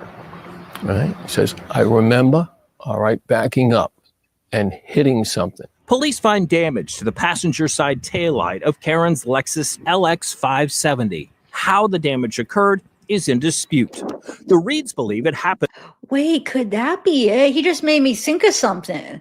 Could she have been, because I mean, I think she was pretty intoxicated. I mean, it is what it is. I don't think she's denying that. I mean, I don't know. She had quite a few drinks, so it doesn't make her a murderer. But could she have been so hazy that when she said, could I have hit him? Like, she's remembering hitting something, but it's so hazy. Like, she remembers hitting something, but this was when she hit John's car. So like when she's seen him laying on the ground, could that have come into play where she's just so out of it? Like, wait, I remember hitting. So could I have hit him? But it was really the car that she backed into. Because I mean, I know it's like she was admitting that she might have done it as a question, but still, that still wasn't making sense to me. I mean, it was, but it wasn't, because it was like, it depends on when she said it. But if to the thought of it, even like her, like have hit him hours later for that to have came to her head is still kind of odd, because why would she even think she hit him? I mean, she did explain it a little bit in that clip. I think that didn't even look bad, that part. But could it be because of that though? I don't know. It just made me think. Or she was talking to her dad, like, I remember hitting something. She freaking hit the car. Huh. Maybe that's it. Yeah, he's talking about his car, but what I'm saying is she could have been so hazy, all out of it. So if she really did say that, could I have hit him? If that phrase ever came out of her mouth, could it have been like, because she's like, she sees him on the ground, she knows she hit something, and then she's like, wait, and then finally, when pieces came together, she realized, okay, she backed into a car, but she was remembering the feeling of hitting something when she backed into the car. Am I making sense? I don't know. Hopefully. That milkshake email was too much. Oh, that was so gross. I know, John. That was horrible. Oh my God. And when Karen backed out of John O'Keefe's driveway hours after police say she hit him. Here's the video. She backs up to go out and search for John O'Keefe. And that's how that vehicle was damaged. In court documents, prosecutors say the video only shows Karen coming close to John's car, and no fragments or pieces of a broken taillight were discovered in John's driveway. Look at it frame by frame. And you tell me whether or not the O'Keefe vehicle, the left rear wheel, does not jetson forward upon impact and return to its previous position. Police did discover pieces of taillight where O'Keefe was allegedly hit, but the Reeds say it wasn't until after Karen's SUV was in the custody of law enforcement. State police reported towing the Lexus to the Canton police station at 5:30 p.m. Nathan Reed says daylight video from his dad's house shows the car was taken more than an hour before that. They confiscate Karen's car at my parents' residence in North Dayton at 4:16 p.m. And somewhere in the neighborhood of 5:30, 5:45, Mass State Police CERT team comes back to the scene. They search the scene then with 2 feet of snow, and pieces of a tail lamp are found on top of the snow. The Reeds also question John's injuries as seen in autopsy photos. They say John appears to have dog bites on his arm. The defense theory is that O'Keefe was beaten inside the Albert home and attacked by the Albert's German Shepherd. Brian Albert's attorney declined to comment. Our investigators also have found multiple people who have been attacked by the dog. I think John O'Keefe entered that house, was sucker punched, a fight ensued, and he was overwhelmed. Prosecutors call that theory a fanciful conspiracy. According to the Norfolk DA's office, 8 people inside the home and 3 more outside had testified that O'Keefe never entered. The office says GPS data from O'Keefe's phone backs that up. And the medical examiner who performed an autopsy on O'Keefe found no signs of Mr. O'Keefe being involved in any type of physical altercation or fight. If the events happen the way Karen's attorneys say they did, how many people would have to be involved in the cover-up? My sense is that there are a handful of people, influential people, who know what happened. And ultimately, all right, will resolve these issues. My daughter will be free. That's what I believe. They didn't show that yet, but they will. I don't think they've shown it yet. They showed it last year at the trial. That's coming. I don't think they did it yet because I'm having it confused with parts of the first trial. They'll definitely show it. The defense will definitely show that video. I think when Proctor comes, they're going to bring up some of those videos. So yeah, I don't think they did yet, but it's coming. The defense won't let that go. They'll definitely show that. And yes, they were shown last year. Are you confident of that as well? Yes. Yep. Is Karen? Yes. That confident? Yes. Yeah. We are. The Norfolk County DA's office is now publicly pushing back. A spokesperson tells me there was no conspiracy or cover-up. Such claims have been systematically refuted by evidence, including the medical examiner's report, the GPS data of the victim's phone, and the detailed crash reconstruction analysis, and the electronic event data recorder from Karen Reed's car. Both sides appear to be digging in as this case moves in the direction of a heated trial. For 25 Investigates. Okay, so then now I have found a video of John's brother. I haven't watched either of these though, so let me find that.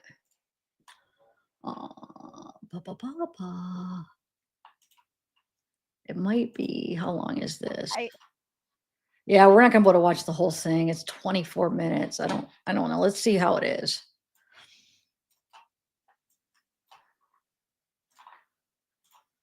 It's just, how are you doing? How's your family doing? I mean, we're doing all right, hanging in there. It's been a long, painful 2.5 years. And I mean, with the mistrial that happened the other day, obviously wasn't ideal, but if we have to do it again, we'll do it again. So we're ready to go. Did you, prior to jury deliberations, ever think a mistrial was even possible? I kept everything was on the table, I guess, but obviously hoping and confident that we were going to get the conviction that we were looking for. So as far as a mistrial, yes, it's something we didn't want, obviously, but it's just a bump in the road. And like I said, we'll do it again. We'll do it as many times as we have to. You'll be back in court every day for another long trial. Absolutely. How are your parents? They're doing all right. That's more of my concern, is that they have to go through this again. I mean, I'll do it 10 more times if I have to, but I hate the fact that they have to go through this all again. We don't know where it's going to happen, when it's going to happen. But I mean, overall, they're doing okay. Mm-hmm. And they have John's kids now too, or your Yeah. sister's kids. Yeah. So yeah, they're living in my brother's house in Canton, raising my niece and nephew who are 16 and 13. I wanted them to come down here and live with us, but my niece didn't want to leave Canton, didn't want to leave her friends, didn't want to leave her house, and kind of hard to force a kid who's been through as much as they've been through to kind of shake up their world, for I guess a third time. Yeah, I mean, can you just talk about Kaylee and Patrick? I mean, they, because we didn't put them on camera or anything, of course, during the trial, I had a lot of people ask me, like, what were they like? And they seemed like, for a reason, very, very strong kids. They're great kids. They're strong kids. They're resilient kids. They have every excuse in the world not to be good kids. My niece Kaylee, super strong. When asked if she wanted to testify, we told them they didn't have to, and she said absolutely she wants to. She wanted her voice heard, her story heard. Wanted people to listen to her. She felt like because she was, 14 at the time, that no one wanted to listen to her. So she was strong and insisted on doing it. And my nephew was, he wanted to support her. So he said, if she does it, I'll do it. So I'm proud of them both for doing what they did. Yeah. Yeah, they were really strong when they got on the stand. It was amazing. Do you feel comfortable telling me, just from all that you've learned over the last 2.5 years, like what you think happened that night? Oh, we know what happened. We know that Johnny and Karen were arguing. It was kind of towards the end of their relationship. Things weren't well. They were drinking and arguing and fighting, and in an intoxicated state of rage and jealousy, she just decided that she was going to do something about it, and put the car in reverse and ran him down and left him there to die. And we figured it out as soon as she left the house that day. When she came over, we didn't talk to any investigators, state police, nobody. My mother had said, do you think she has something to do with this? And I said, we're not going to think like that. Went outside to the driveway to look at her car, and her car was gone. It was a blizzard. I knew what the driving conditions were like coming from the hospital to Canton. And I knew that they were going back to Dighton, which was a much further drive. Mm-hmm. So we put it together pretty quickly. I was going to ask you that next. So you took words out of my mouth. Was like, when did you realize? It was literally that morning. Yeah. So I would say early afternoon when they came back to the house. She wanted to come over and see the kids. Didn't really interact with them at all. Was there for probably a total of 30 minutes. Didn't say much or anything. And half of her time was upstairs gathering her things. Then my wife spoke to her on the phone on their way back to Dighton. And she told my wife that just have to remember the bad times. And I don't think I'm ever going to talk to you guys again. Was that phone call what made you sure of what had happened? Absolutely, yeah. We already, like I said, we put the pieces together on our own, and that just really solidified it. Mm-hmm. Why would somebody say that? Why would someone say, if you didn't do anything, why would you say you're never going to talk to us again? Or why do you have to remember the bad times? Almost like justifying what she did. Right. How would you have expected her to act in that situation if she hadn't done something? They're treating her like they think she did it. So that's a big difference. How is she supposed to act if they are basically accusing her of doing it? And if she's innocent, what would you do? Like, you're innocent. The family all thinks you did it, just wants you to basically plead guilty, right? And how would you want to act? You would feel very odd and I don't know. I feel really odd. Like, what am I supposed to say? Like, they don't want to talk to me. Obviously, they think I killed her brother. How are you supposed to act? I'm confused. What are they saying here? This makes no sense. They're forgetting the fact that you already are saying that she's guilty. She's innocent. And I don't know. Yeah, that's weird. More sad, empathetic, sympathetic. But like I said, when she was at the house, she barely said a word. Hmm. You know, she wanted to be there for the kids. My nephew came home. My niece was already home by the time she got there and her family arrived. And I sat down, my nephew in the other room, she sat right next to him. I explained to him that JJ's, you know, something happened and he's no longer with us. She didn't say a word. And right after that, she went upstairs and started gathering her belongings. And the next thing you know, they were gone. Oh my God. But yeah, it's hard. It's strange behavior. Very strange. Yep. When did the whole narrative of her version of events become known to you? Well, if you remember her first arraignment in Stoughton District Court, yeah, her attorney, David Unetti, had said this is a tragic accident. His client had no criminal intent. Mm-hmm. And then, you know, fast forward to, I guess, when Alan Jackson came on board. And, you know, they teamed up with a blogger to get their story that they concocted and put together and flooded out there. And people were only hearing one side of the story and coming to conclusions before actual evidence in the trial had actually begun. So a lot of the public was misinformed, you know, because they were only getting one side of the story. And, you know, we didn't come out and tell our side of the story or, you know, what we thought or knew happened. We've kept a low profile and have been silent through this whole ordeal.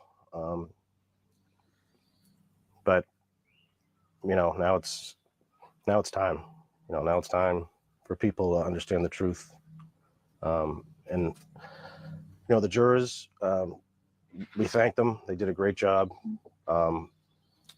They put in a lot of hours, paid a lot of attention, worked hard. Unfortunately, they weren't able to come to, you know, a consensus as far as a verdict goes. But, you know, we have another chance at it. And, you know, hopefully the jury that we get for the second time around will, you know, we'll see things more clearly. So just so I'm clear, you think this all started when Alan Jackson showed up, and Karen, throughout the course of this trial, you think she knows what she did? She knows exactly what she did. And she's trying to buy and lie her way out of this, you know, refusing to take accountability for her actions. Not only that, but pointing the finger and blaming innocent people. Yeah, talk to me about that. I mean, because the thing is, it the story on the defensive side is not just, oh, she didn't do it. It's she didn't do it and all these other people did. Yeah, I mean, she's pointing the finger at everybody. Everyone's lying except for her, according to her. I think we had 67 witnesses testify. 68, I'm sorry, That's testify. all right. And according to them, they're all lying and they're not credible. And, you know, which, I mean, there's first responders that were just doing their job that day. Jen McCabe, Kerry Roberts, all they did was pick up the phone and help because she was asking for help. And according to them, the only one telling the truth is her. Right. So I don't even know what to call them. We have a variety of names. The pink people. They turned on all those people first. Jen McCabe, Matt McCabe. But then how have they treated you guys over the course of the last year and a half? Well, if you just go back to any video of us walking into court during pretrial hearings, yelling, screaming, calling us names. This day, I don't know what I did wrong. I get messages all the time. You're vibrating. You hear that? Whether through Facebook or other ways of communication, you know, telling me that I'm a moron, I'm stupid, need to open my eyes and all this stuff.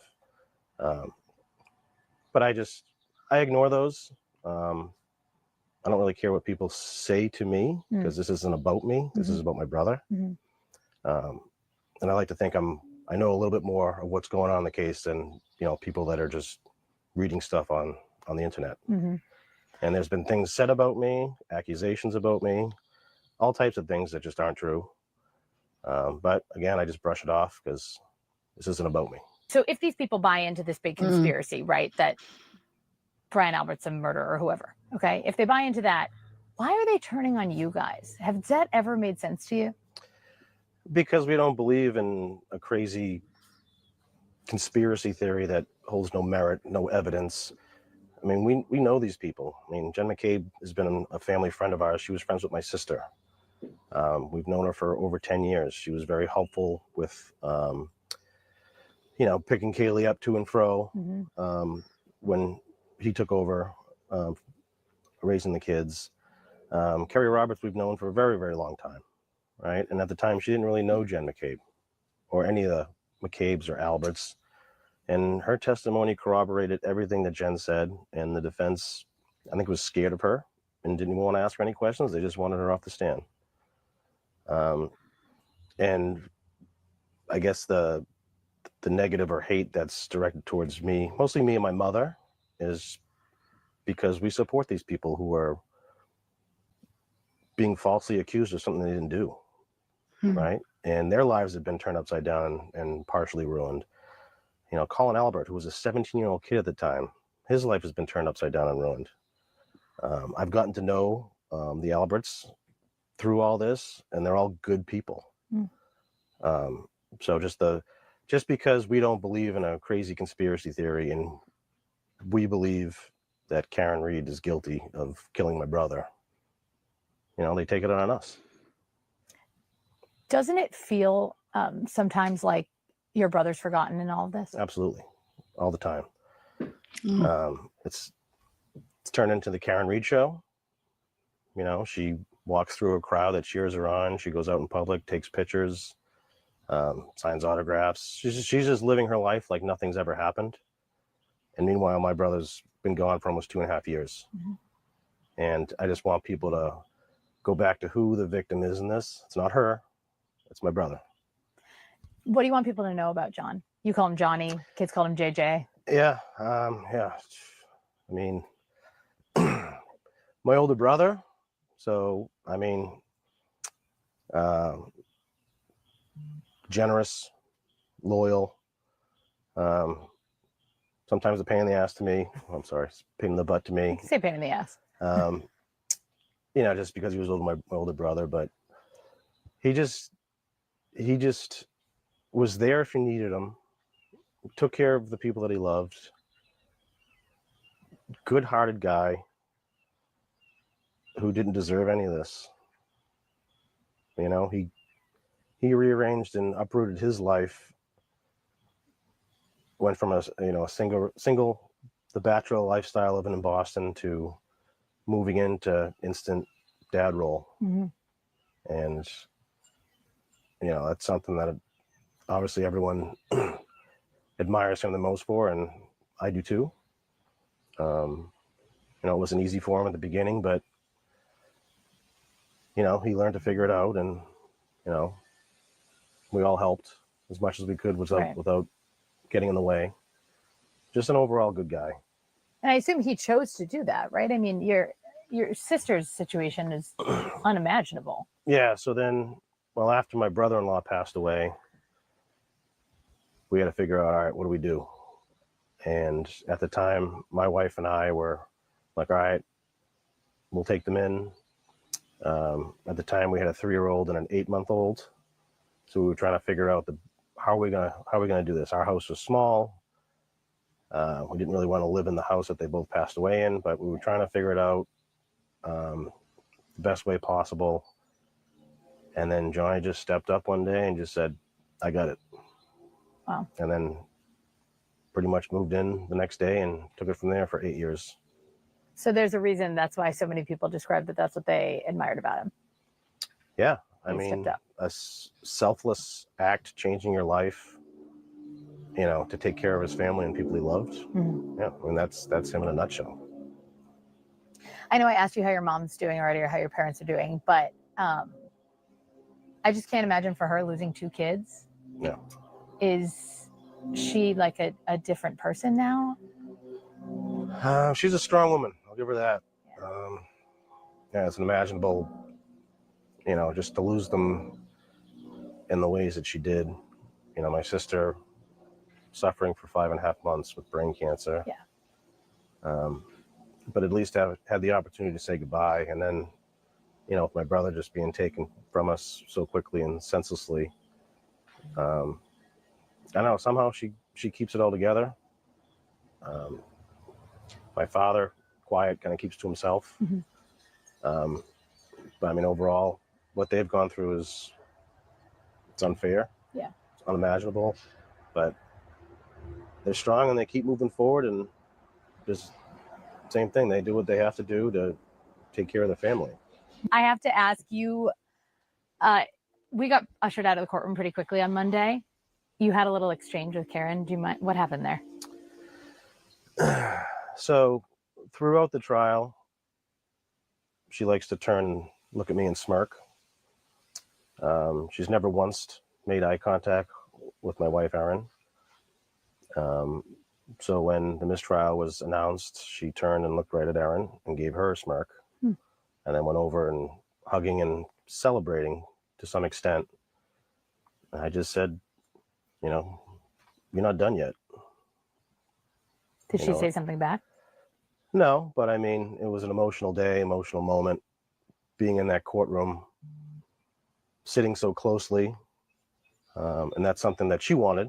Yeah. Can you talk about that? I mean, the courtroom switch, we know all the legal reasons why it happened, but you guys were like arm's length from her for the entire trial. Yep. I guess after a while, you just got used to it. But yeah, showing up every day, sitting that close to the person that took my brother away from us, it was not easy.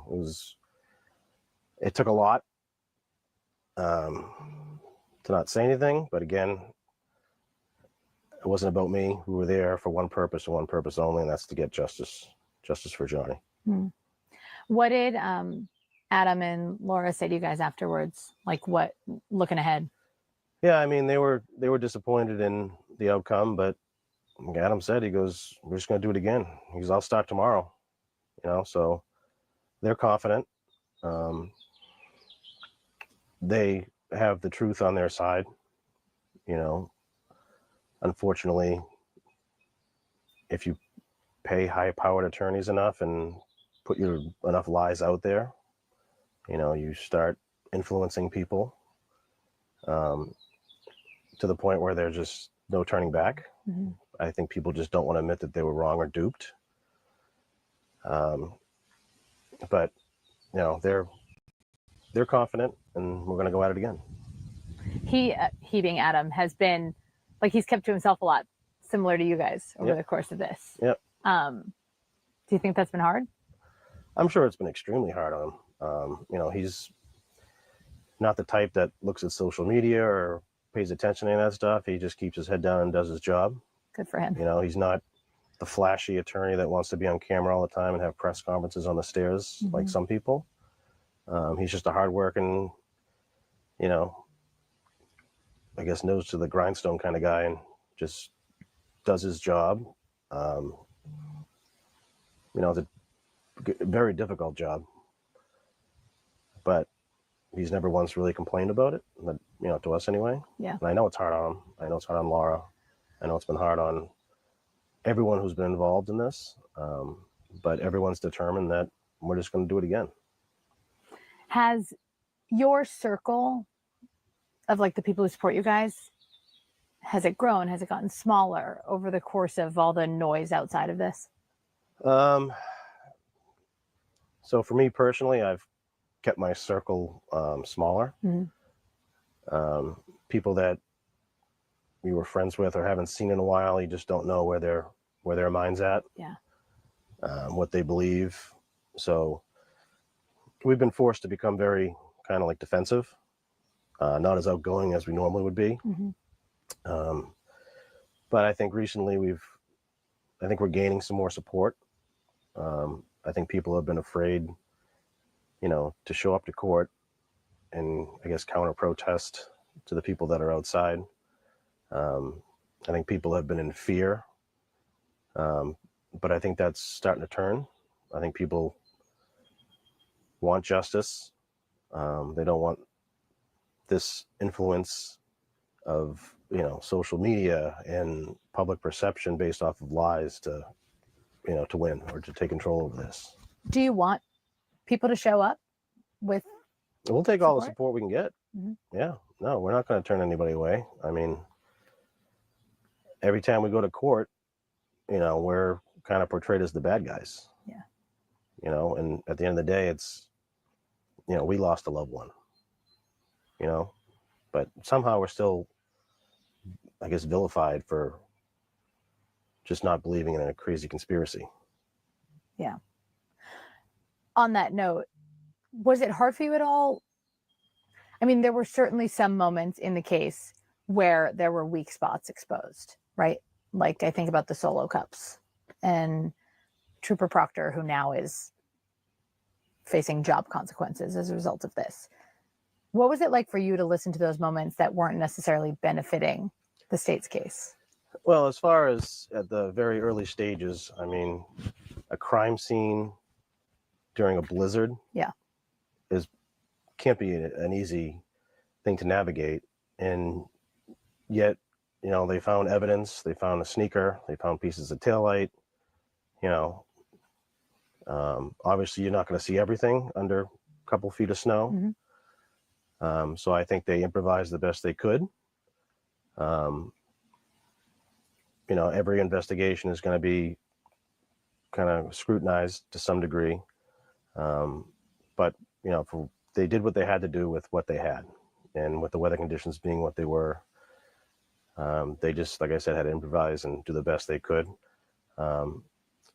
As far as, Michael Proctor's comments, I mean, he even said too, they were unprofessional, which we agree with. But, this guy, his life's been ruined, getting his personal cell phone, which was something that should never have happened. Josh Levy should never have been intervened in this. An FBI investigation was launched due to cherry-picked evidence or pieces of discovery that was only provided by the defense. Like this is Pretty unheard of. unprecedented. To not even speak to the Norfolk District Attorney's Office, not speak to the Mass Police to see what they have for discovery and evidence. Just to intervene himself in that way, and which casted, a shadow of doubt on the investigation. So I think he has a lot of questions that need to be answered. Yeah. Do you get updates on that? I do not. I do plan on trying to sit down with him at some point. Yeah. Whether I got a knock on the door, I sent him an email, but I'm sure I won't get a response. But if I have to go knock on the door and ask for a sit down, that's what I'll do. Is there anything I haven't asked you about that you want to make sure people know? In all this, I just want people to remember the actual victim. I think I mentioned it before that it's not the Karen Reed show. Yeah. This is about a good man whose life was taken way too soon, and for selfish reasons, and has created a void in our life that was already an enormous void, but just made it even that much bigger. And I just want people to remember him and want him to get the justice he deserves and that we deserve. Mm-hmm. And that's Karen Reed going to prison. Thank you. Thank you.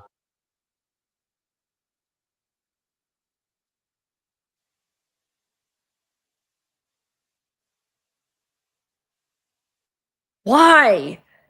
Gosh, dang it. Why do they have to blow my eardrums out? I don't know. Did it catch it on there before I unshared the screen? Oh, I try so hard to try to get it off before the next thing starts, because if it's freaking court TV, law and crime, oh my God, it makes me want to scream. It does it every time. Vinny's is the worst. Oh my Lordy, that was it's annoying. It almost hurts when it happens. It's so loud. Oh my God. I don't understand why is he thinking that the FBI is only going to look at the defense's side? That don't even make sense to me. Of course they're going to do a thorough job. They're not going to just look at one side. That's so stupid to even think that, right? What's he even talking about? We could say the same thing about the way that this law enforcement handled this. Very biased, one-sided, and that's the truth. I don't see the FBI being biased. I mean, I see the FBI, they have no gain, or what is the term? No dog in the fight or whatever. I mean, they have no point to like look at one side or the other. They would just look at everything, right? What's he even talking about? It's stupid. That made me mad. Anyway, it's probably back on. I'm starving. Yeah, it is back on. Okay, here we go. I'm gonna go like that, and I'm gonna go eat some lunch. And listen, of course, but I need to eat something.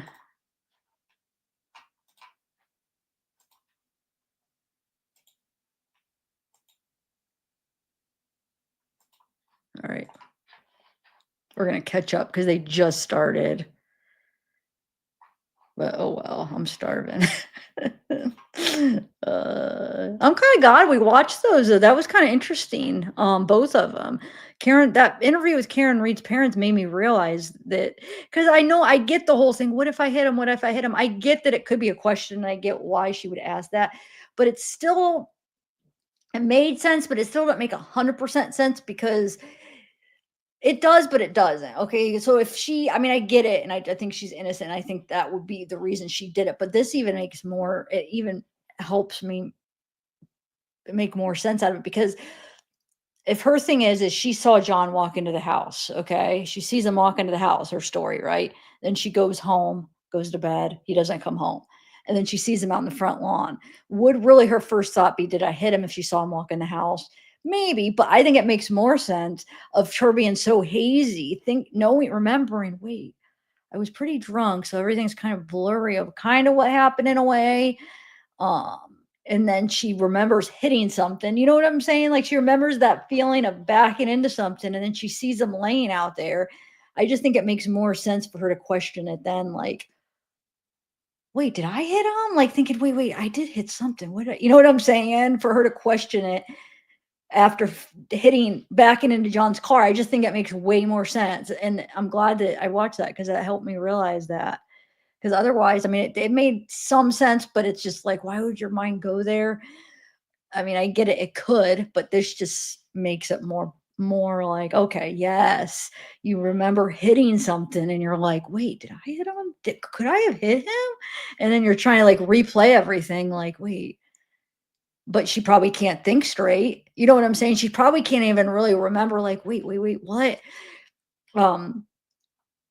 Because the thing is like, what, like, would that first thing, if he looks beat up, would you really think somebody hit him right? You know what I'm saying? I don't know. So yeah, it just makes sense.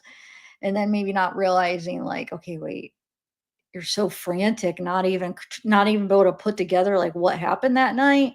And then after, of course, you settle down and you realize, okay, wait, no, I dropped off this, that, whatever. And then you remember everything. But I just think about it. When you're hit something, she remembers backing into something, right? And she's so frantic the whole night. And then I could see how that could be confused and she questioning that more. So am I making sense, guys?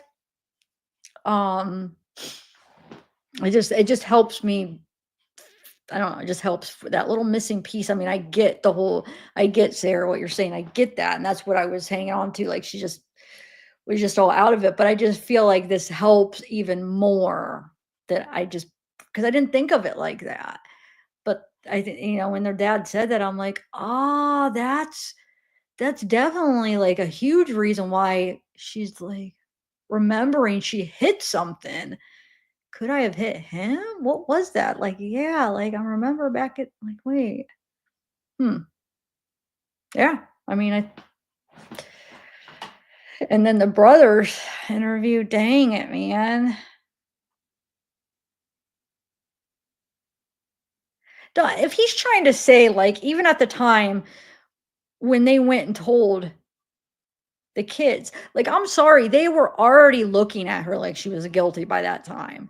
So for him to act like, oh, she had no reason to act like that. Yeah, she did. You guys were already pointing the finger at her, blaming her. You were already acting like she heard, I mean, whispering and stuff. Obviously, she already knew you guys thought, you know what I'm saying? It was already putting the blame on her to a degree. So yeah, I would be feeling very unwelcome. I'm sorry. That was just not good. Anyway. All right, so let me play this. Let's play it. Now we can fast forward a little bit more. We're a little bit more ahead. We'll still catch up in like probably an hour with all of Bev's stuff. Okay, here we go.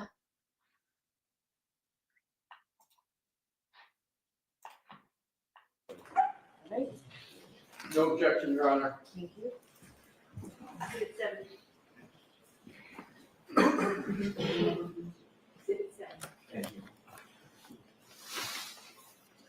Your Honor, may I call the Commonwealth's next witness? Please. Commonwealth calls Charles Ray.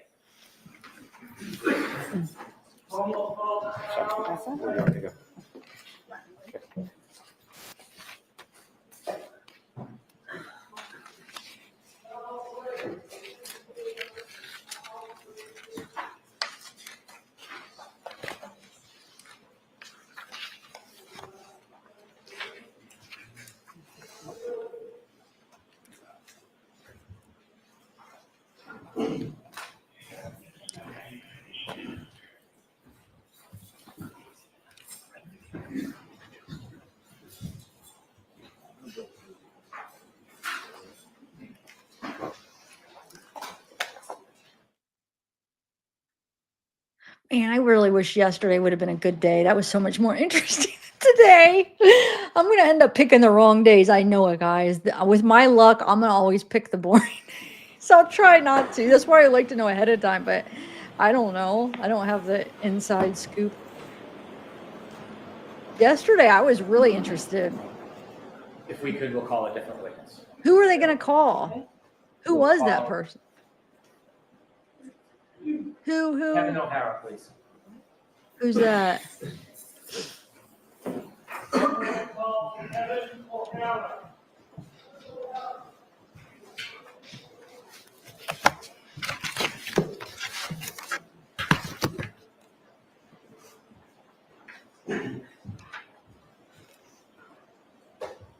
No, we got Proctor still, Hope.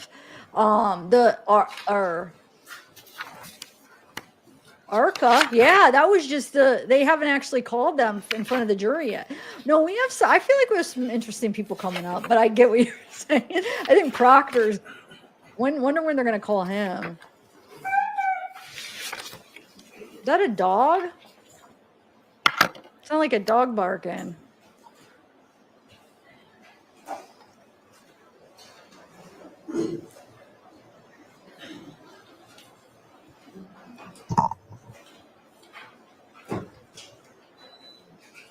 I'll see counsel at sidebar, please. What is going on? Huh. Dang, we're going to take away any of the little room I had to fast forward. They don't have a witness, huh? Nobody's there or something. Watch, they're going to end it early. No witnesses. Oh, my Lord. Figures. I picked the best days. I'm just guessing with luck, my luck. Oh, there is somebody. Oh, here we go.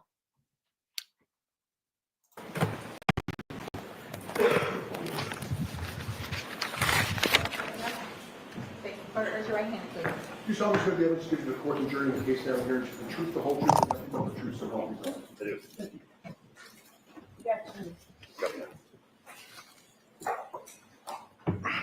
All right, Mr. Brennan, whenever you're ready. Thank you, Your Honor. Sir, could you please introduce yourself to the jury? Yes, good afternoon. My name is Charles Ray. I'm a lieutenant with the Canton Police, last name R-A-E. How long have you worked for the Canton Police Department? Approximately 25 years. And when were you assigned lieutenant? Approximately 10 years ago. I want to go back to January 29th, 2022. Do you remember that morning? Yes. Were you working that morning? Yes, I came in for the day shift. When you first came in for the day shift, did you have any particular duties or responsibilities? I would have been a patrol shift commander for the 7:45 a.m. to 3:45 p.m. Incoming shift.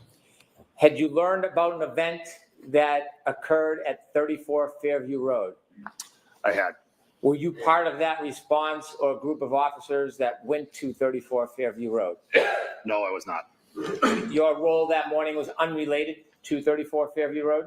Correct. At some point, did you learn the name of the person who was at 34 Fairview Road that needed medical attention? I did. And what was that person's name? Mr. John O'Keefe. Did you learn that Mr. O'Keefe was brought to the hospital? I did. At some point, were you advised of his status? At some point later in the day, yes. While you're at the station after learning about Mr. O'Keefe, You are muted. did you make a decision to do something? I did. Was it an order from somebody or did you make a decision on your own? I can't recall whether it was an order from somebody. I don't think it was an order, but it probably might have been at the suggestion of the former chief of police. Either that or it just developed organically. But one way or the other, we decided that the right thing to do would be to do a well-being check of the home at 1 Meadows Ave, which is the decedent's residence. Why were you doing a well-being check at Meadows Ave? We, at that time, we were under the impression that there may be 2 unattended young children at the home. When you decided to go to Meadows Ave, did you use a police vehicle? Yes. Do you remember which vehicle it was? It was Canton 682, which is the supervisor's vehicle. When you decided to go to Meadows for a well-being check, did you ask anybody to come with you? Yes, myself and Sergeant Lehan. Do you remember the weather that morning? Yes. Could you describe it for us? There was a well-forecasted snowstorm that had already began, and it was starting to pick up intensity at that point. At this point, I had moved to admit the dash cam video from Cruiser 682. Okay, No objection. thank you.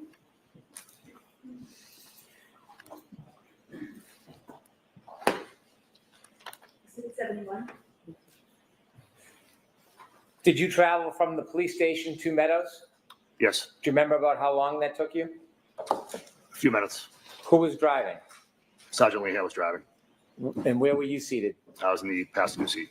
Do you remember arriving at Meadows? Yes. With the court's permission, I would show a portion of Cruiser 682. Okay.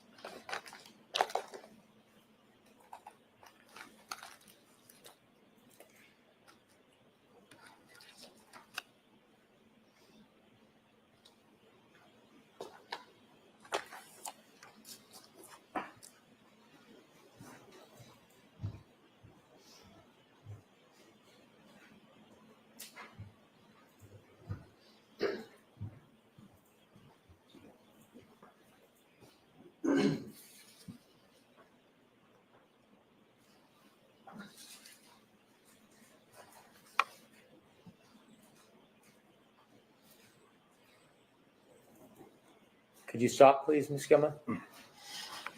I note that the time is 8:23:10. Do you remember the time when you got there? I didn't make note of it mentally at that time, but I've since learned that, yes. Is this video that you have just watched consistent with your memory that morning? Yes. The cruiser cam is showing two vehicles in the driveway. When you arrived that morning, did you know whose vehicles they were? At that time, no. At that time, did you pay any particular attention to either of those vehicles? No.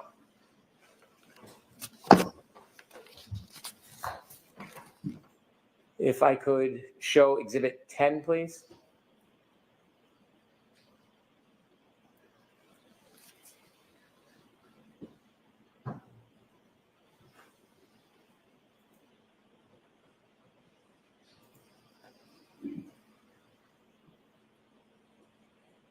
So does that appear to be a still photo from the video we just watched? Yes.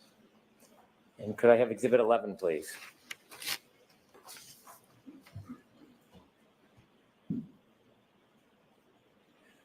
When you arrived for the wellness check that morning, were you working as an investigator in any way? No, I was not. Did you happen to pay any particular attention to the right side of the back of that car that morning? No, I did not. And is that photograph a close-up of the previous picture? Yes. Does it appear to be a still photo taken from the video on the cruiser that you were driving that morning or that you were in that morning? Yes. Okay, you can take that down, please. Thank you. After you arrived at Meadows, did you do anything? When we arrived at Meadows, we walked up to one of the front doors and rang the doorbell, knocked on the door. Anywhere we could see through plain view, we were just trying to see if we could raise anybody and see if the children were at the house. Did you find anybody? We did not. I'm going to ask to show 159. It's a portion of an exhibit that's already been introduced. Okay.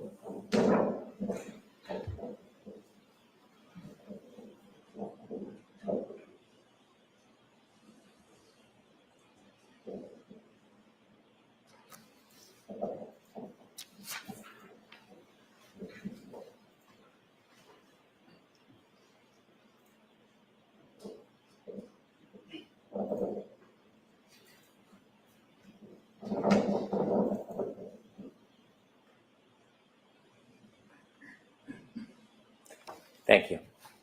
At this time, I'd move to introduce former 19. No objection, Your Honor. Okay.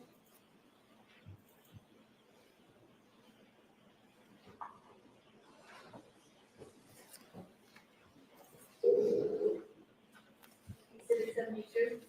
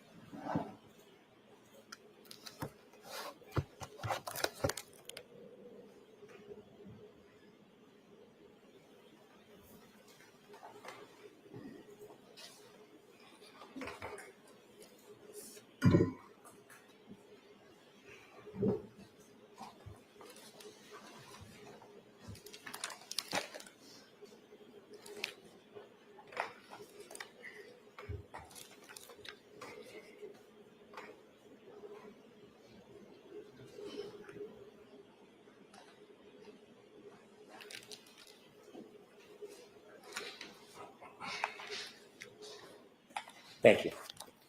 The first video or the second to last video you just saw, is that you and your partner arriving? Correct.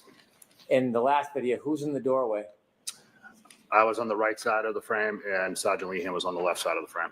How long did you spend at the residence for the wellness check? A few minutes. I don't think more than 5 minutes. Thank you. I have no further questions for the witness. Are there any questions, Mr. Yanez? We have no questions, Your Honor. Thank you. All right, so you are all set, Lieutenant. Thank you. So your next witness, Mr. Brennan. My next witness would be Kevin O'Hara.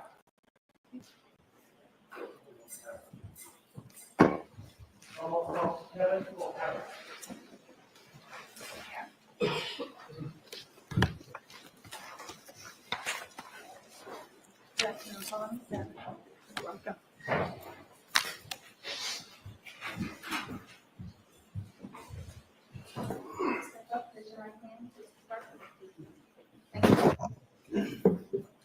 solemnly swear the evidence given to the court and jury in the case now here is the truth, the whole truth, and nothing but the truth, so help you God? Yes, I do.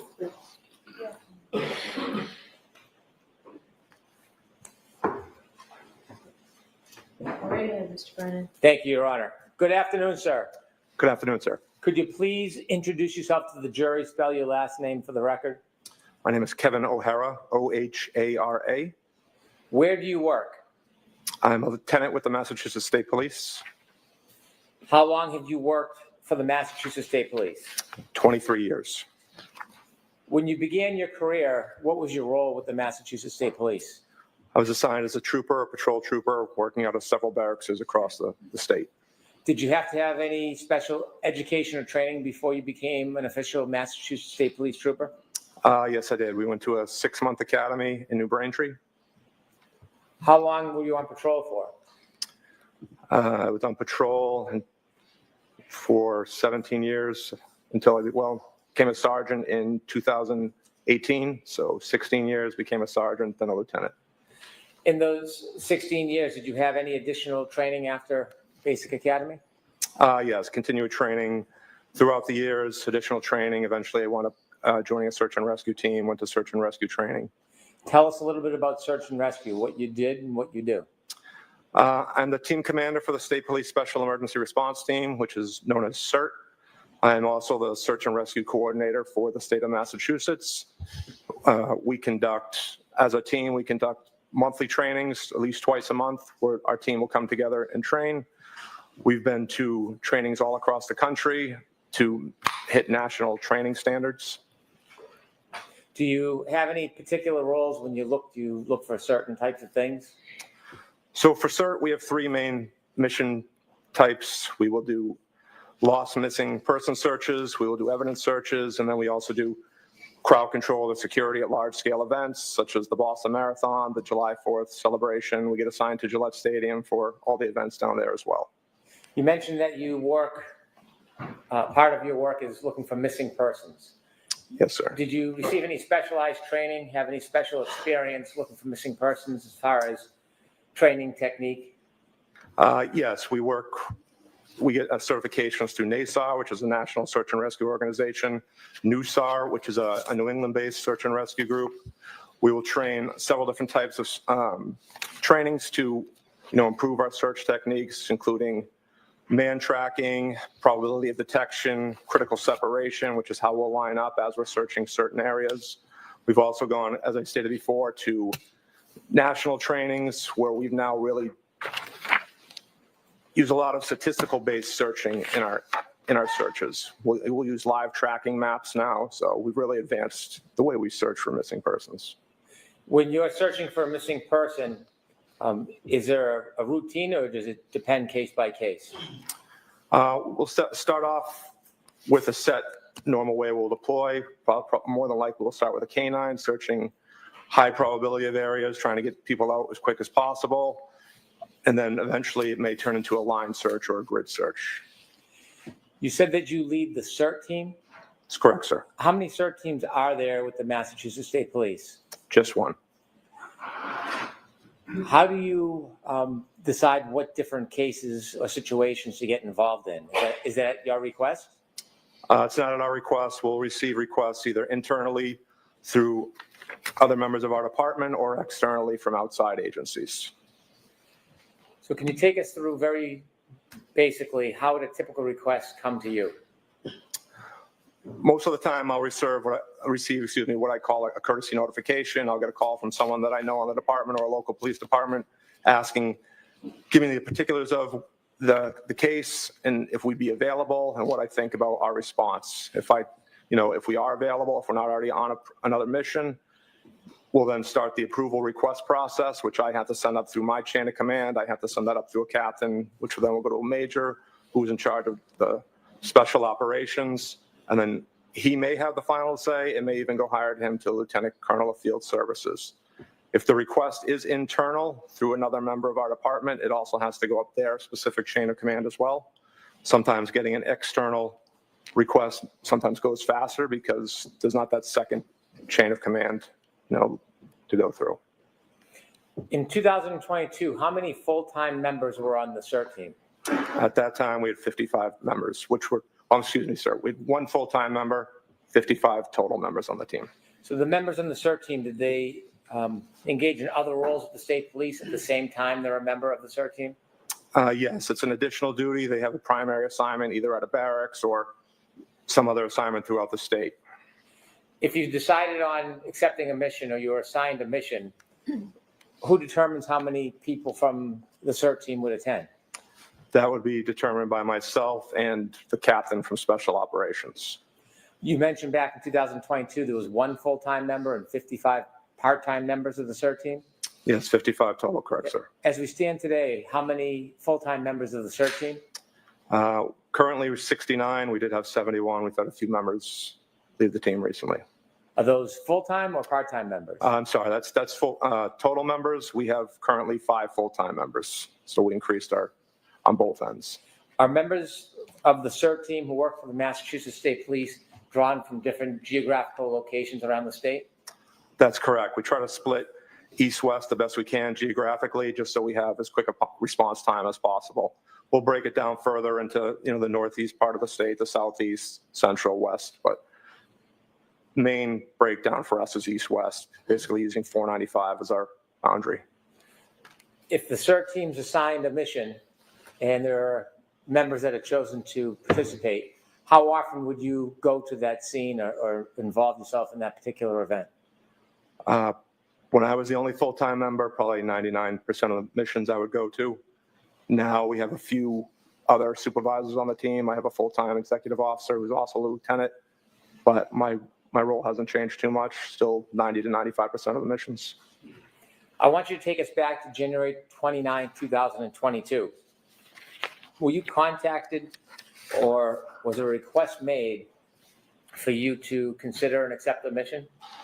Yes, I received a call from Lieutenant Tully. After receiving the call, what was your process? Again, that was what I would classify as a courtesy notification to see if we were available, if he thought we could get a response on that date. I told him we would be able to respond. I asked him if he had started the approval, the request for approval up his chain of command, which he hadn't at that time. He stated he would start on that, and then I contacted my captain after getting off the phone with him to start the approval process through my chain of command. Do you remember generally about what time this process began? He called me at 2:32 p.m. At some point, was the task or the mission assigned? So I told Lieutenant Tully that, we had received a snow that day. I told him most of the members, including myself, may not have shoveled out their driveway. I told him at best case scenario would be an hour plus response time, depending on how long it would take people to shovel out their driveway. So at 2:53, I contacted one of the West team members, a sergeant from the West team, to have him send out an alert to our full team just to build an availability list to see who was available. So at 2:53, that got sent out to the entire team. At some point, were you able to acquire or compile a team?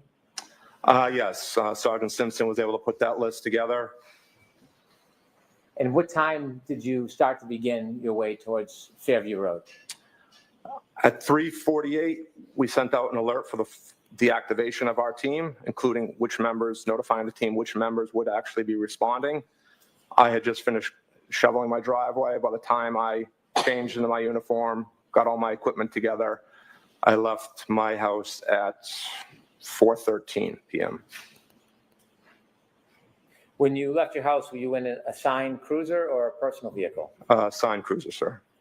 Is there tracking of assigned cruisers? Yes, there is. Could you share with us how that works? So each cruiser has a automated vehicle locator or GPS system. It tracks everywhere you go, marking every time you stop.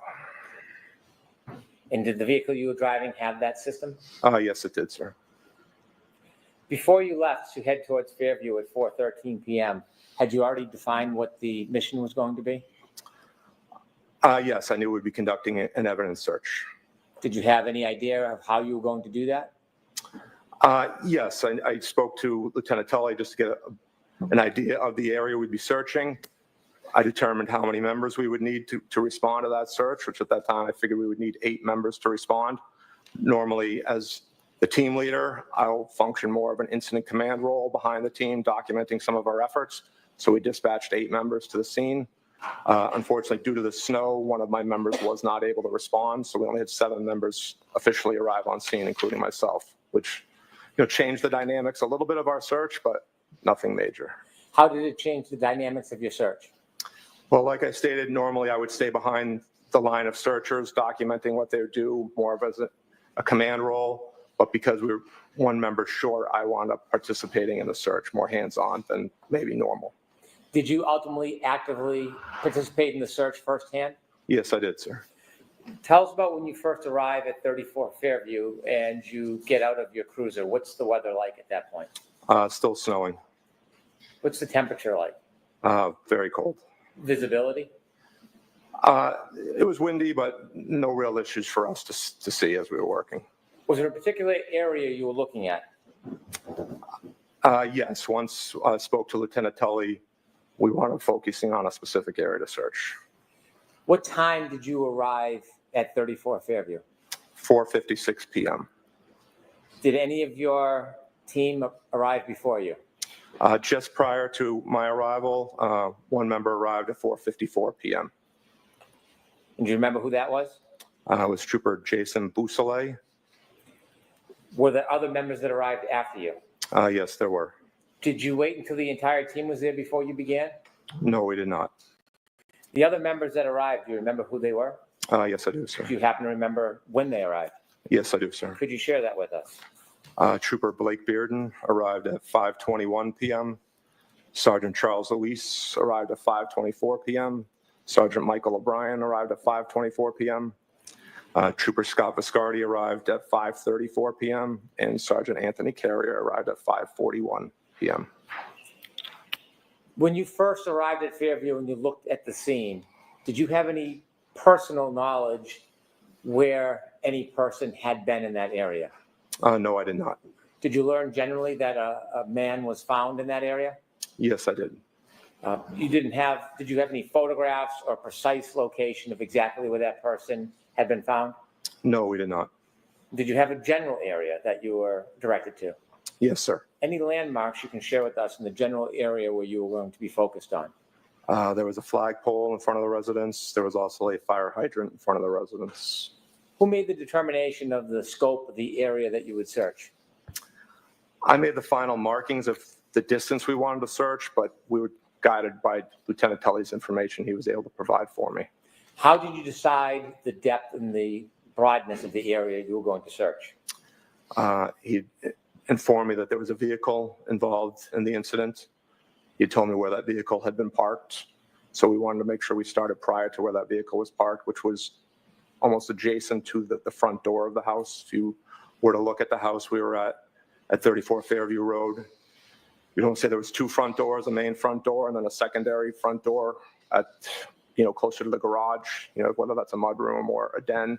So he'd stated the vehicle was parked almost directly across from the main front door, which again, looking at the house, that's on the left front door. So we marked off that as our starting location and we wanted to search down to the fire hydrant. Were you looking randomly, or was there any specific items you may have been looking for?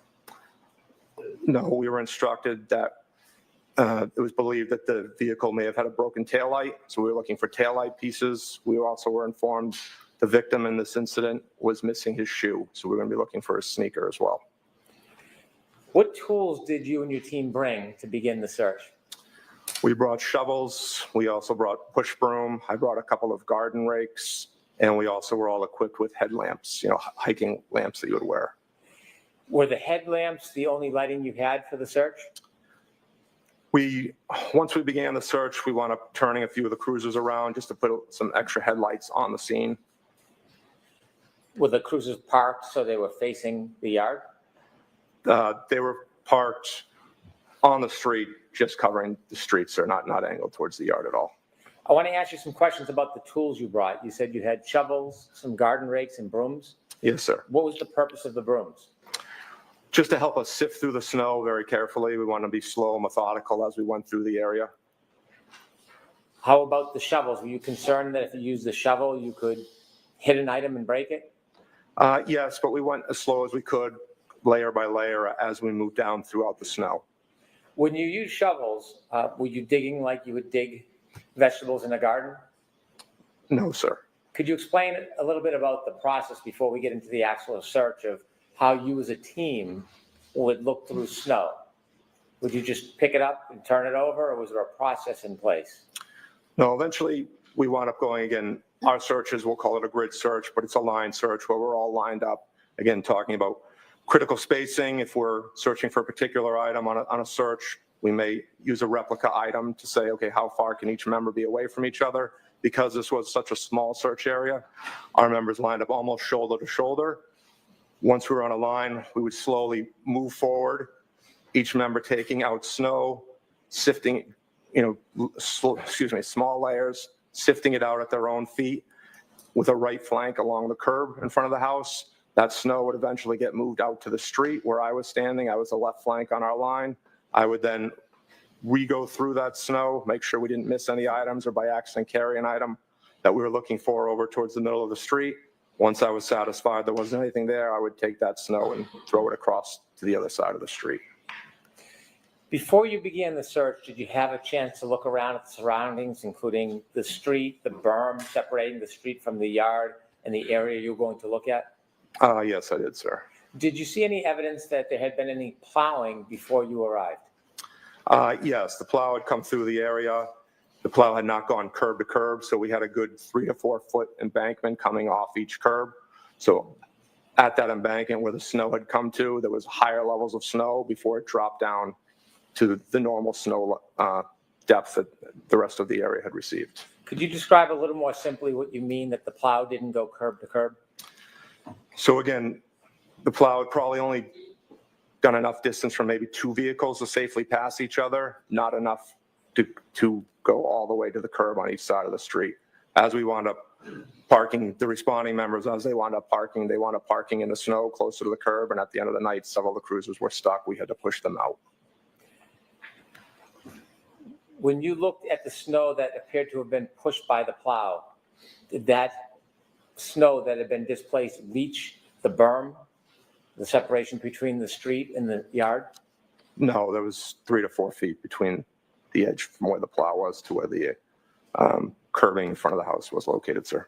The area where you searched or where you were pointed to where Mr. O'Keefe was in that general area, did it look like any snow from any plow had reached that area? No, it did not. When you began the searching, do you know what time it was that you actually began searching? We moved my cruiser and Trooper Boussolet's cruiser at 5:20. We had started gridding off where we wanted to search, but at 5:20, that's when we moved our cruisers to put the headlights on. That's right. Trooper Bearden and the 2 sergeants arrived quickly after on scene. So by 5:24, we started. All 5 of us were lined up shoveling. When the 2 other members arrived on scene, they just joined in on the line to help us move. From when you first arrived at 4:56 p.m. to when you began the search at 5:20 p.m., did you see anybody enter the area that you were going to search other than you or a CERT team member? No, they did not. Were there other people in the area outside the scene or the grid that you were going to search, other than you and members of your CERT team?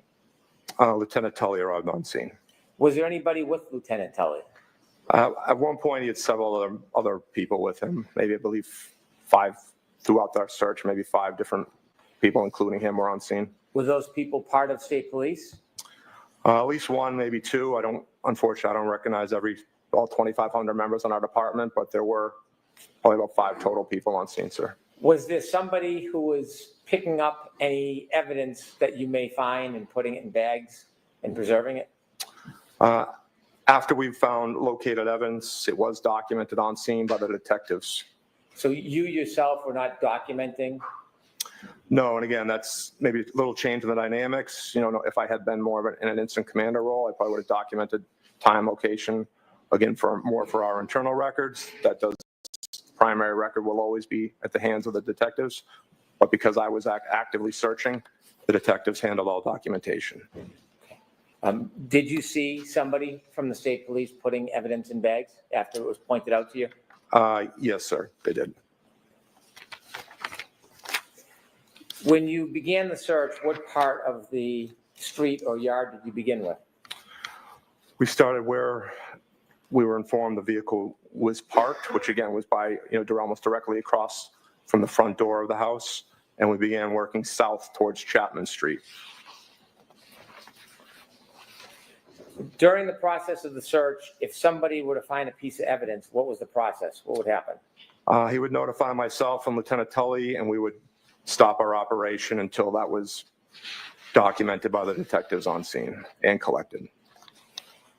Do you know what time the first piece of evidence was found? I believe it was 5:45, sir. Do you remember what the first piece or item that you or the CERT team found was? It was a piece of taillight.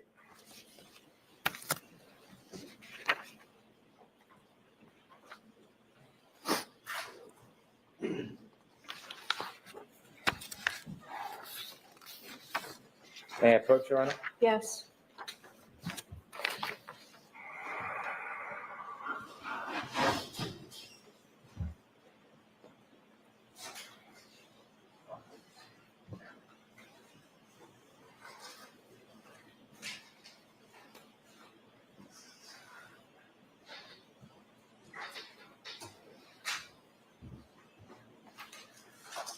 So I'm showing you 2 photographs. You recognize what is in them.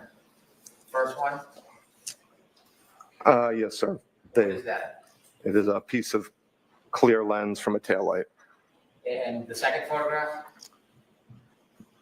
It's the same lens, just a little enhanced, closer. A close-up? Yes, sir. I'd move to introduce these 2 photographs into evidence. No objection, Your Honor. All right, so one is a close-up of the other. It is. So Madam Court Reporter will be the next plus A. 73 and 73A.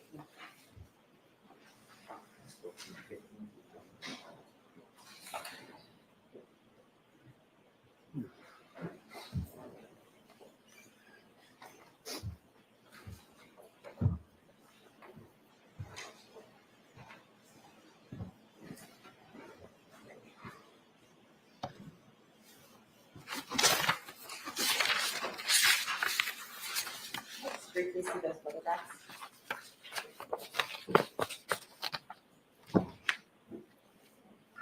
With the court's permission, could I show the exhibits? Yeah.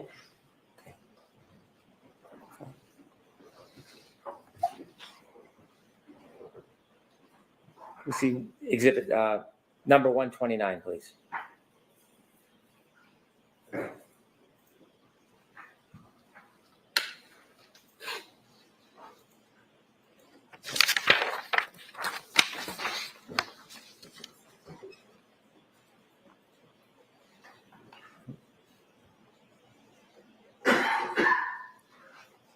Oh. Doesn't have it.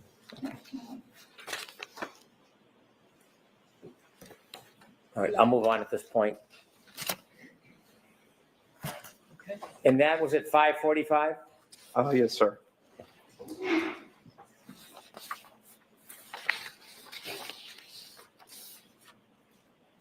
At 5:50, do you know if another item was found? I don't know the specific times. I know the first piece was 5:45, but again, I didn't handle the documentation and I have not seen the evidence log. Okay. Inevitably, did you or your team find an item of clothing? We found the sneaker, yes, sir. A sneaker? Yes, sir. Can you describe where the sneaker was found? Sneaker was flush up against the curb and it was inverted upside down. Was there anything in the sneaker? There was snow on and inside the sneaker. May I approach? Yes.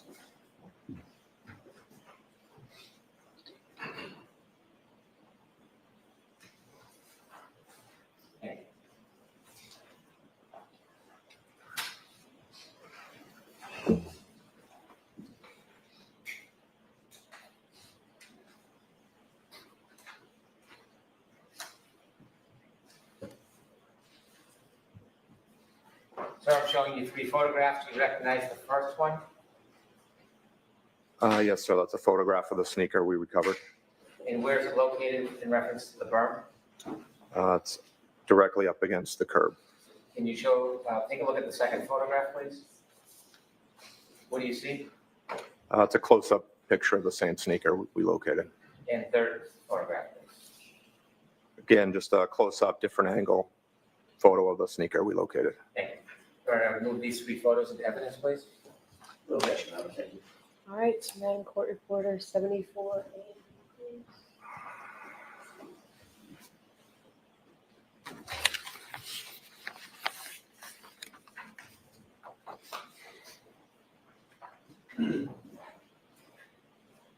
Seventy-four, 74A, and 74B, so Mark. Thank you.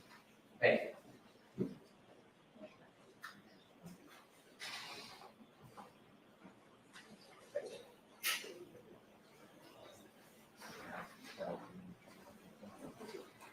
With the court's permission, could I show these photographs? Yes.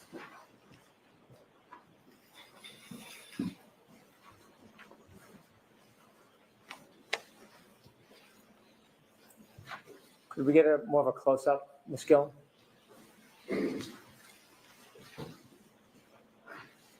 Sir, can you describe what you're seeing here? That's the sneaker we located up against the curb. You can see the snow in the background, and that's the flagpole in front of the house. And you can see it's still snowing at this time. Could we see 121, please? And sir, can you describe again what that is?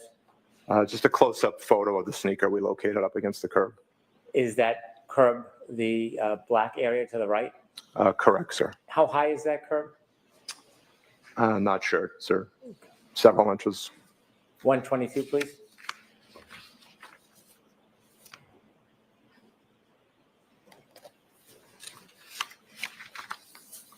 You described a photograph with a sneaker with snow in it. Is that photograph? Yes, it is, sir. Okay, thank you. You can take that down.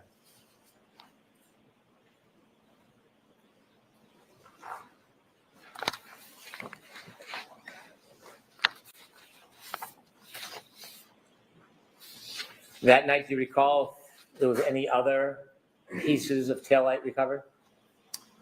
I believe in total we located maybe 6 or 7 pieces of taillight. May I approach, Your Honor? Yes.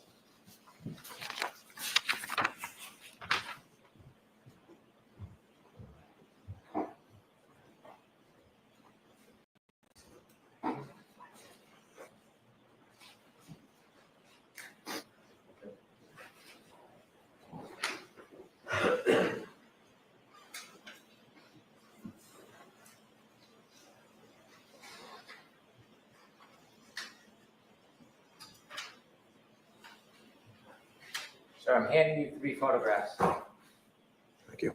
Do you recognize the first photograph? Yes, I do, sir. And what's in that photograph? It's a piece of red taillight that we located. Could you look at the second photograph, please? Yes, sir. What do you see there? It's the same piece of taillight that we recovered, just a close-up version. You can see the molding of an overturned shovel. That piece of taillight actually came up as one of our team members was shoveling. When he overturned his shovel, the piece of taillight was there, and you can see the actual molding from his shovel. And the third photograph? That is another piece of taillight that we located at ground level. A different piece. Yes, sir. Let's stick with photographs 1 and 2. Photographs 1 and 2 is close up and a further view of a piece of taillight. Are those fair and accurate depictions? Is that piece appeared that night? Yes, they are, sir. All right, we'll introduce 2 photographs into evidence. Thank you. One's a close-up, right? Yeah, John. 75K.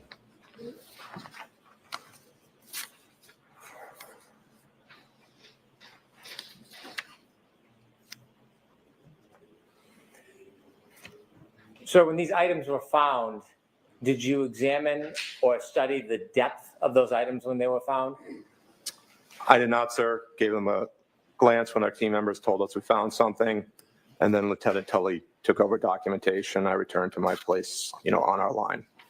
Do you know if any of the items were touching the ground or were they on snow? A couple of the pieces were found at ground level, touching the asphalt.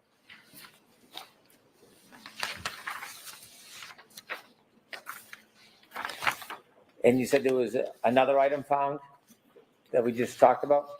A separate piece of taillight?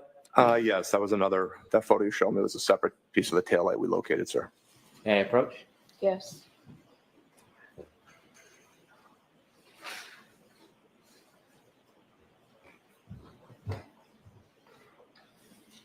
Showing you 2 photographs, could you look at the first photograph? Yes, sir. What do you see? A piece of taillight at ground level. And if you could look at the second photograph, what's that? It's a close-up enhanced view of that same piece of taillight. So it's just a different view of the same piece of taillight? Correct, sir. Is that a fair and accurate depiction as that piece of taillight appeared that night? Yes, it is, sir. I would move these 2 into evidence, 1 photograph and a second is a closer up view. No objection. Okay.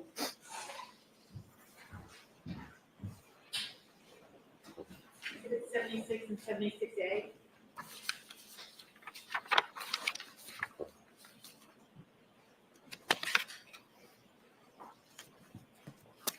While you were conducting the search, did anybody but your team, Trooper Tully, the person who was documenting the evidence, did you see any other people who were not law enforcement in the area?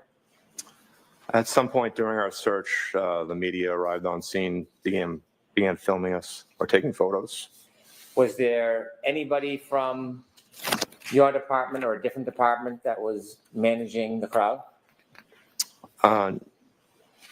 No, there were members with Lieutenant Tully that I believe were not state police members, but I wouldn't know how to characterize what their job description was, sir.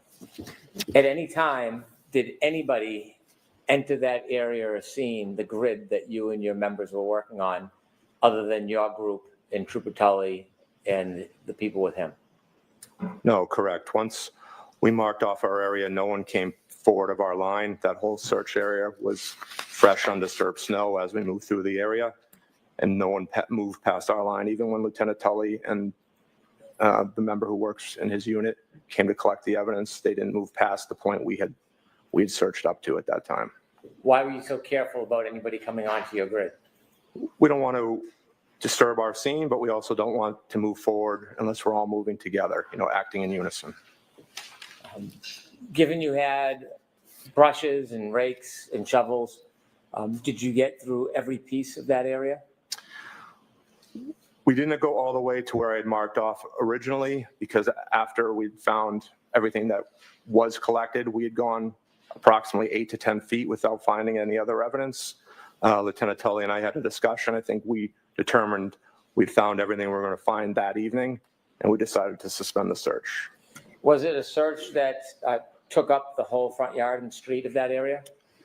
Our focus was on the street. We really didn't touch the front yard at all. We started to go over the curb at one point to see if we could search the grass area, but we could not properly, definitively say we were searching it well. As we started to move the snow, we couldn't really differentiate down to the grass level. How hard was the ground? It was cold, frozen. The ground was frozen? Sir. And so not being able to search the entire yard, was there a plan at that point? Did you just end your mission? So when we suspended our search, we'll always do a full team debrief, and we'll debrief with the person who requested our search. So, and at the end of our search, we'll come up with what we call our probability of detection. We'll give a baseline determination of what I think, our percentage-wise, whether we would have found what we were looking for. We'll provide that. I did provide that to Lieutenant Tully. Told him there was a good chance we did not locate everything that evening, and we offered to return at a later date or time at his request. When you were looking generally for pieces of taillight in the sneaker, were you informed, did you have any idea how much taillight would be in that area? I did not know, sir. Was there any way for you to, at that point, identify exactly what you were looking for? No, we didn't have a photo of the taillight. I was never shown anything, so I wasn't sure how much we were actually looking for. May I approach, Your Honor? Yes. I'll withdraw that. What time did you end the search? Approximately 6:15, I believe.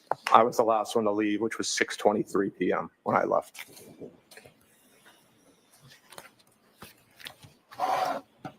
And so how long was the entire search? It was about 55 minutes. We started again around 5:20, ending around 6:15, sir. Do you know if any other colleagues or members went back at a later date? I've been informed that they did, yes, but not from my team, but other members of our department. I'll allow it, just move on. Did your team go back? We did not, sir, no. Thank you. I have no further questions.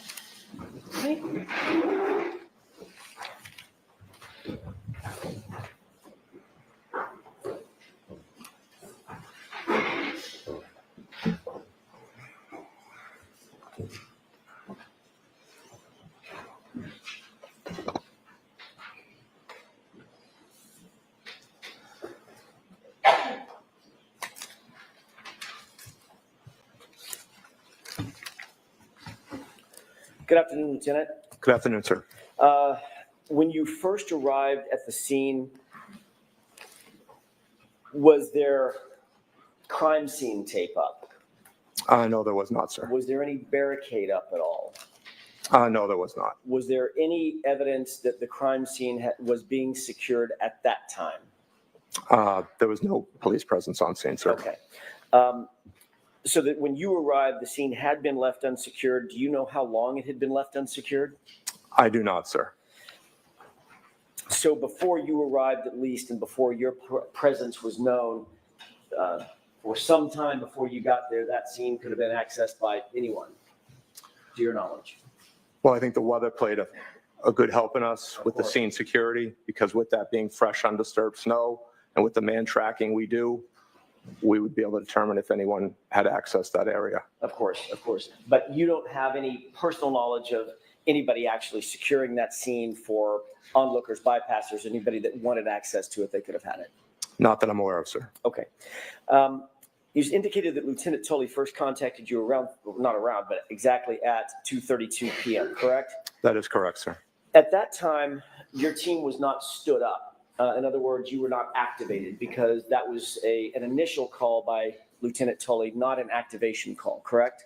Correct. That's a courtesy notification, sir. And at that time, Lieutenant Tully had not received the proper protocol, the proper approvals through the protocol to actually have your team activate and have your team dispatched.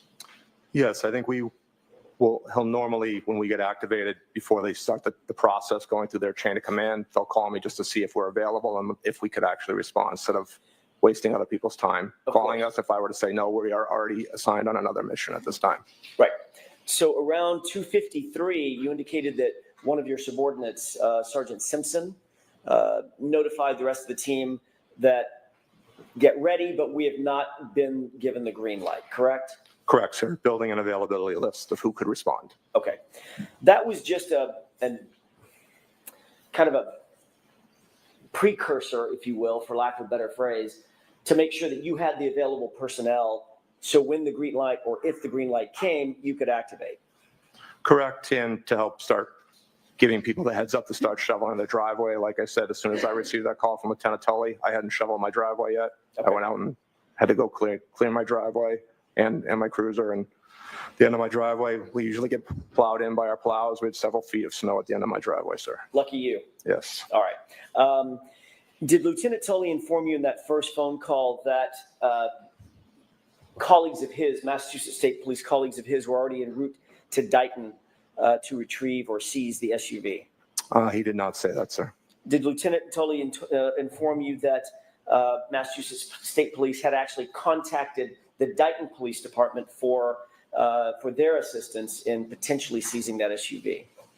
He did not tell me that, sir. Did he indicate to you, you indicated that your conversation was at 12:32. Did he indicate that he had just gotten off the phone with Dighton PD at 12:31, just a minute prior? Our phone call was at 2:32, sir. I'm sorry. I don't know if that can, Did I say 12:32? that's a different time you're looking to. 2:32, and he had just gotten off the phone with Dighton PD at 2:31. Did he indicate anything like that? No, we did not, sir. Okay. So we do know that at that 2:30-ish hour, you were not authorized to respond to the unit, to the location at that point. None of your units were en route at that point. No, neither one of us had requested approval through our chain of command at that time, sir. And you've already told us that you didn't head out until just after 4, sometime after 4 p.m.? Yes, my GPS data has me leaving my driveway at 4:13 p.m. Got it.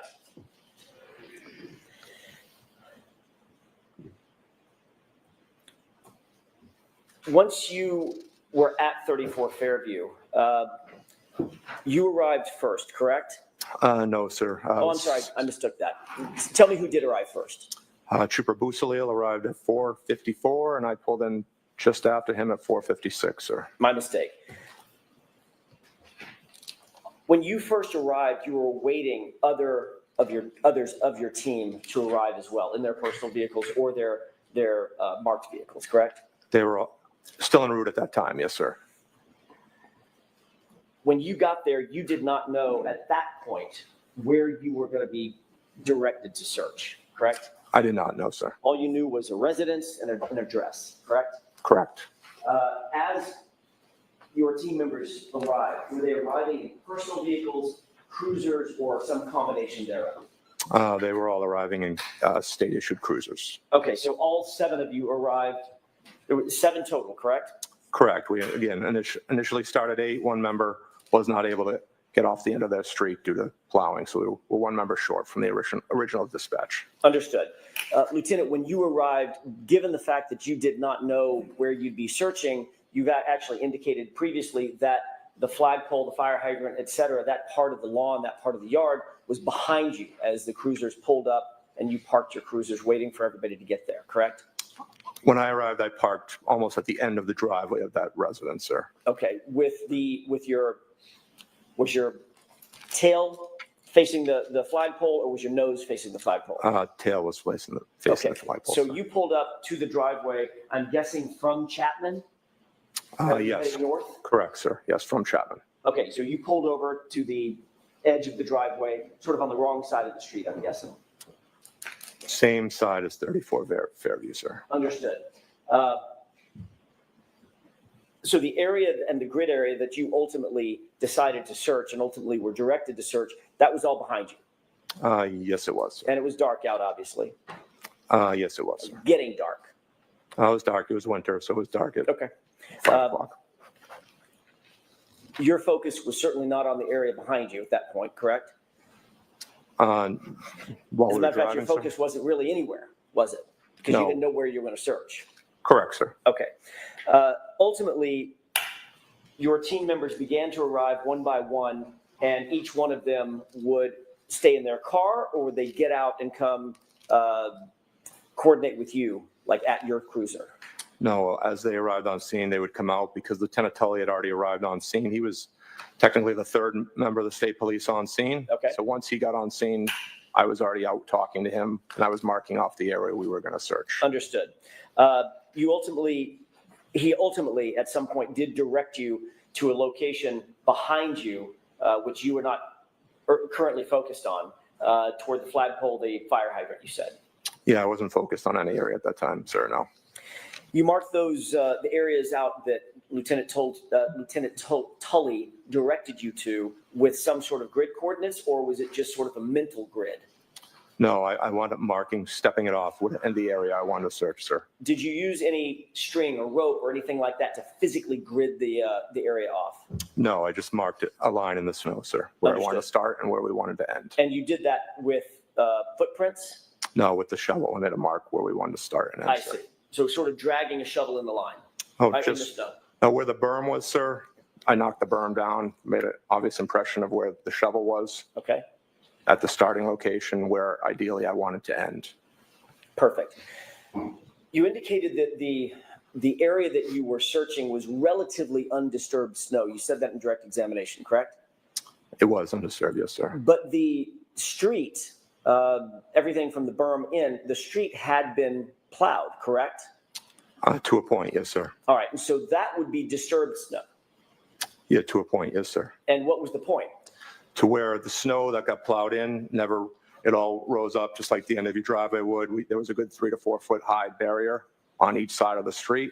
Once you were able to knock down that initial barrier of snow, the level of snow dropped down to the normal depths that you would have seen in anyone's front lawn at that time, sir. And is that what you're calling the undisturbed portion of the snow? Correct, sir. Okay.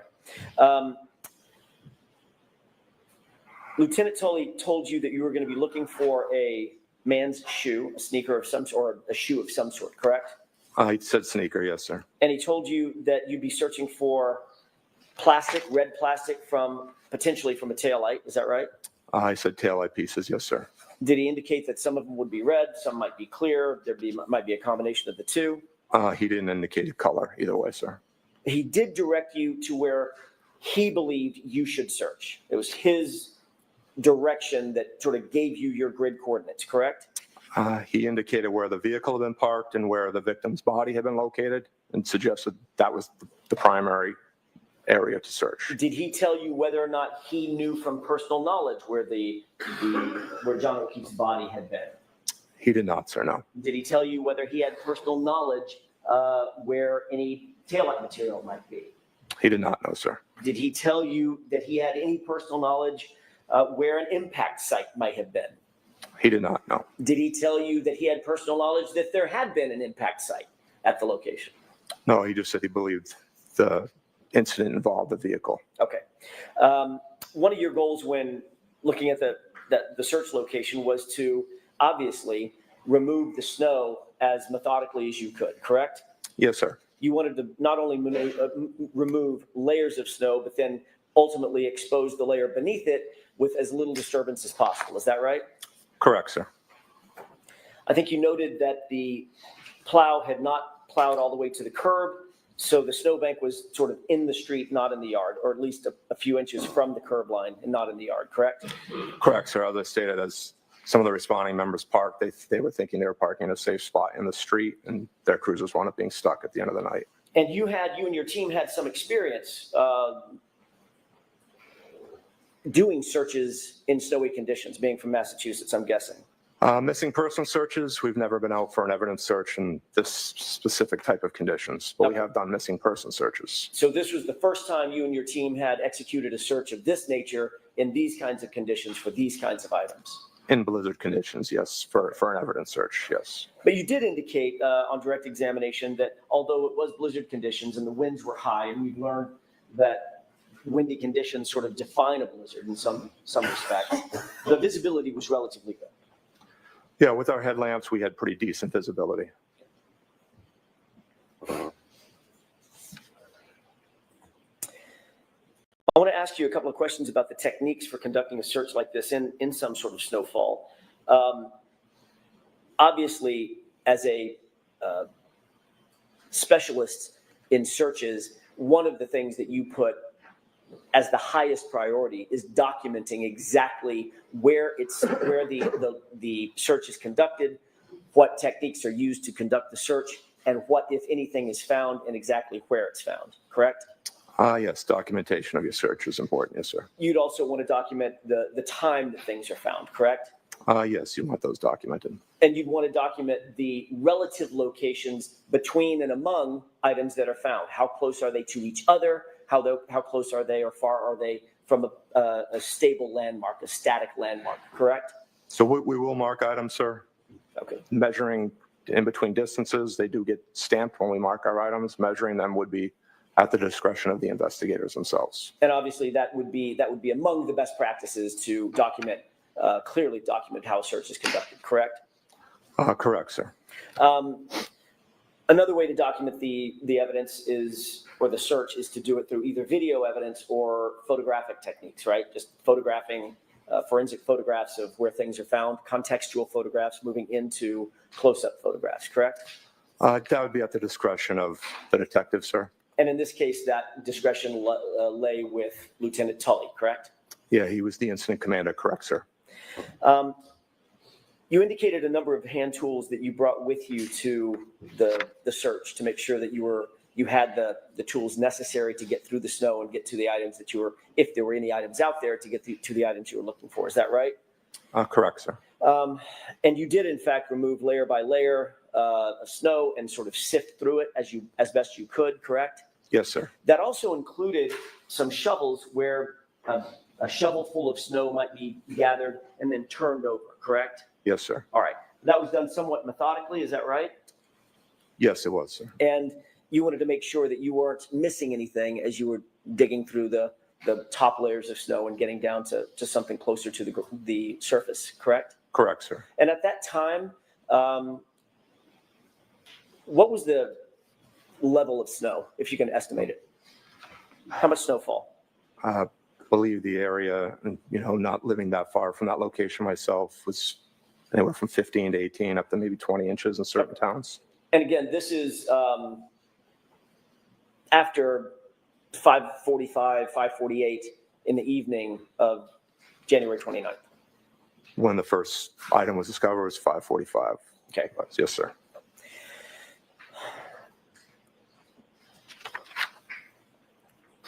Obviously, a search of this complexity and with this many individuals and with those conditions required some level of significant coordination by you and your team, correct?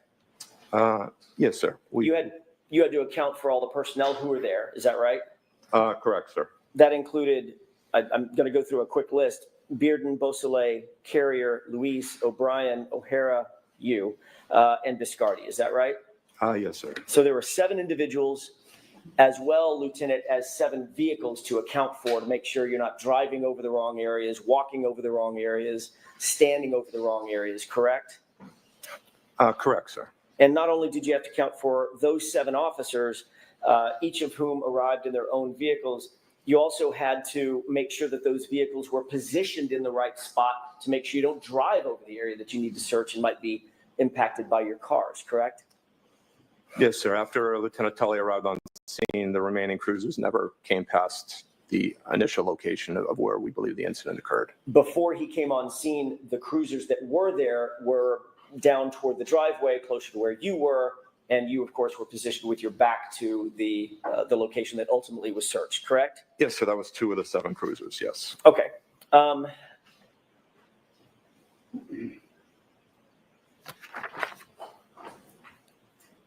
Once you learned where you wanted to search, you literally had to sort of turn around, physically turn things around to begin searching behind where you had originally positioned yourself. No fault of your own, you just didn't know where to go. You had to sort of turn around and go backward toward the area of the flagpole, away from the area of the driveway, correct? Yes, sir. And so as you began to focus on the other side of the house, the other side of the driveway,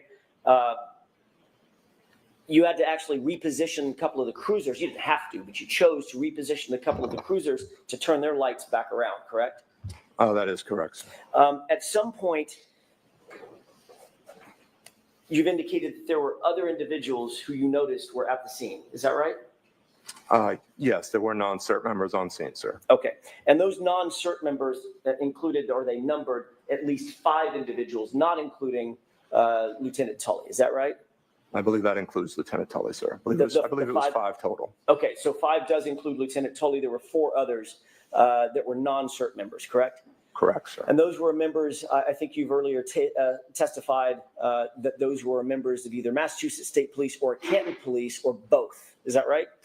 believe it was both, yes, sir. And you did not recognize those individuals?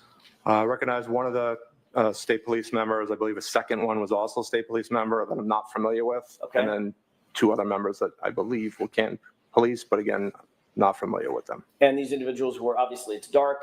You're not paying attention to them. You're not paying attention to what they're doing. They probably have hats and hoods and gloves on, I'm guessing. Well, they didn't arrive on scene right away, so we were already well into our search before they even arrived on scene. The only one who was on scene originally was Lieutenant Tully. If you weren't paying close attention to those 4 officers, those additional 4 officers, how do you know exactly what time they arrived on scene? They weren't in the area we were searching, so they came on scene after we were already on our line searching, sir. So they may have been in the area, but you didn't see them until your line search had already begun, and you made note of them, correct? Correct. I don't know when the exact time they arrived on scene, sir, but they weren't on scene when we started our search. Or they weren't in your vision when they started their search? No, they weren't on scene, sir. Okay. But you don't know, as you sit here, you can't say what time they showed up. I do not know, sir. And did they come at your direction? They did not. Did they come at the direction of any of your staff members, any of your colleagues? No, we did not request them, sir. Okay. So they were there for some reason other than why you were there? That's correct, sir.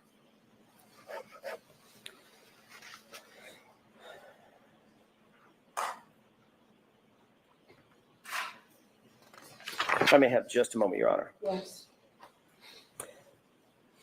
These individuals, you noted they were either from, I think you said 2 from Massachusetts State Police and 2 from Canton Police, correct? Yeah, including Lieutenant Tully, it'd probably be three MSP and 2 Canton Police, sir. Okay. Excluding Lieutenant Tully, who was working very closely with you, the other 4 individuals, they were in full uniform or they were plain clothes? Plain clothes, sir. And your focus, once you began your search, once you stood up the team, turned your cars around and realized exactly the grid where you were going to search, that's what your focus was on, correct? Yeah, I was focused on our search area, correct, sir. And when you're searching a line, for instance, if it's a line that extends to your right or to your left, the search that you're conducting is literally right directly in front of you, correct? Well, you're always looking left or right because you're staying online with your teammates, so you always have a full view of the scene you're searching, sir. Understood. I'm not saying that you look down and never look up again, but I'm saying that your focus, the main focus of your search is directly in front of you. That's why you do a line search. So you can take small steps, search in front of you, move forward, search in front of you as a line, as almost an entity, a single entity moving forward, correct? That is best practice, yes, sir. That's how you make sure you don't miss an overturned leaf that you need to overturn, that there might be a knife under or a gun under or something like that, or a bullet casing, something like that, correct? Correct, sir. Or a taillight, right? Correct, sir. All right, so as your focus is, your world sort of collapses a little bit. Your focus is in front of you. You're obviously working with your team members left and right. You're moving forward very, very gently, very methodically, very technically as you move forward and the whole line moves forward on that grid, correct? Correct, sir. So you're not necessarily paying attention to what's happening behind you, off in the distance, in the dark, to your left far, to your right far. That's not what your focus is on, at least at that moment, correct? No, sir. Our focus is forward as we're moving forward into our search area. Thank you. In addition to the 5 individuals, Lieutenant Tully included, and the other 4, there was also another person that made contact with you from 34th Avenue, correct? Yes, when we first arrived on scene, someone had exited the residence onto the front steps, front porch area, possibly of that mudroom. I'm sorry, I didn't mean to interrupt you. Of that mudroom, so that right door, the exit, the door closest to the garage, sir. Can you describe that person for us? It was an adult male wearing a hooded sweatshirt. Did that person approach you or one of your team members? No, he never left the front door area. Did he say anything to you or one of the team members? He asked if we were here for what happened earlier. We replied yes, and he turned and went back inside the residence. And as you sit here, you don't know who that person is? I do not, sir, no. But he's a male, I'm guessing middle-aged? It was not a child, sir. It was definitely an adult male, sir. Adult male wearing a hooded sweatshirt? Yes, sir. Thank you. You testified that you recovered, having a hard time speaking, it's been a long day. I apologize. We'll try that again. You testified that you recovered a piece of plastic first before you recovered the shoe, or do I have that backwards? No, there was one piece of taillight located before the shoe, sir. Understood. You've also indicated that of the, I think you said 6 or 7 total pieces of plastic that were found, that all of those pieces of plastic and the shoe were found basically right next to each other, correct? I don't know the exact distances, but they weren't too far apart, some several inches to others maybe a foot or two. I don't know the exact distances, sir. Without assigning an exact measurement down to the millimeter, Lieutenant, you've earlier indicated that all of the pieces and the shoe relative to each other, it's just relative to each other, were found within a foot or so of each other, correct? Eyeball, again, as the distance I just said, sir, from inches to maybe a couple of feet. I know they all are geomarked with exact coordinates that, could be measured out at a later time, which again would have been at the purview of the detectives, but we did not measure them. Again, all eyeball that night. Understood. When I say, and it may have been a bad question on my part, Lieutenant, and if it was, I apologize. When I say a foot, within a foot of each other, I don't mean a foot apart. All of them you've earlier testified would be inside of a foot total, correct? Or maybe 2 feet now? I don't think they'd be quite that close, sir. I think they were maybe in between each item, sir, or close to it. I have just a moment, Your Honor.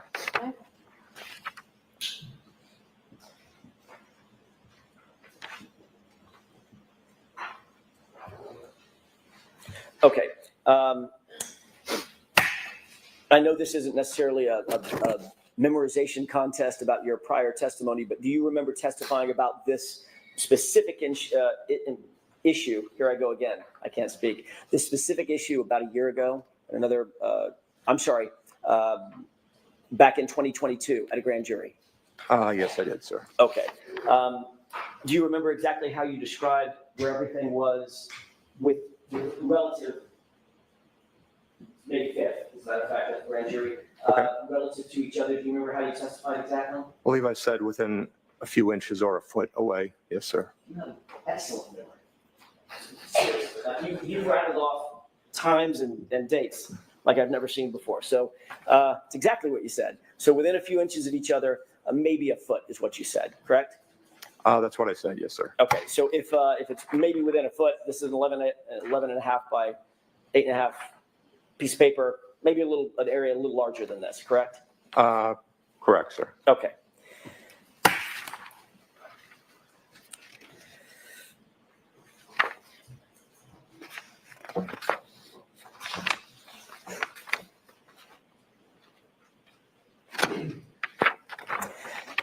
As you found items of evidence, did you alert Lieutenant Tully to that specific?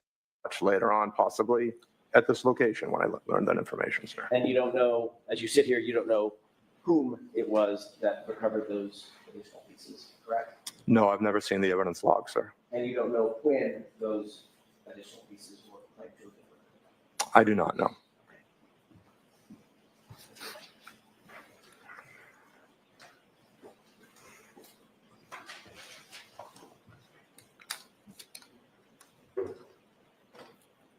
When Lieutenant Tully and you had a conversation about shutting down the scene, was Lieutenant Tully's comment to you after those first few pieces were found that he was, quote, very satisfied that you had recovered everything that you were going to recover from that night, from that search?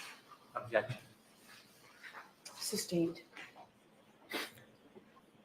Mr. Brennan asked you about the conversation that you had with Lieutenant Tully to shut the scene down, to clear the scene, correct? Yes, so we conducted a debrief and I gave him, again, as I mentioned earlier, we provide a probability of detection. I tell him what the chances are. I think we found our items we were looking for and we determined to suspend the search. Do you remember testifying last year that Lieutenant Tully indicated that he was very satisfied with what was found?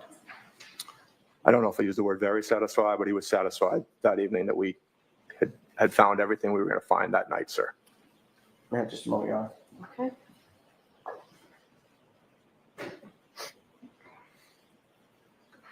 Do you remember exactly what you indicated Lieutenant Tully's words were as you sit here? I believe, yes, he was satisfied with the search. I just don't know if he used the word very satisfied or not, sir. Would refresh your recollection and take a look at your transcript? I'm sure it will, sir. It's the one thing you didn't remember. Man. Thank you. Highlighted portion, Lieutenant. Thank you, sir.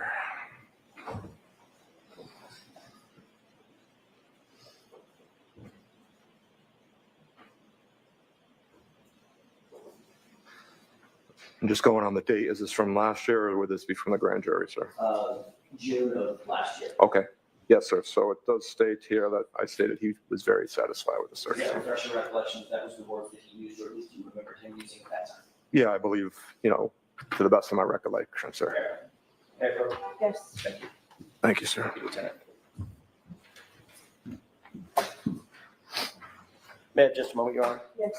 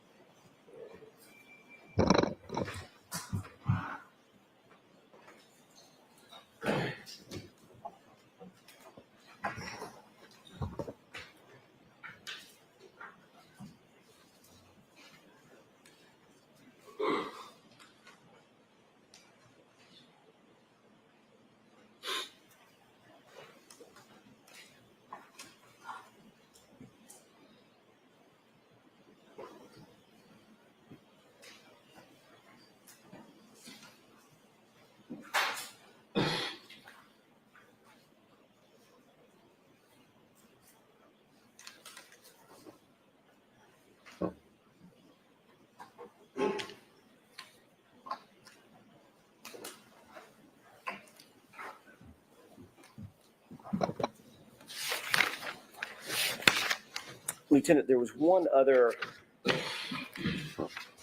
thing that I wanted to ask you about, which is you had indicated to Lieutenant Tully at some point close to 6 p.m. or so, it would be helpful if you and your team had a photograph of what it was you were looking for, correct?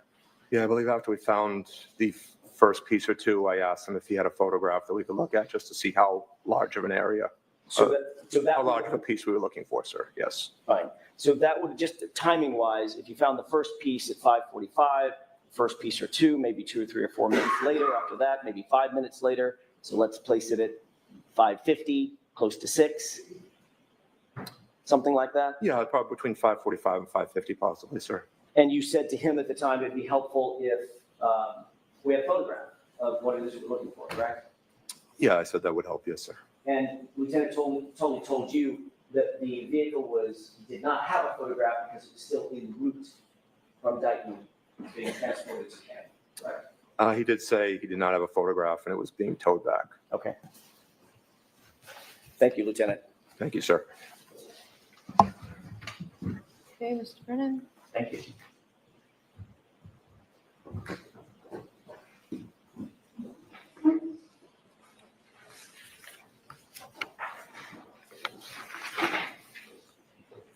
Sir, you mentioned that there were about 5 people not on your CERT team at some point arriving at Fairview Road or the area of it.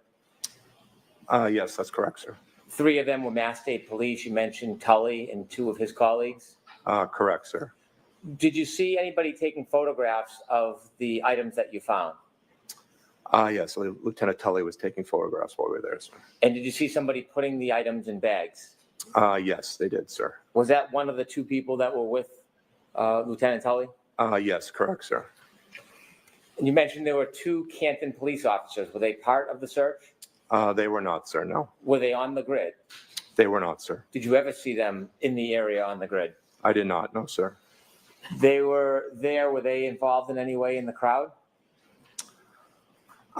They weren't the only people that ever came on scene other than us, and those local officers were at some point. The media did arrive on scene.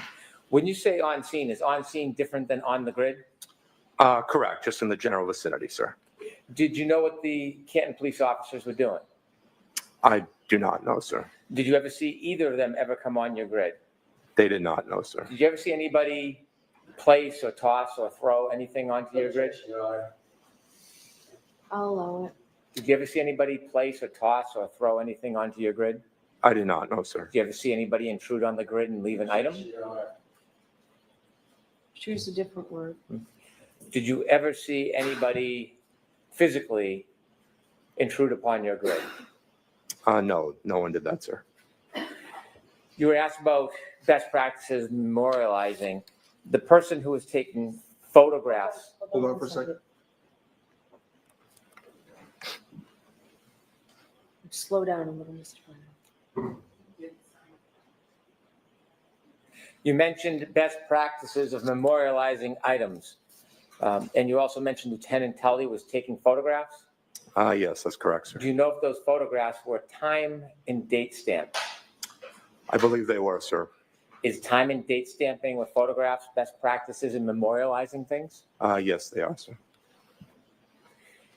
Now, before you defined the grid and before you began that search, you knew other state police officers, didn't you? Yes, I did. Did you know a person by the name of Trooper Yuri Buchanan? Yes, I do know him, sir. Did you know somebody at the time known as Trooper Michael Proctor? Yes, I do know him, sir. Were either Michael Proctor or Trooper Yuri Buchanan at Fairview that night? No, they were not, sir. Did you see them at any time from the point you got there at 4:56 p.m. until when you left? No, I did not see them there, sir. You mentioned that somebody came out of a side door at 34 Fairview who had a hoodie on. Yes, that's correct, sir. How long were they outside for? Maybe 10 seconds, sir. Did they at any time interfere with your search? No, they did not. Did they at any time try to discourage or dissuade you from searching? Objection, Your Honor. Next question, I'll sustain that. Did that person do anything to impede your search? No, he did not.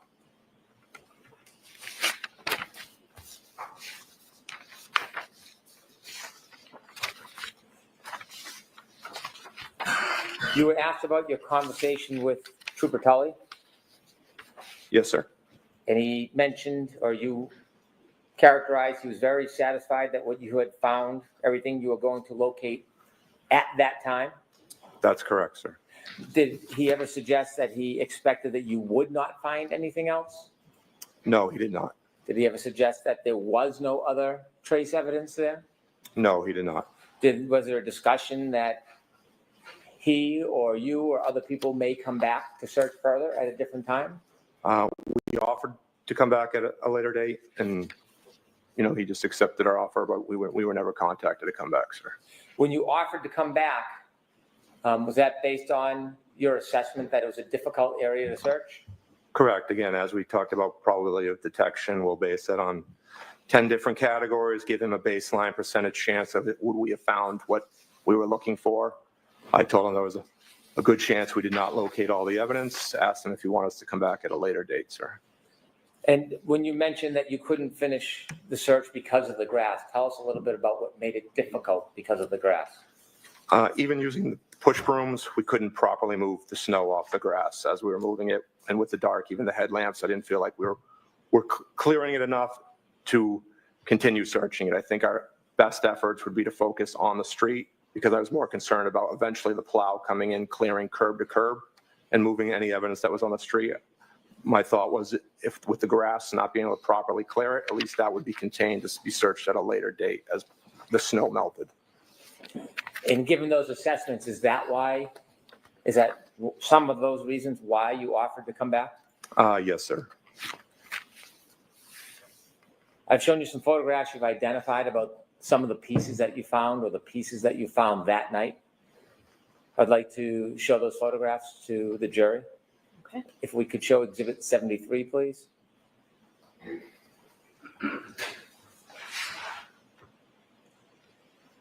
Is that one of the photographs you identified earlier? Yes, it is, sir. Is there a chance, Ms. Gilman, that we could do a close-up of that? Can you describe what you're seeing? It's a piece of clear taillight.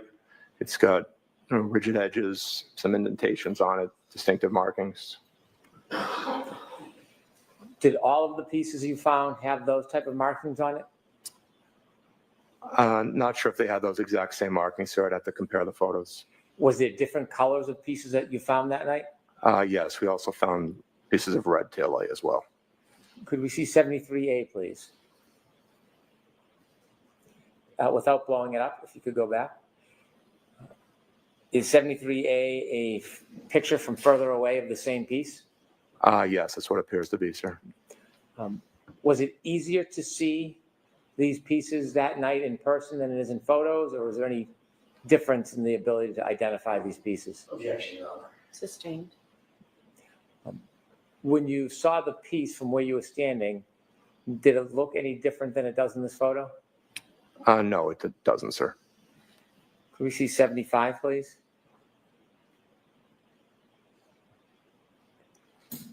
In that picture from this perspective, can you see any pieces of taillight? There's a piece of red taillight in the left-hand side of that photo, sir. On a little bit of a mound? Correct, sir. Is that where that piece was found, on the mound? No, that's the photo, like we discussed earlier, sir, that came up with one of the shovels. And you can see, when you get closer to that photo, you'll see the actual molding of the overturned shovel. So it was scooped up and then placed on that mound? Correct. As the trooper overturned it to start beginning to sift through the different layers of snow, that's where he deposited that snow, sir. Could we get a close-up of the left side of that picture, please? Can you see the shovel marks near that piece? Yes, they're directly behind it and off to the left. You can see the molding of the shovel. You can see a bit of a divot to the left of the red. Yes, correct, sir. Is that part of imprint from the shovel? Yes, it is, sir. Could we see 75A, please? Is that a close picture of the same item? Yes. The imprint, does that give you a clearer view of the shovel you were speaking about? Yes, it does, sir. Could we see 76, please? Is that one of the photographs you identified earlier? Yes, it is, sir. And that piece, was it found at ground level? Yes, that photo is where that item was located, sir. Touching the ground? Yes, sir. Could we get a close-up of that, please?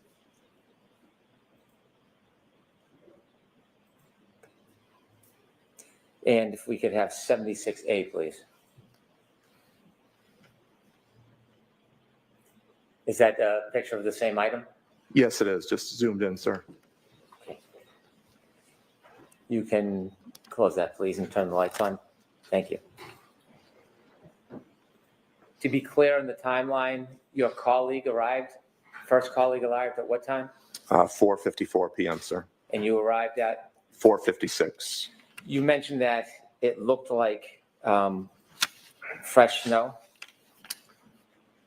Yes, sir. The area we searched was fresh, undisturbed snow.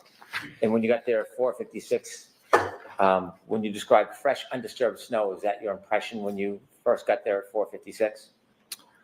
Yes, I had realized that the plow had not cleared curb to curb. You began your actual search at what time? Right around 5:20, we wound up again. We moved a couple of our cruisers around just to add extra headlights, extra lighting on the scene itself. And the first piece of evidence was found at what time? 5:45, sir. Your area that you searched, did you say it was 8 to 10 feet? No, sir. The area I marked off was just over approximately 60 feet. We'd gone about 8 to 10 feet towards the end of the search without locating any more items, and that's where when we suspended the search. How much of your focus was near the street area? Only 99% of it, sir. As soon as we got to the grass and realized we couldn't clear it properly, my main focus was on that street, just again because I was concerned about the plow coming through at a later time. You were worried that if you didn't finish the street, there could be some impact from plowing? Yes, sir. And did you say 99% was the street area? Yeah, approximately, sir. Thank you very much. Anything, Mr. Jackson? Yes, briefly. Okay. So the search went approximately 60 feet. That's the area I marked off, sir. And in that 60 feet, you started close to or adjacent to the front door, correct? Correct, sir. And in that 60 feet, you were doing the type of search that we described earlier, that you described earlier, about going just a few paces at a time and starting to move material out of the way to try to get down to the surface, correct? Yes, sir. All working together. Yes, sir. And you did not find 40 pieces of taillight at or near or on that street or the lawn or any place else, correct? Yeah, I don't know the overall number, sir, but And neither did your colleagues. correct, sir. We've never been notified how much has been located. The only thing that you found was concentrated in one area, maybe a foot or 2 feet in diameter. You said 6 or 7 pieces and a shoe, correct? That's what we located. Yes, sir. You didn't find a black baseball cap, correct? We did not know, sir. And in the photographs that we've seen, that's clearly not undisturbed snow, correct? The photographs are us moving after having moved the snow, sir. Some of it is y'all moving the snow. Some of it is disturbed snow on the street or at the curb, correct? After we had moved it, yes, sir. You indicated that Trooper Proctor and Trooper Buchnick, you know both of them, correct? I know who they are, yes, sir. Or know who they are.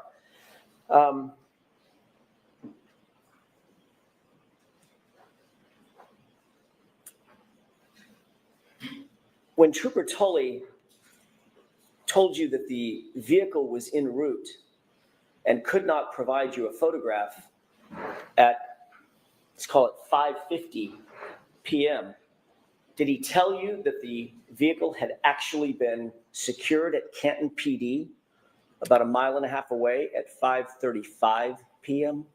No, he did not say that, sir. Did you know through any other means that that vehicle was just 1.5 miles away at 5:35 p.m. before you ever found the first piece of taillight? Did you know that? I did not know what time they arrived, sir. Thank you. Do you know what time Trooper Tully told you he did not have a photograph? It was sometime after we found the first piece, sir, so sometime after 5:45, sir. Thank you. All right. That's all I have. All right, Lieutenant, you are all set, sir. Thank you. Here we approach. Okay. One up, please.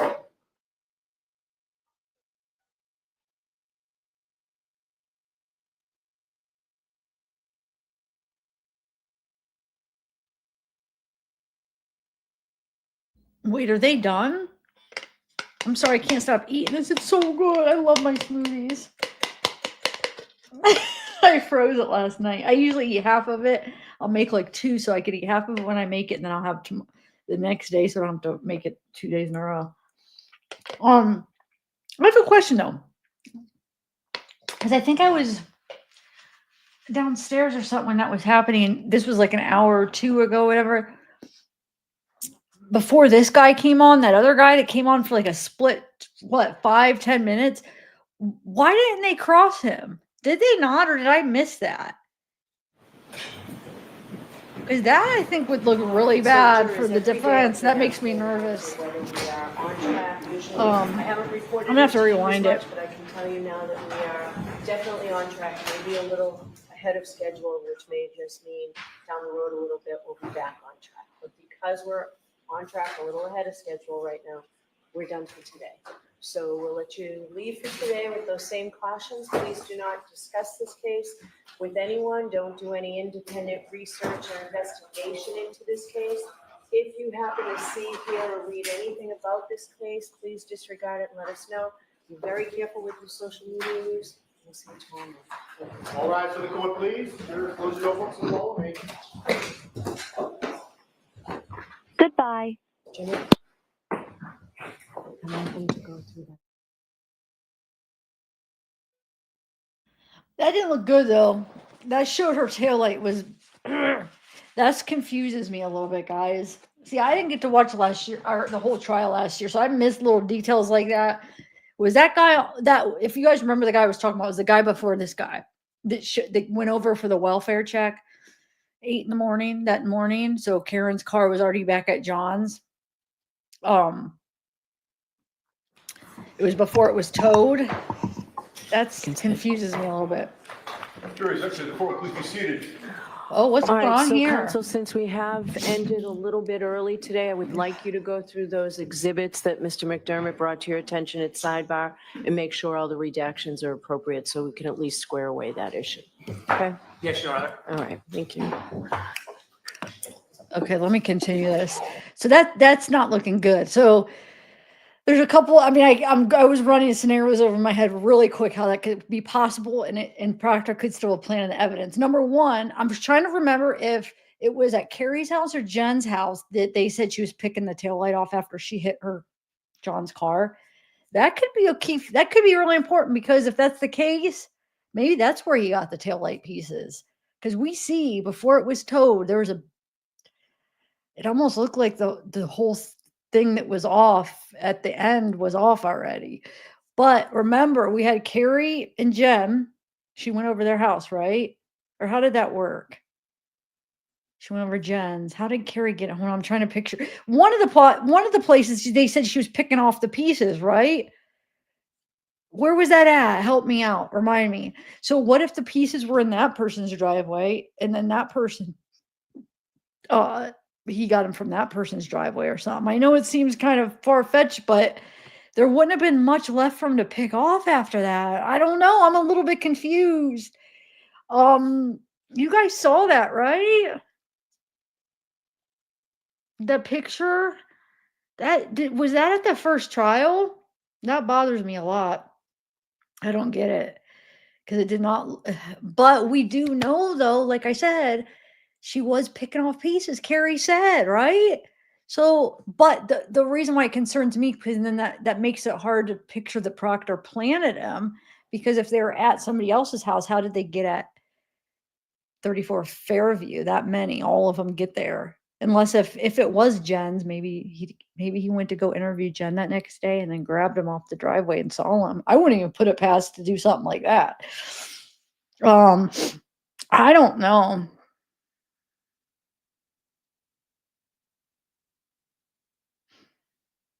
It's bothering me though. I don't know why.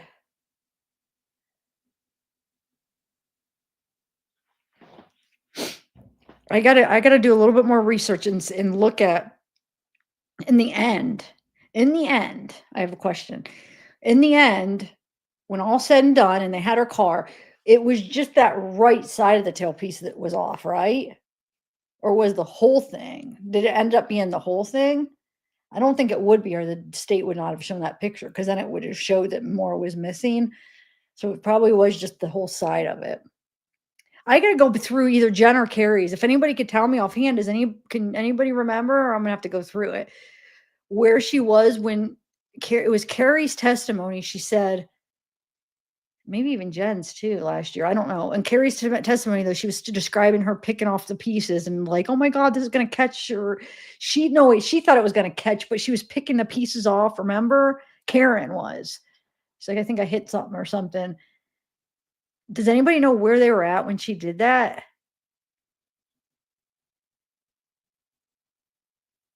I gotta look into it.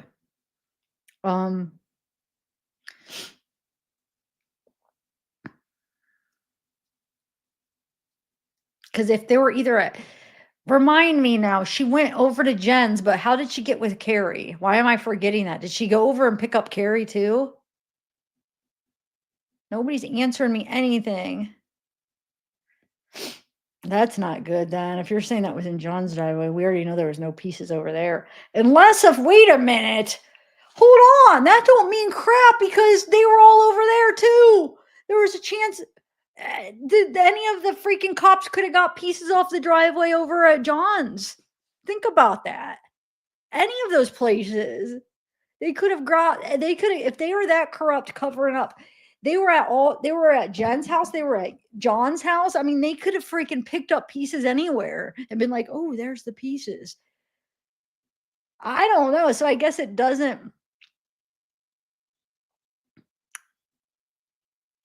Oh, that's right. Carrie drove. You're right. You're right. Carrie drove. Shoot. So then it had to be at John's that they were picking them up. So Carrie went and picked up Jen with Carrie's car. Remind me, is that what it was? I know I should know this stuff, but there's sorry guys, I'm not as remember I didn't watch it all year like you guys did. I just the last month or two I've been trying to catch up on everything. Okay, remind me though. So they uh wait.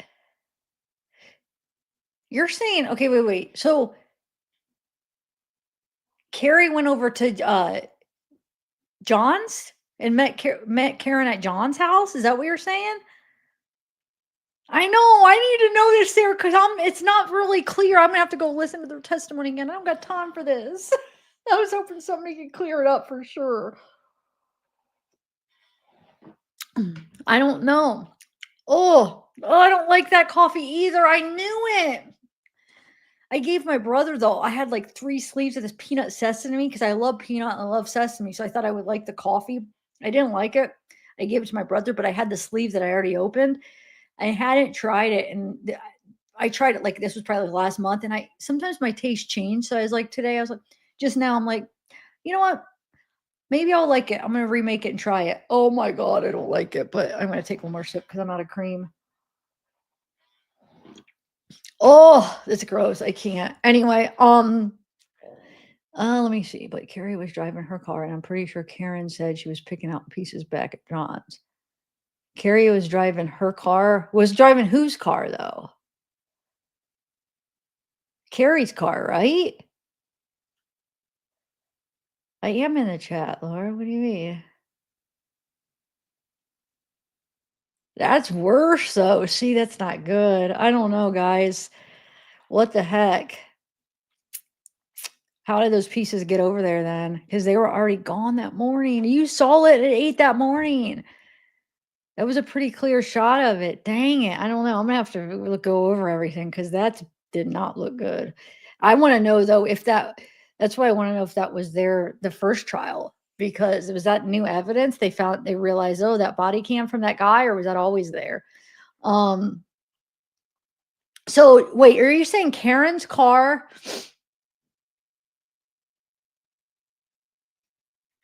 But Laura, you don't understand when somebody just says yes, when I ask like 3 questions, I don't know what you're answering yes to. Sometimes. And so I'm trying to get it figured out. I mean, I see that you're saying yes to yes. I have no idea what that's to. I see you're saying John's house, but my question is I have more than that question. It's who drove? I was asking who drove but it's not like I'm getting different answers. Okay, so Carrie drove what though? I'll just have to look it up, guys. Sorry, I'll just try to figure it out. I just want to know the exact things. If Carrie drove Carrie's car, so Karen's car stayed at John's house the whole time. Is that what you're saying?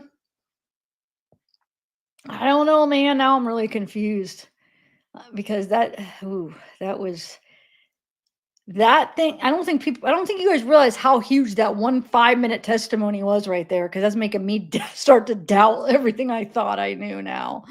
Just that 5 minutes or whatever, 5-10 minutes, no cross, nothing. I don't know if it just slipped people's minds. Hopefully the jury that was huge right there from what the defense is saying.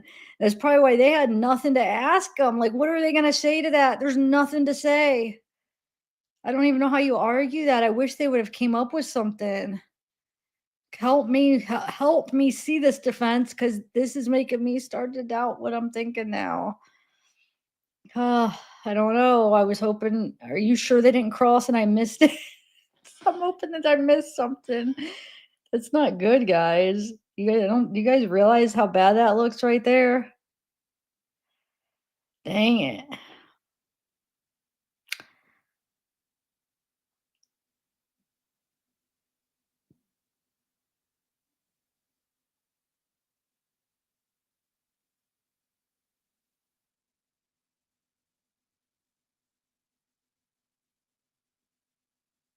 Oh, I'm not expecting one person to know it. Usually with my chat, I guess there's only 40 people here. A lot of the times, like, I like to get the chat involved too. Like, I can look it up myself, but I think it's good to get the chat engaged and be a part of it. So I'll ask the chat, and a lot of times somebody will know it, and it makes them feel like they're a part of everything. It's just how I do it here. But 40 people, yeah, when there's only a couple people that have already watched the trial, I guess it is probably putting a lot of pressure. But that's just I'm used to asking my chat, and it's not like anything. I could definitely look it up myself, but I just like to get everybody involved. Anyway,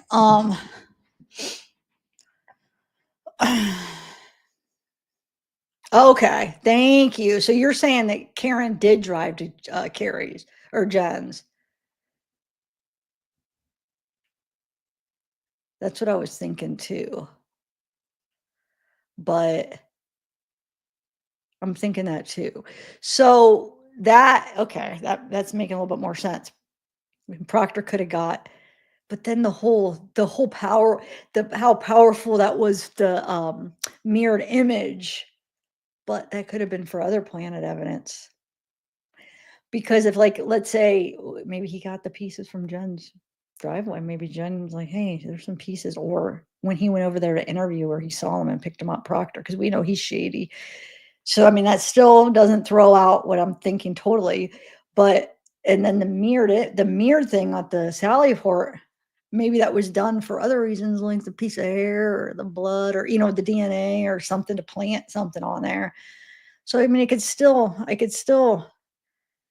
believe what I believe, but it's just a little bit altered now, because that, I don't know. That was pretty, huh? That just took me by surprise. It happened so quick that I don't think half the people even realize what the heck how big that was, what they just showed. I'm gonna rewind it and go watch that again. I don't like that. I'm nervous. Anyway.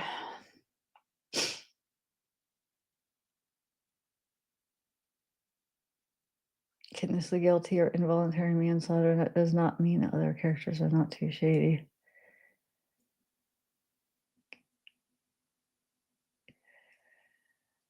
I mean, I think Proctor is shady. Oh,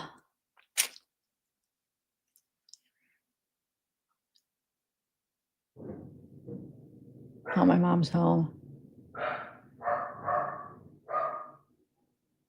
I mean, he may have that single piece of hair that hung on for, it could be that. And then, like, what they were trying to insinuate. Oh my God, Zeke, he likes to bark when people get home.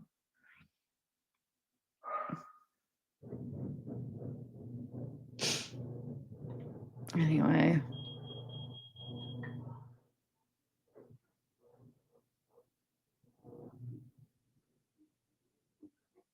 Yeah, I know Sarah already explained it. That's why I was like, okay, good.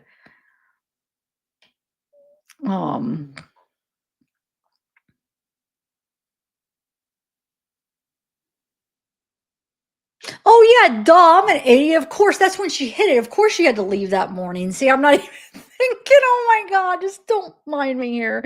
I'm just not, okay, duh. I don't even know I was doubting it.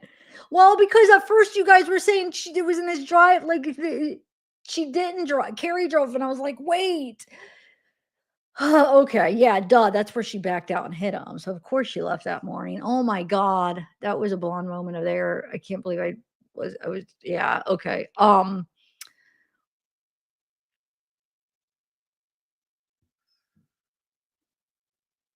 So yeah, I mean, if she picked him off at Jen's house, then yeah, that definitely Proctor, he went over to interview her the next day, that day, right? So he could have seen him. Jen could have did it.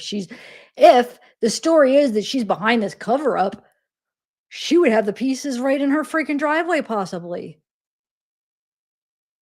Now that I think that those were already gone by the time it was towed, guys, I really do. Because from that picture of that body cam of that cop, it was already gone by then. Huh. Interesting. Dude, wait a minute. Why didn't they like ask Jen more of, oh man, I think they missed that. Did they know? I wonder if they knew that they were going to show that body cam, because they should have had maybe an alternative thing going on here. I want to get up and tell them, wait, there's a way this could happen. Jen could have picked up the pieces at her house in her driveway.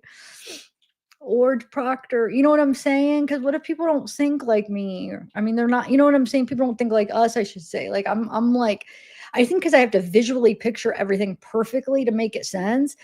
And that's probably drive some chat nuts, because I'll be like, wait, what about this with this? Because that's just how I am. And I think it's I don't know, I think it's a positive trait for what I do.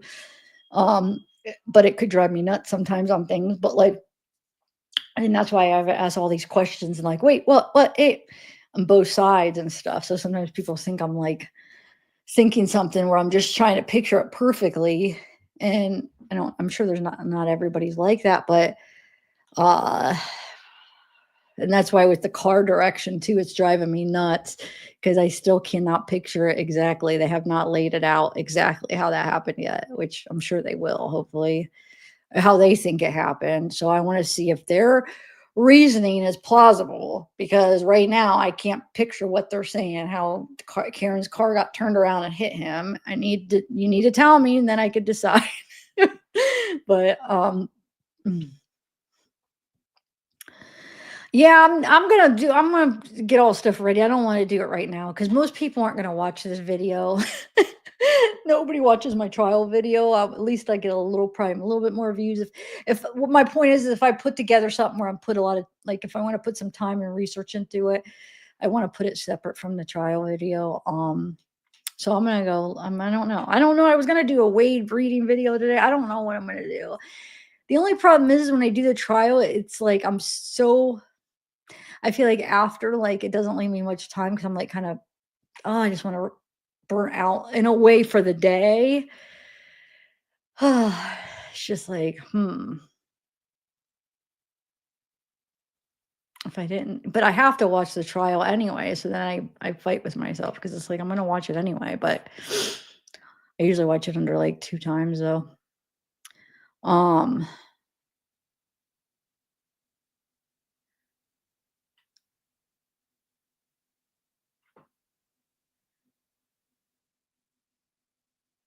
Yeah, right.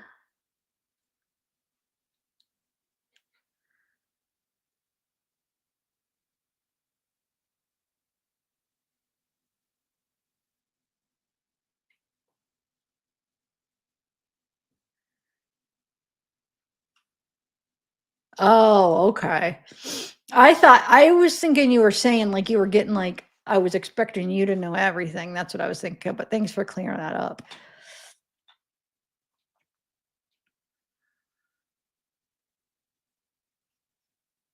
But here's the thing though, if I'm having these questions and okay, I'm watching this trial, like any questions I have, I'm sure the jury's these are holes that the jury doesn't have yet because they don't have the opportunity to have watched the first trial or to have done like the research or look into it.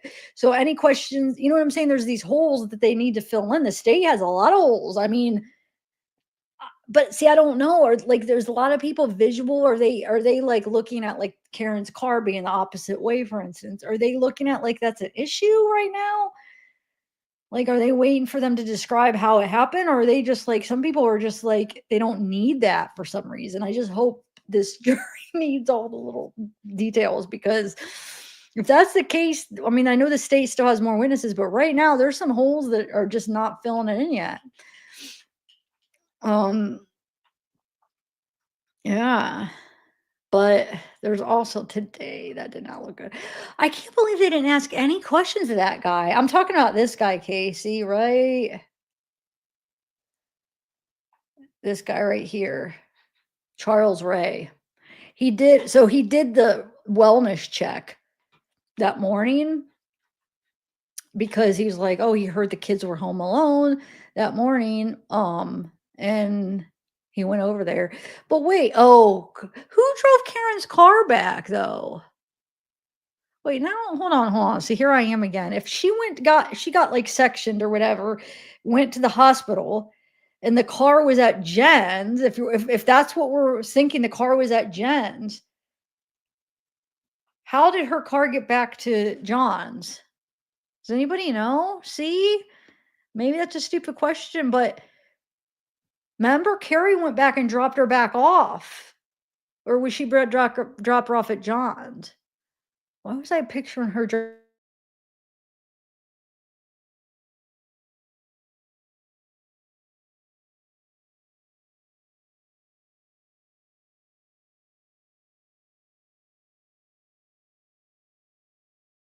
Which is weird because she doesn't show that, it wasn't showing that I had low internet.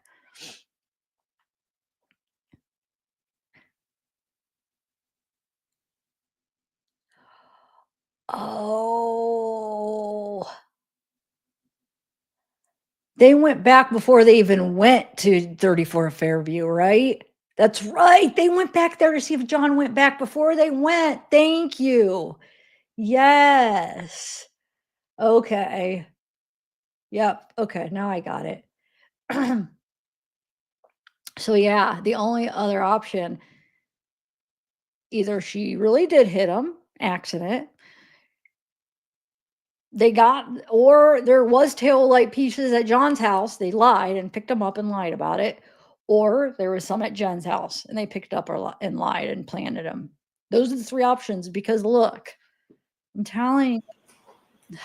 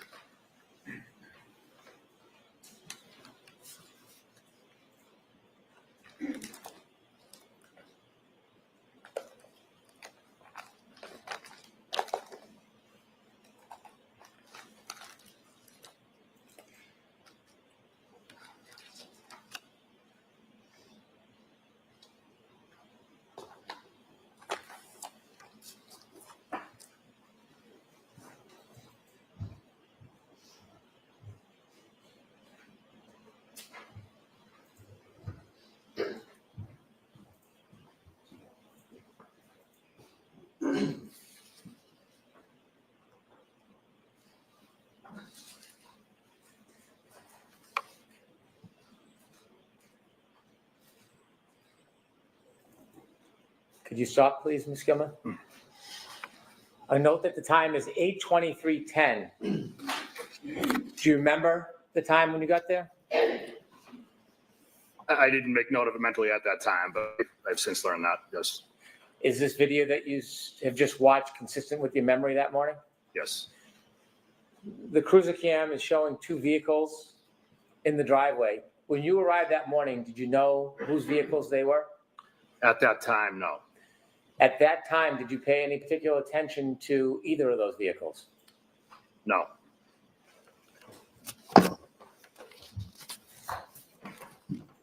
If I could show Exhibit 10, please.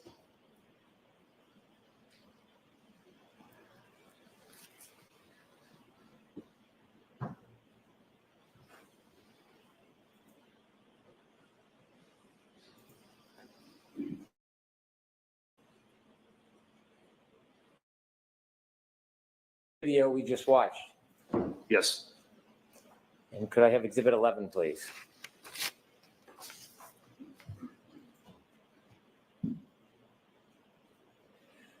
When you arrived for the wellness check that morning, were you working as an investigator in any way? No, I was not.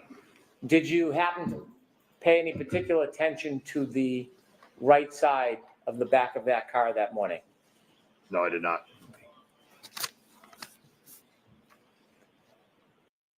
As if there's more on the side that isn't off that they planted. How much did they say was planted? Or not planted, I should say. Wait a minute. They did say it was all there. They were able to put it together and even that matched up, right? I don't know. I mean, it's definitely more than a crack. This whole part's off. Now, I don't know if it goes down the side if it's off, but I mean, I don't know.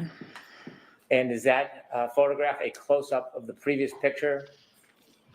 Yes. Does it appear to be a still photo taken from the video on the cruiser that you were driving that morning or that you were in that morning? Yes. Okay, you can take that down, please. Thank you. After you arrived at Meadows, did you do anything? When we arrived at Meadows, we went up. Yeah, no, I know, Laura. That was at John. That's what I'm saying. That was at 8 in the morning. That would have been before they towed it. And so I don't know. I don't know. It confuses me a lot. Because didn't you say the pieces they collected made the whole, they found all of them where it made the whole tail light that was missing, right? That's what you guys told me when I asked. I don't remember who told me, but I was asking about that. I was like, was it the whole thing? And I don't know. One of you guys that watched the trial, I don't know if it was you, Sarah, or Laura or something. One of you guys said, yes, it made the whole thing. So that's why it's like, that whole, I don't know. Walked up to one of the front doors and rang the doorbell, knocked on the door. Anywhere we could see through plain view. We were just trying to see if we could raise anybody and see if the children were at the house. Did you find anybody? We did not. Where were the kids? I'm going to ask to show what? 159. It's a portion of an exhibit that's already been introduced. Okay.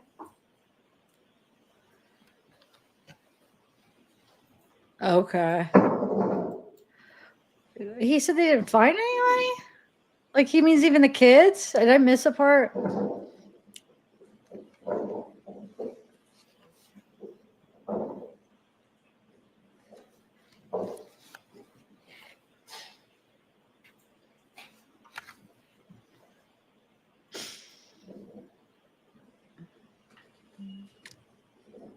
Well, how big was the missing piece?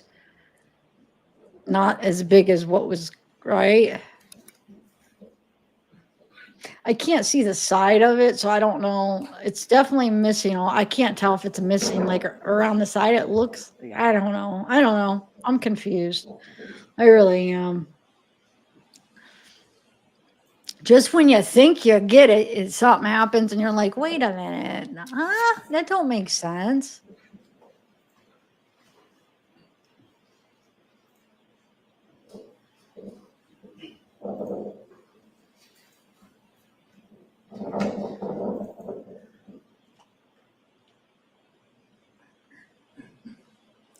Thank you.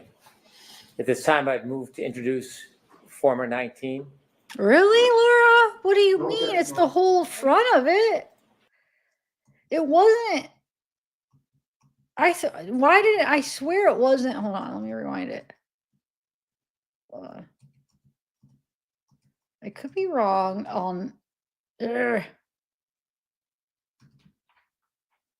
wasn't. It was just this part. I didn't think that this was all missing, right? I don't think it was the whole thing. I think it was just this little light, right? Maybe I'm wrong. And are you saying like this whole thing? This whole time I was thinking they just meant this piece was off, the tail light. I didn't think they meant this whole. Am I misunderstanding? Are they saying this whole thing was off too?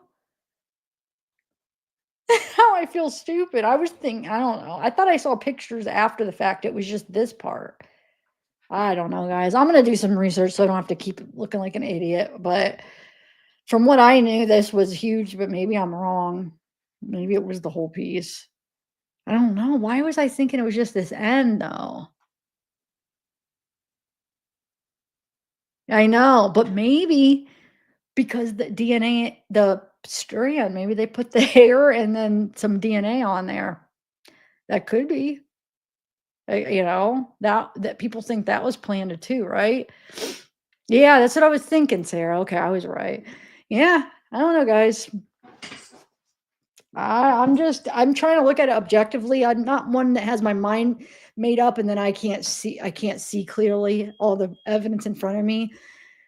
I know a lot of people are like that and it's fine. It's just the way people's minds are. Like they're so sure on something and then they make everything fit that, you know, and it's a common human thing that we do. I feel like it is one thing that I am good at. I could change my mind. And, you know, I was so strong, but I mean, this right here, I'm not going to lie and say that there's some excuse for that. I mean, I'm trying to give other reasons, possibly. Maybe Jen did it. Maybe it was at Jen's yard, but I mean, it's not good. That's making me have to reevaluate a lot of things here. Because everything I knew, a lot of the big things that I knew, this goes against him right there. Like him planting the pieces and I don't know, guys. Like I said, I mean, it could be that it was at Jen's house and they took it from Jen's house, or it was at John's. There was pieces and they lied. If they're going to lie, I mean, that's true. If they're going to lie anyway, then they could have lied and maybe the pieces were somewhere in John's driveway and they got it, or Jen's. It's very well. So, I mean, it still could be, but I'm just, are the jury going to think of that? I don't know. Ugh. All right, I'm going to go, guys. Yeah, thanks. Yeah,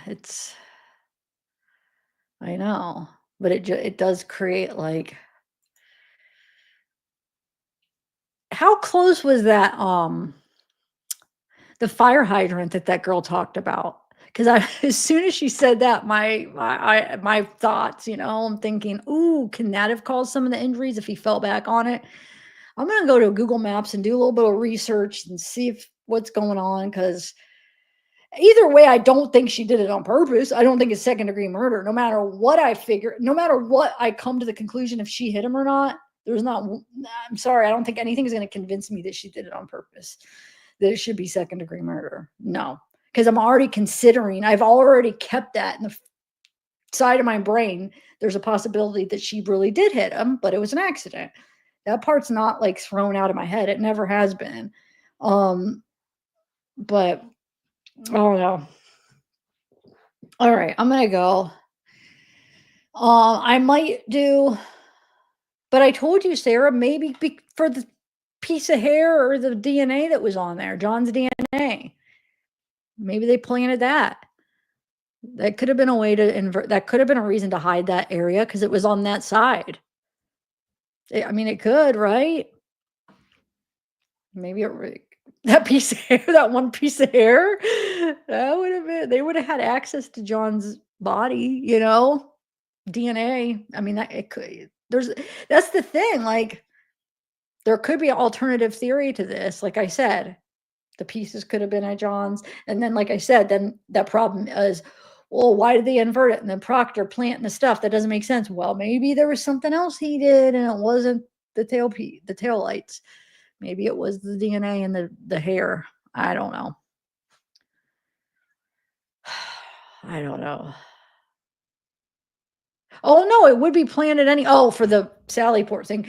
But he also, if this is true and it is like a cover up, then he would have also planted the tail pieces, but he would have had to, or she hit him. If not, he got him from somewhere. John's house, Jen's house. You know what I'm saying? But I'm confused because wouldn't the defense have known they were going to show this? They should have thought this out to bring up an alternative. Oh, they still have their case to bring on. Never mind. They haven't even done their side. They still could. I forgot. Oh my God, you guys. Just when I thought I was feeling comfortable with my decision. Anyway, all right, I'm gonna go. My brain hurts. Today I don't think was that good. I don't know.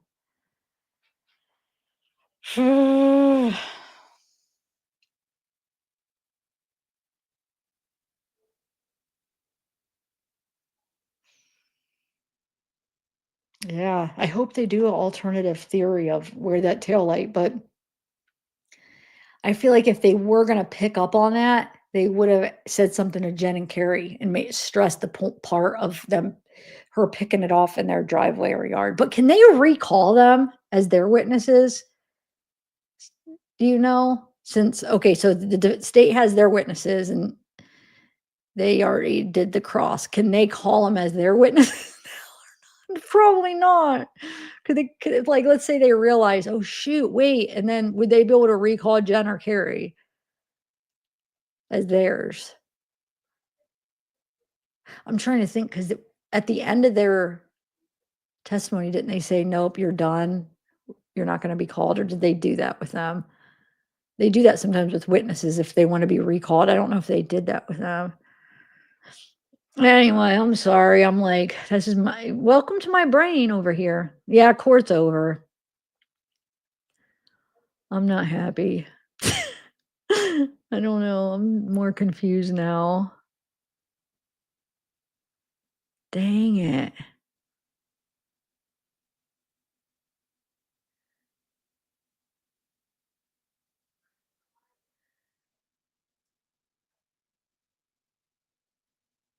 Oh, there's definitely reasonable doubt. I mean, so yeah, I don't know if they'd be able to. I don't know. I mean, I do still think there's a good chance that involuntary vehicular manslaughter I still think there's a chance that they could find her guilty for that. That they would. I mean, I should say, second degree murder.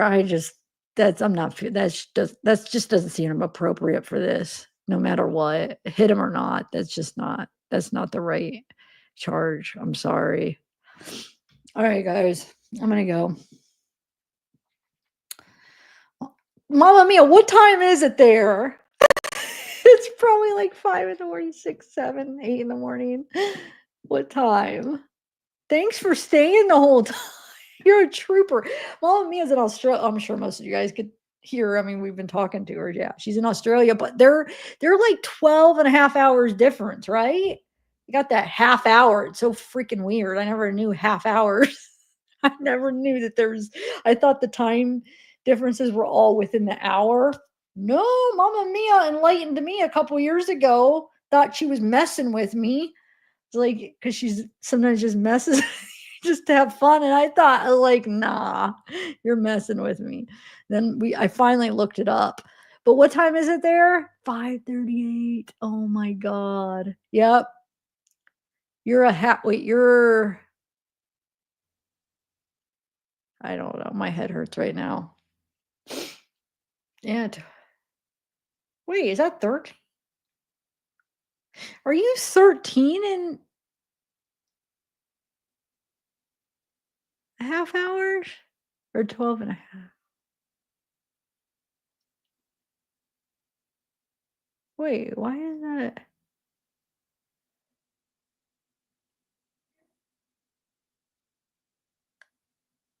You're like 13 and a half hours ahead for Eastern time? Holy mackerel. She's even longer than 12 hours ahead. Anyway,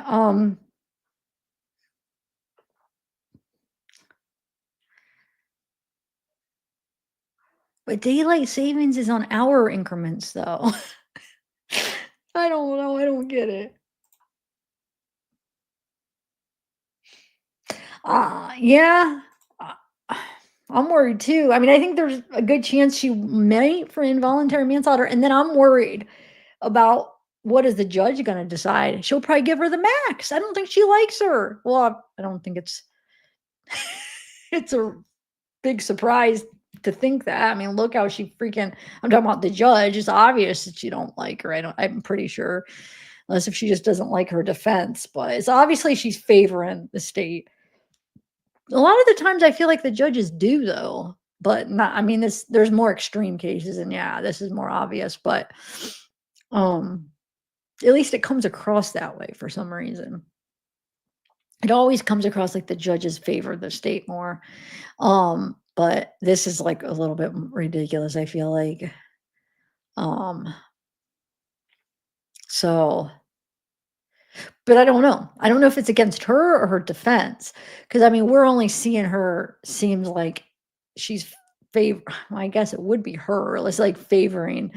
It's like the lawyers that it seems like she doesn't care for Alan and most, I think Alan is the most. It seems like she doesn't care for him that much. So maybe, I don't know. Maybe when it comes to her, she won't be as harsh. I really don't know. I just can't see her having to spend time in prison. That's just ridiculous to me. I mean, she's already been through what, how many years of like like stress, no job. I mean, she hasn't been able to work this whole time. Her life's been on the line this whole time. And like that last week of trial, if you guys watch that documentary, like that last day, I mean, she's like, I don't know if I'm going to be sleeping in jail tonight or am I going to be sleeping in, wherever she's staying. Like, doesn't even know where she's going to be sleeping that night when when they were done. Well, I guess you have to still wait for the verdict, but like that last day of trial, it's like this week or, whenever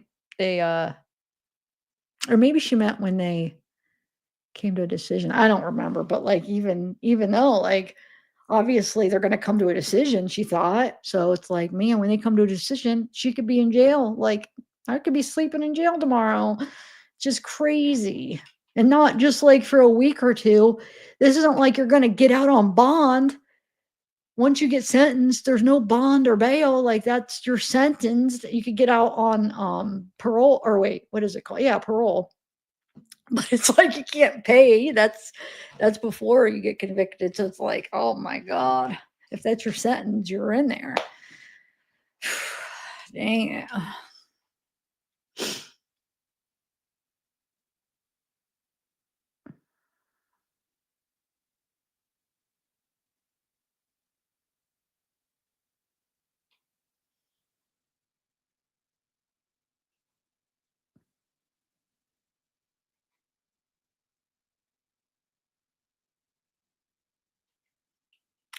Um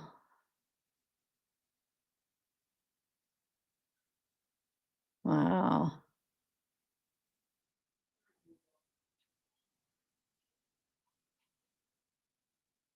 Huh. It's probably the parents. It's always the freaking parents, I swear. Is it the brother and sister? Or no? Oh, unless if it's not brother and sister then. But if they're from the same household? Anyway.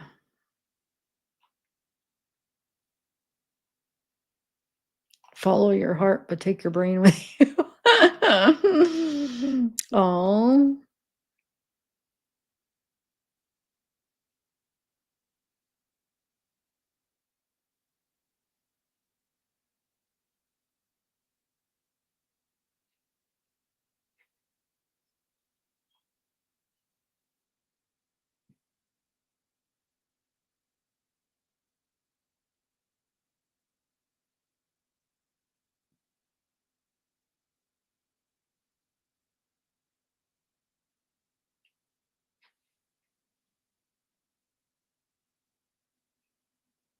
Was it, were they doing something? I thought it went off. Are they going to come back on, Laura? Is that what you're talking about? Huh, I don't know.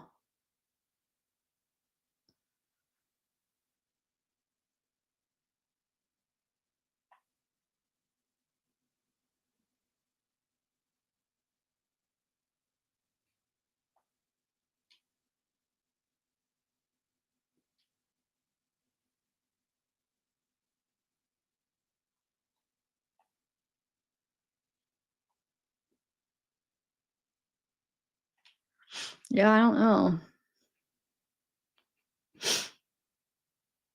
I was just looking at his hair. I'm like, oh my God, his hair. Dude, I just realized that he freaking works for all of them. Court TV, Law and Crime, freaking News Nation. Like, what the heck? I don't think I like that. They're all colluding together. And I don't like how Law and Crime are picking up independent YouTubers and making them a part of it. You guys, don't do it. YouTube's supposed to be different than the mainstream media. It's what made it special. Now it's turning into like TV. Like, don't do it.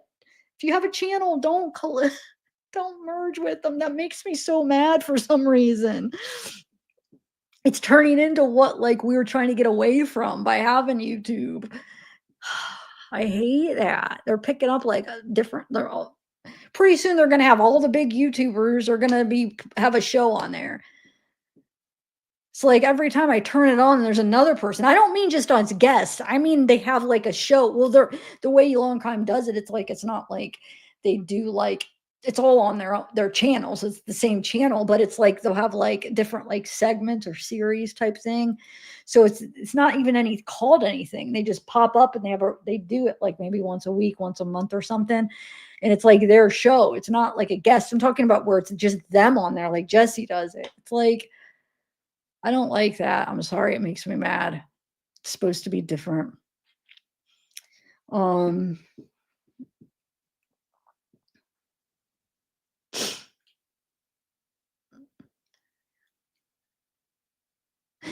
Yeah.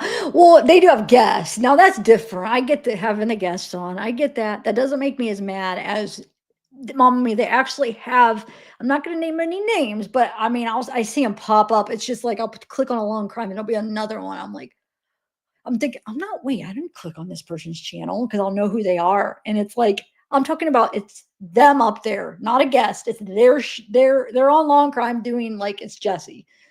That is what I mean.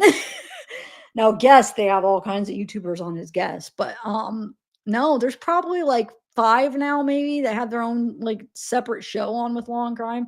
They just pop up as a Law and Crime, and it's like it's them on there doing like what they do on their channel, but they're doing it on Law and Crime. It's weird. I don't like it.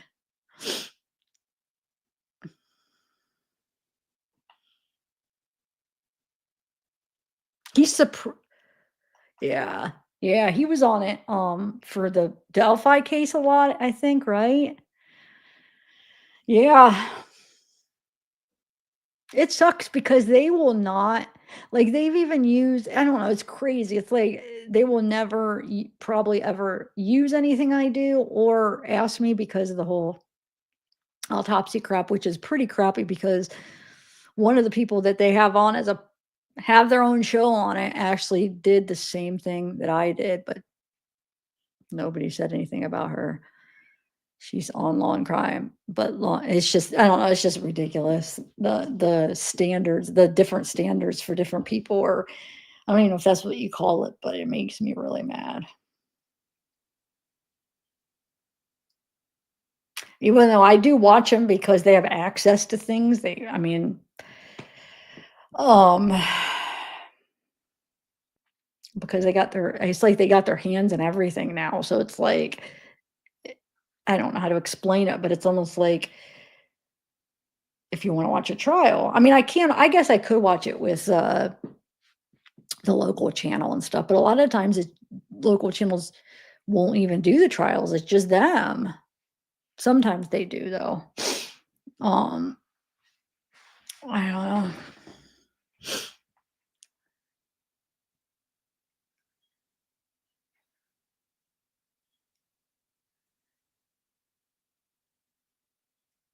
Yeah. And I'm not judging her but then don't judge me. Like, why is she even, well, I am in a way because I'm not judging her for doing that, but I'm judging her for she has talked about me and judged me and said I was horrible and disgusting for what I did. How soon we forget. How soon we forget. But she made sure when I was going on with me, she took hers off her Patreon real quick. But a lot of people were her patrons, and there's a few people that actually called her out that were her patrons that saw it. And I would say around that same time, she's one of the people that's on Law and Crime. Around that same time, it's like, wait, and then they're talking about how disgusting I am. I say to myself, oh my God, do you guys know you hired somebody that did the exact same thing I did? The exact same thing, because before that, nobody knew, like, and it was a kid, like, I don't know. I didn't know to me, it wasn't YouTube appropriate, but it was appropriate. I don't know. I'm not even gonna explain it again, but yeah, it's funny how hypocritical people are. They probably, I don't know. Do they know that she did that? I don't know. Maybe It was going around in the community, but a lot of people did know it, but they just always gave her an excuse. Yeah, but blah, blah, blah. Yeah, but blah, blah, blah. Yeah, but what? No different. I don't even know what they said. Yeah, but they always had an excuse why mine was different, but it wasn't. And the reasons they were saying mine was different would be for lies. It would be reasons of lies about the genitals that I never shown, about making fun of him, which I never did. So the reasons that they would say it was different were complete lies. It was the false stuff that people spread around about me that wasn't true. I hate that. I don't know. It drives me nuts. No, she did, but nobody caught on. They gave her an excuse there.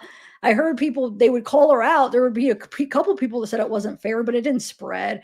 It spread as much as people like, yeah, but that was different because she didn't show the genitals, or she didn't zoom in, and she didn't make fun of them. Well, either did I. Either did I. That's a freaking lie, but nobody wants to hear me. Or then I try to use that, I try to give that reason why I didn't do this. And they'll be like, oh, but you had it on a paywall. Well, so did she. Like, it's just a circular thing.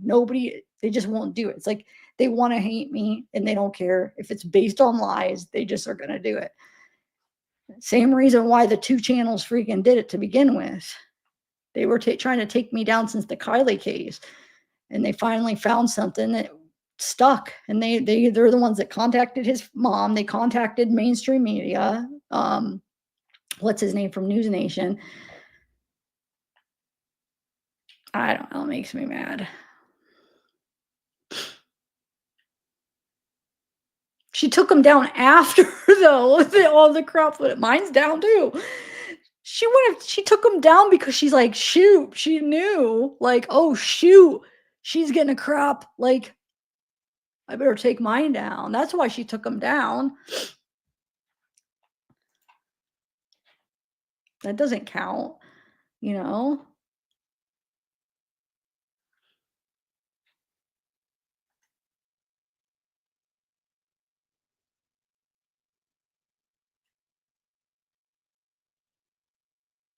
I know, it's just not fair, though. It's just not fair.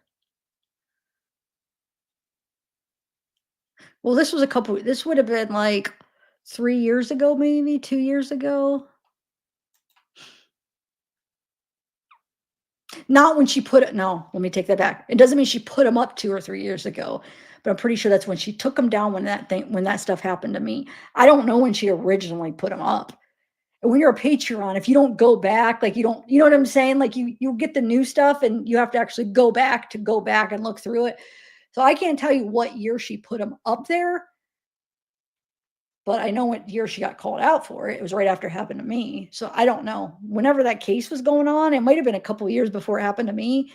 Doesn't matter when. It's the fact that it happened and she didn't get anything for it. She did it. Because you know why? I don't fault her for doing that. That's not what I'm faulting her for doing. I'm faulting her for being a hypocrite and judging me for something that she thought was okay too. I don't blame her at all because nobody tells us the line. There's a line different for different people whenever they say it, because we know Brian Etten showed Minor's injuries a year after I did and didn't blur him on YouTube. But me, because I was trying to make it a little bit more private. Oh, you put it behind a paywall. Do you know how much money he's making off of his YouTube channel? He gets way more. How many views? You know what I'm saying? That's a paywall too. I don't care what you say. That's monetized. But where isn't it? I don't understand how that's worse. Wouldn't it be better what I did to make it more private? That's what I don't understand, the reasoning where people are looking at it that as like a bad thing when that's actually a better thing. I didn't charge specifically for that. It was in my Patreon. If anybody knows how Patreon works, it was just in my Patreon. That's it. That's all. I didn't charge anything more. It was just a part of one of my Patreon stuff. That's all. It just got blown out of proportion of what it was. It got like, oh, she's charging for pictures. No, I'm not. Bottom line is, it was just in my Patreon. However you want to look at it, that's all. It was just a part of it. I put it on my Patreon instead of my YouTube because I thought it'd be more appropriate. Yeah, Patreon is a paid thing because they don't do ads like YouTube. You don't monetize it. That's how you get paid. Like through YouTube, you get monetized. Okay. Through Patreon, it's different the way it works. You pay, the person pays for a subscription. That's all it was. It was just on my Patreon. It just wasn't on my YouTube because I thought it wasn't appropriate for YouTube. That's the difference. And that's probably why Annie did it too. She probably had the same thought process as me. I don't judge her for doing it. Yeah, she did it way before me. But nobody said anything because nobody wanted to take her down. Like these stupid jerk 2 channels that were, I don't know why. I didn't do anything to them either. I never did one single thing to these channels. I don't know why. It was two in particular. It just sucks. Yeah, that's exactly what happened.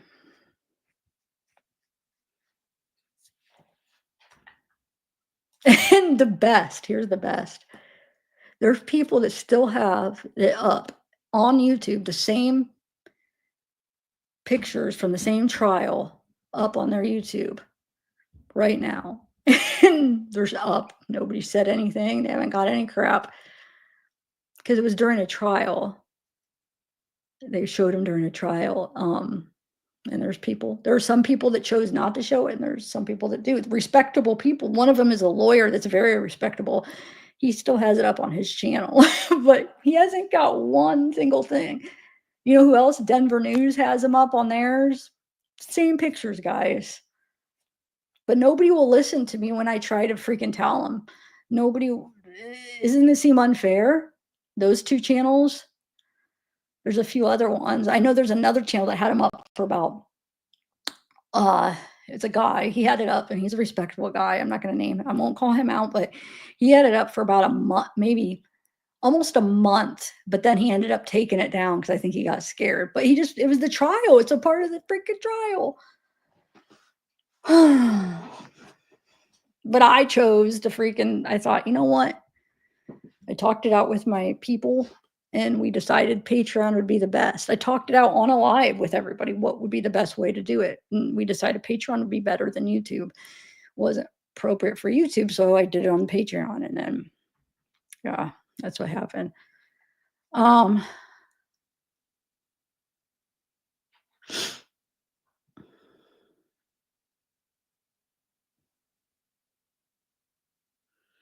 That's what I'm saying. I don't judge her for doing it because I still don't know where the line is because when after Brian Enton called me a monster, he put up Ruby Frankie's pictures of minors, really bad injuries, not blurred at all. So it's like, wait a minute. I don't go, like, where is the line then? If the line is you can't show that stuff on minors, the one person that started this huge through mainstream was Brian Enton. So wait, he's allowed to do that on his public YouTube channel where like that hundreds of thousands of people saw it?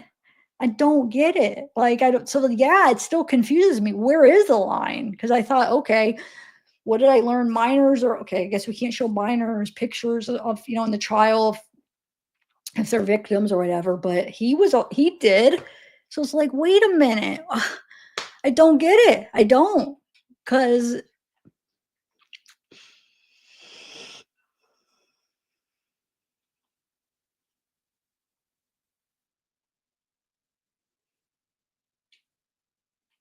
I don't know. I mean, I feel like sometimes there's stuff to learn with the stuff. So that was my process. It's like I feel like there was some stuff you could learn about the injuries and stuff of the case, because with Gannon, we didn't know exactly. Freaking Letitia was lying through her teeth every time. We didn't know exactly when and what, just because all the lies she told. And there was a few things that I thought, you know what? The one thing that was kind of interesting, he was still in his winter coat. So the thing where he freaking, I don't know. Yeah, I'm not going to explain it, but I just thought there was stuff to learn about it. I played the freaking coroner explaining it. I overlaid the coroner explaining the injuries. It was supposed to be educational, but of course it got blown out of proportion. It got lied People lied about it, said I was making fun of his genitals, which is absolute freaking lie. And I still can't get away from that lie. You know, I try to tell people, but they just think I'm a liar. Months after that, freaking, what's her name? Angelina, whatever her name is from Long Crime. She had the dad on, and they were still talking about how I made fun of his genitals and how it was so hurtful. And that's the thing that they focused on, but that's not true. That's not true. And it drives me you don't understand how much that drives me nuts that his family thinks that. And that's the thing that it's killing them. It seems like it's like that he was made fun of in front. No, he wasn't, though. That's a lie. That's what these people that pretended to care about him, that was like, how could she do that? That was the lie that they spread. Did they really care about him? No, they told his family that to hurt them. But I'm the one trying to hurt them. I'm the one that hurt them. You're making up lies. Mine was for education. Like, I would sit there and zoom in and make fun of it. Come on, that is so ridiculous. First of all, you couldn't see his genitals. That was a lie. Oh my God, it's ridiculous. I know, I'm just explaining. I know, most of you guys already know what happened, but it's just, and then like when Brian had the prosecutor on, you know, he was like, I don't know where she got unblurred videos of, because they were blurred at the trial. It's like, yeah, because I got them from you, because they're lying. And I wish before you spread this, you would have actually seen the evidence so you would know that that's not true. So he's thinking I have somehow these illegal, like somehow I got these photographs that were unblurred, and he doesn't know, he didn't even know they existed. Because you're believing lies. Because I got them from Colorado, I got them from you. And you're being lied to by these freaking trolls that are trying to take out my channel. That's why it makes no sense to you, because I have the same photos that you have from the trial. They're trial exhibits. It's from Colorado State. It's from you guys. I don't know. It's just ridiculous. I don't know why I'm bringing it up. It still bothers me that people, I mean, I'll still get a comment here and there, you know. At least, I would say at least every month, people saying stuff. And it's just, I mean, not a ton, but, you know, it's just like, well, people are still believing that crap.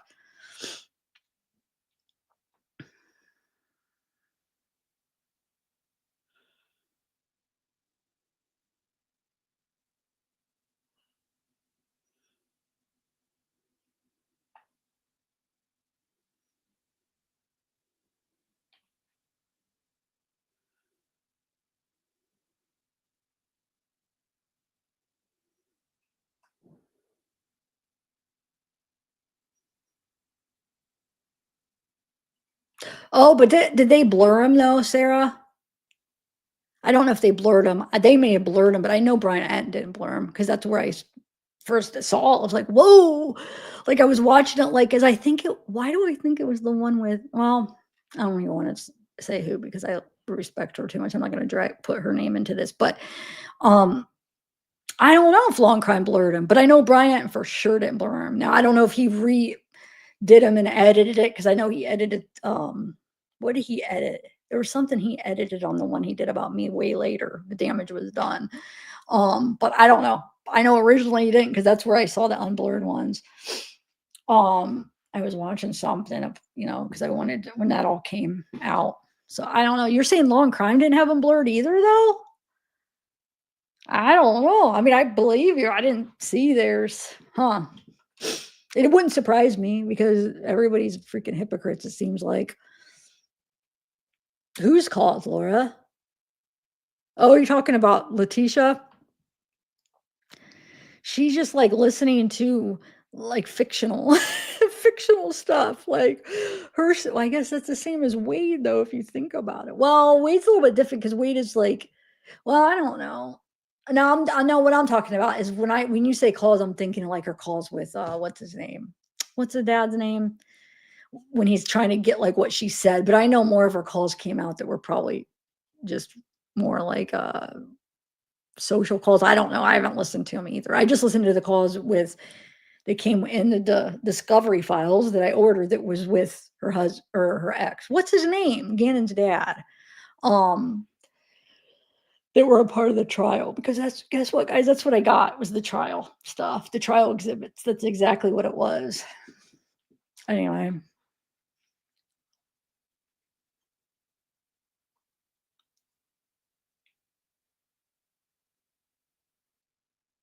I know, right?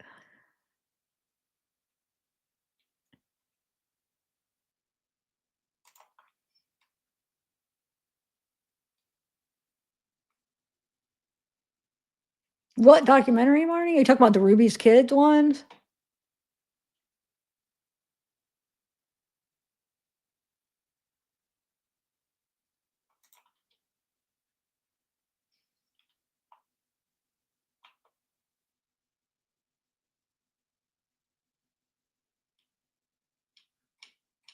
It's funny then people were like, why wouldn't you just ask? Because like that would be a bad idea. It's like, that's funny because I think on 2 different lives, I freaking discussed it with my viewers on what would be the best way to do it.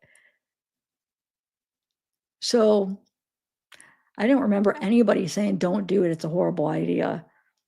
If they did, I probably missed it. Because the reason I'm saying probably, because I'm thinking, did my one hater person that tried to take me down, was she? Because she used to send people in, and so I'm thinking, was that when she came in over? No, that was after, when she came in and sent everybody. But yeah, like my regular viewers, like the one, yeah, no, I talked it with them, and there's some people that said, no, I'm not interested, but no, like, yeah, Patreon. Like nobody said, don't do it, that's a horrible idea. So it's like, no.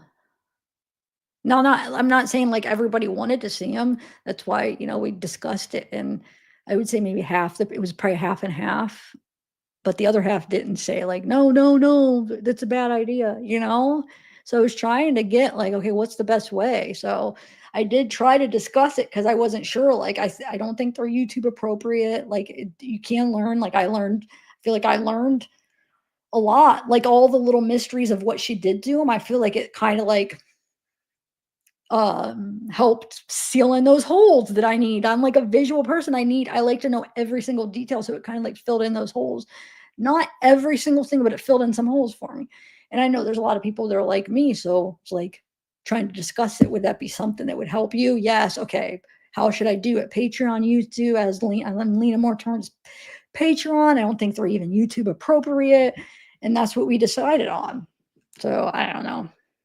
Albert, thank you. I like Stephanie Harlow. I haven't watched her forever. The last I watched of her is when she, what was that case that I was gonna do like a series or like a deep dive on it, and I think I only did like one video on it. It's horrible. I spent so much time learning about it too. It's that one, oh my God, I could picture him. He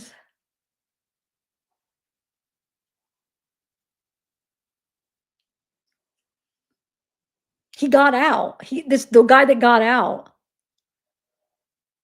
They actually got him released, but a lot of people think he's guilty. He killed his girlfriend, supposedly.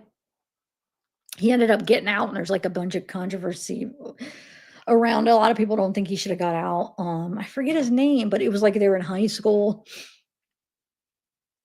and he was convicted of killing his girlfriend, and definitely interesting case. It makes you like, I went through and it made me have some doubts too, like of who, like thinking maybe somebody else was involved, but I don't know. It was really good. I don't know why I didn't end up doing it. I think I got sidetracked with another case.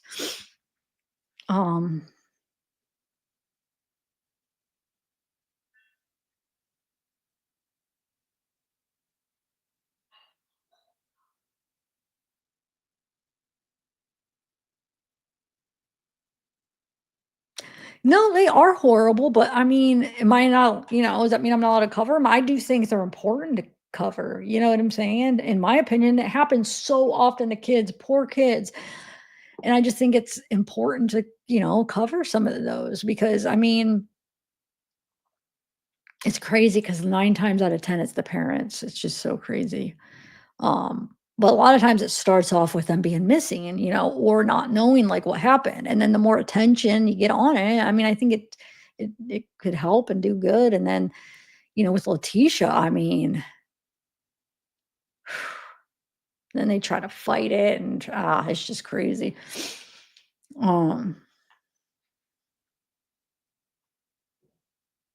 I better go, guy. Oh my God, 7.5 hours. Okay. Tomorrow, does anybody know who's gonna, Laura, any like little hints of anything, who's gonna be on tomorrow? Gotta know. I do have an appointment, but I could always do what I did the other day.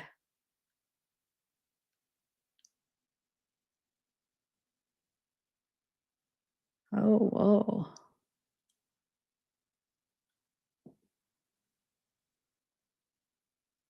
Huh. What was I just asking? I forget.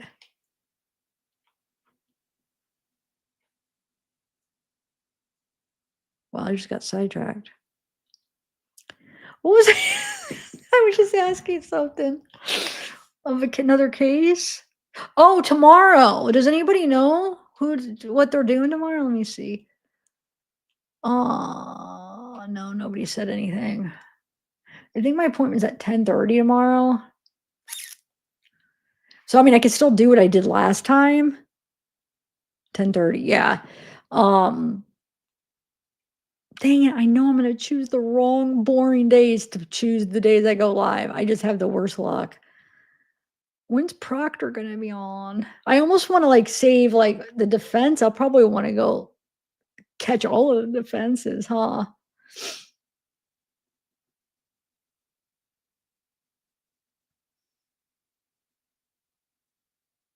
Oh yeah, I wanted to. Hold on. I need to get ready. Okay, I'm gonna go. I was gonna just continue reading. Plus, I want to inform people on like what I'm ordering and maybe get some help because I do want to actually keep ordering some. Well, I'll explain it of why I think it could be pretty interesting because I'm able to specifically order specific people. Figured out a little way I could do that. Because they don't let you just do it by name. It's just not how it works. All right, I'm gonna go. Bye.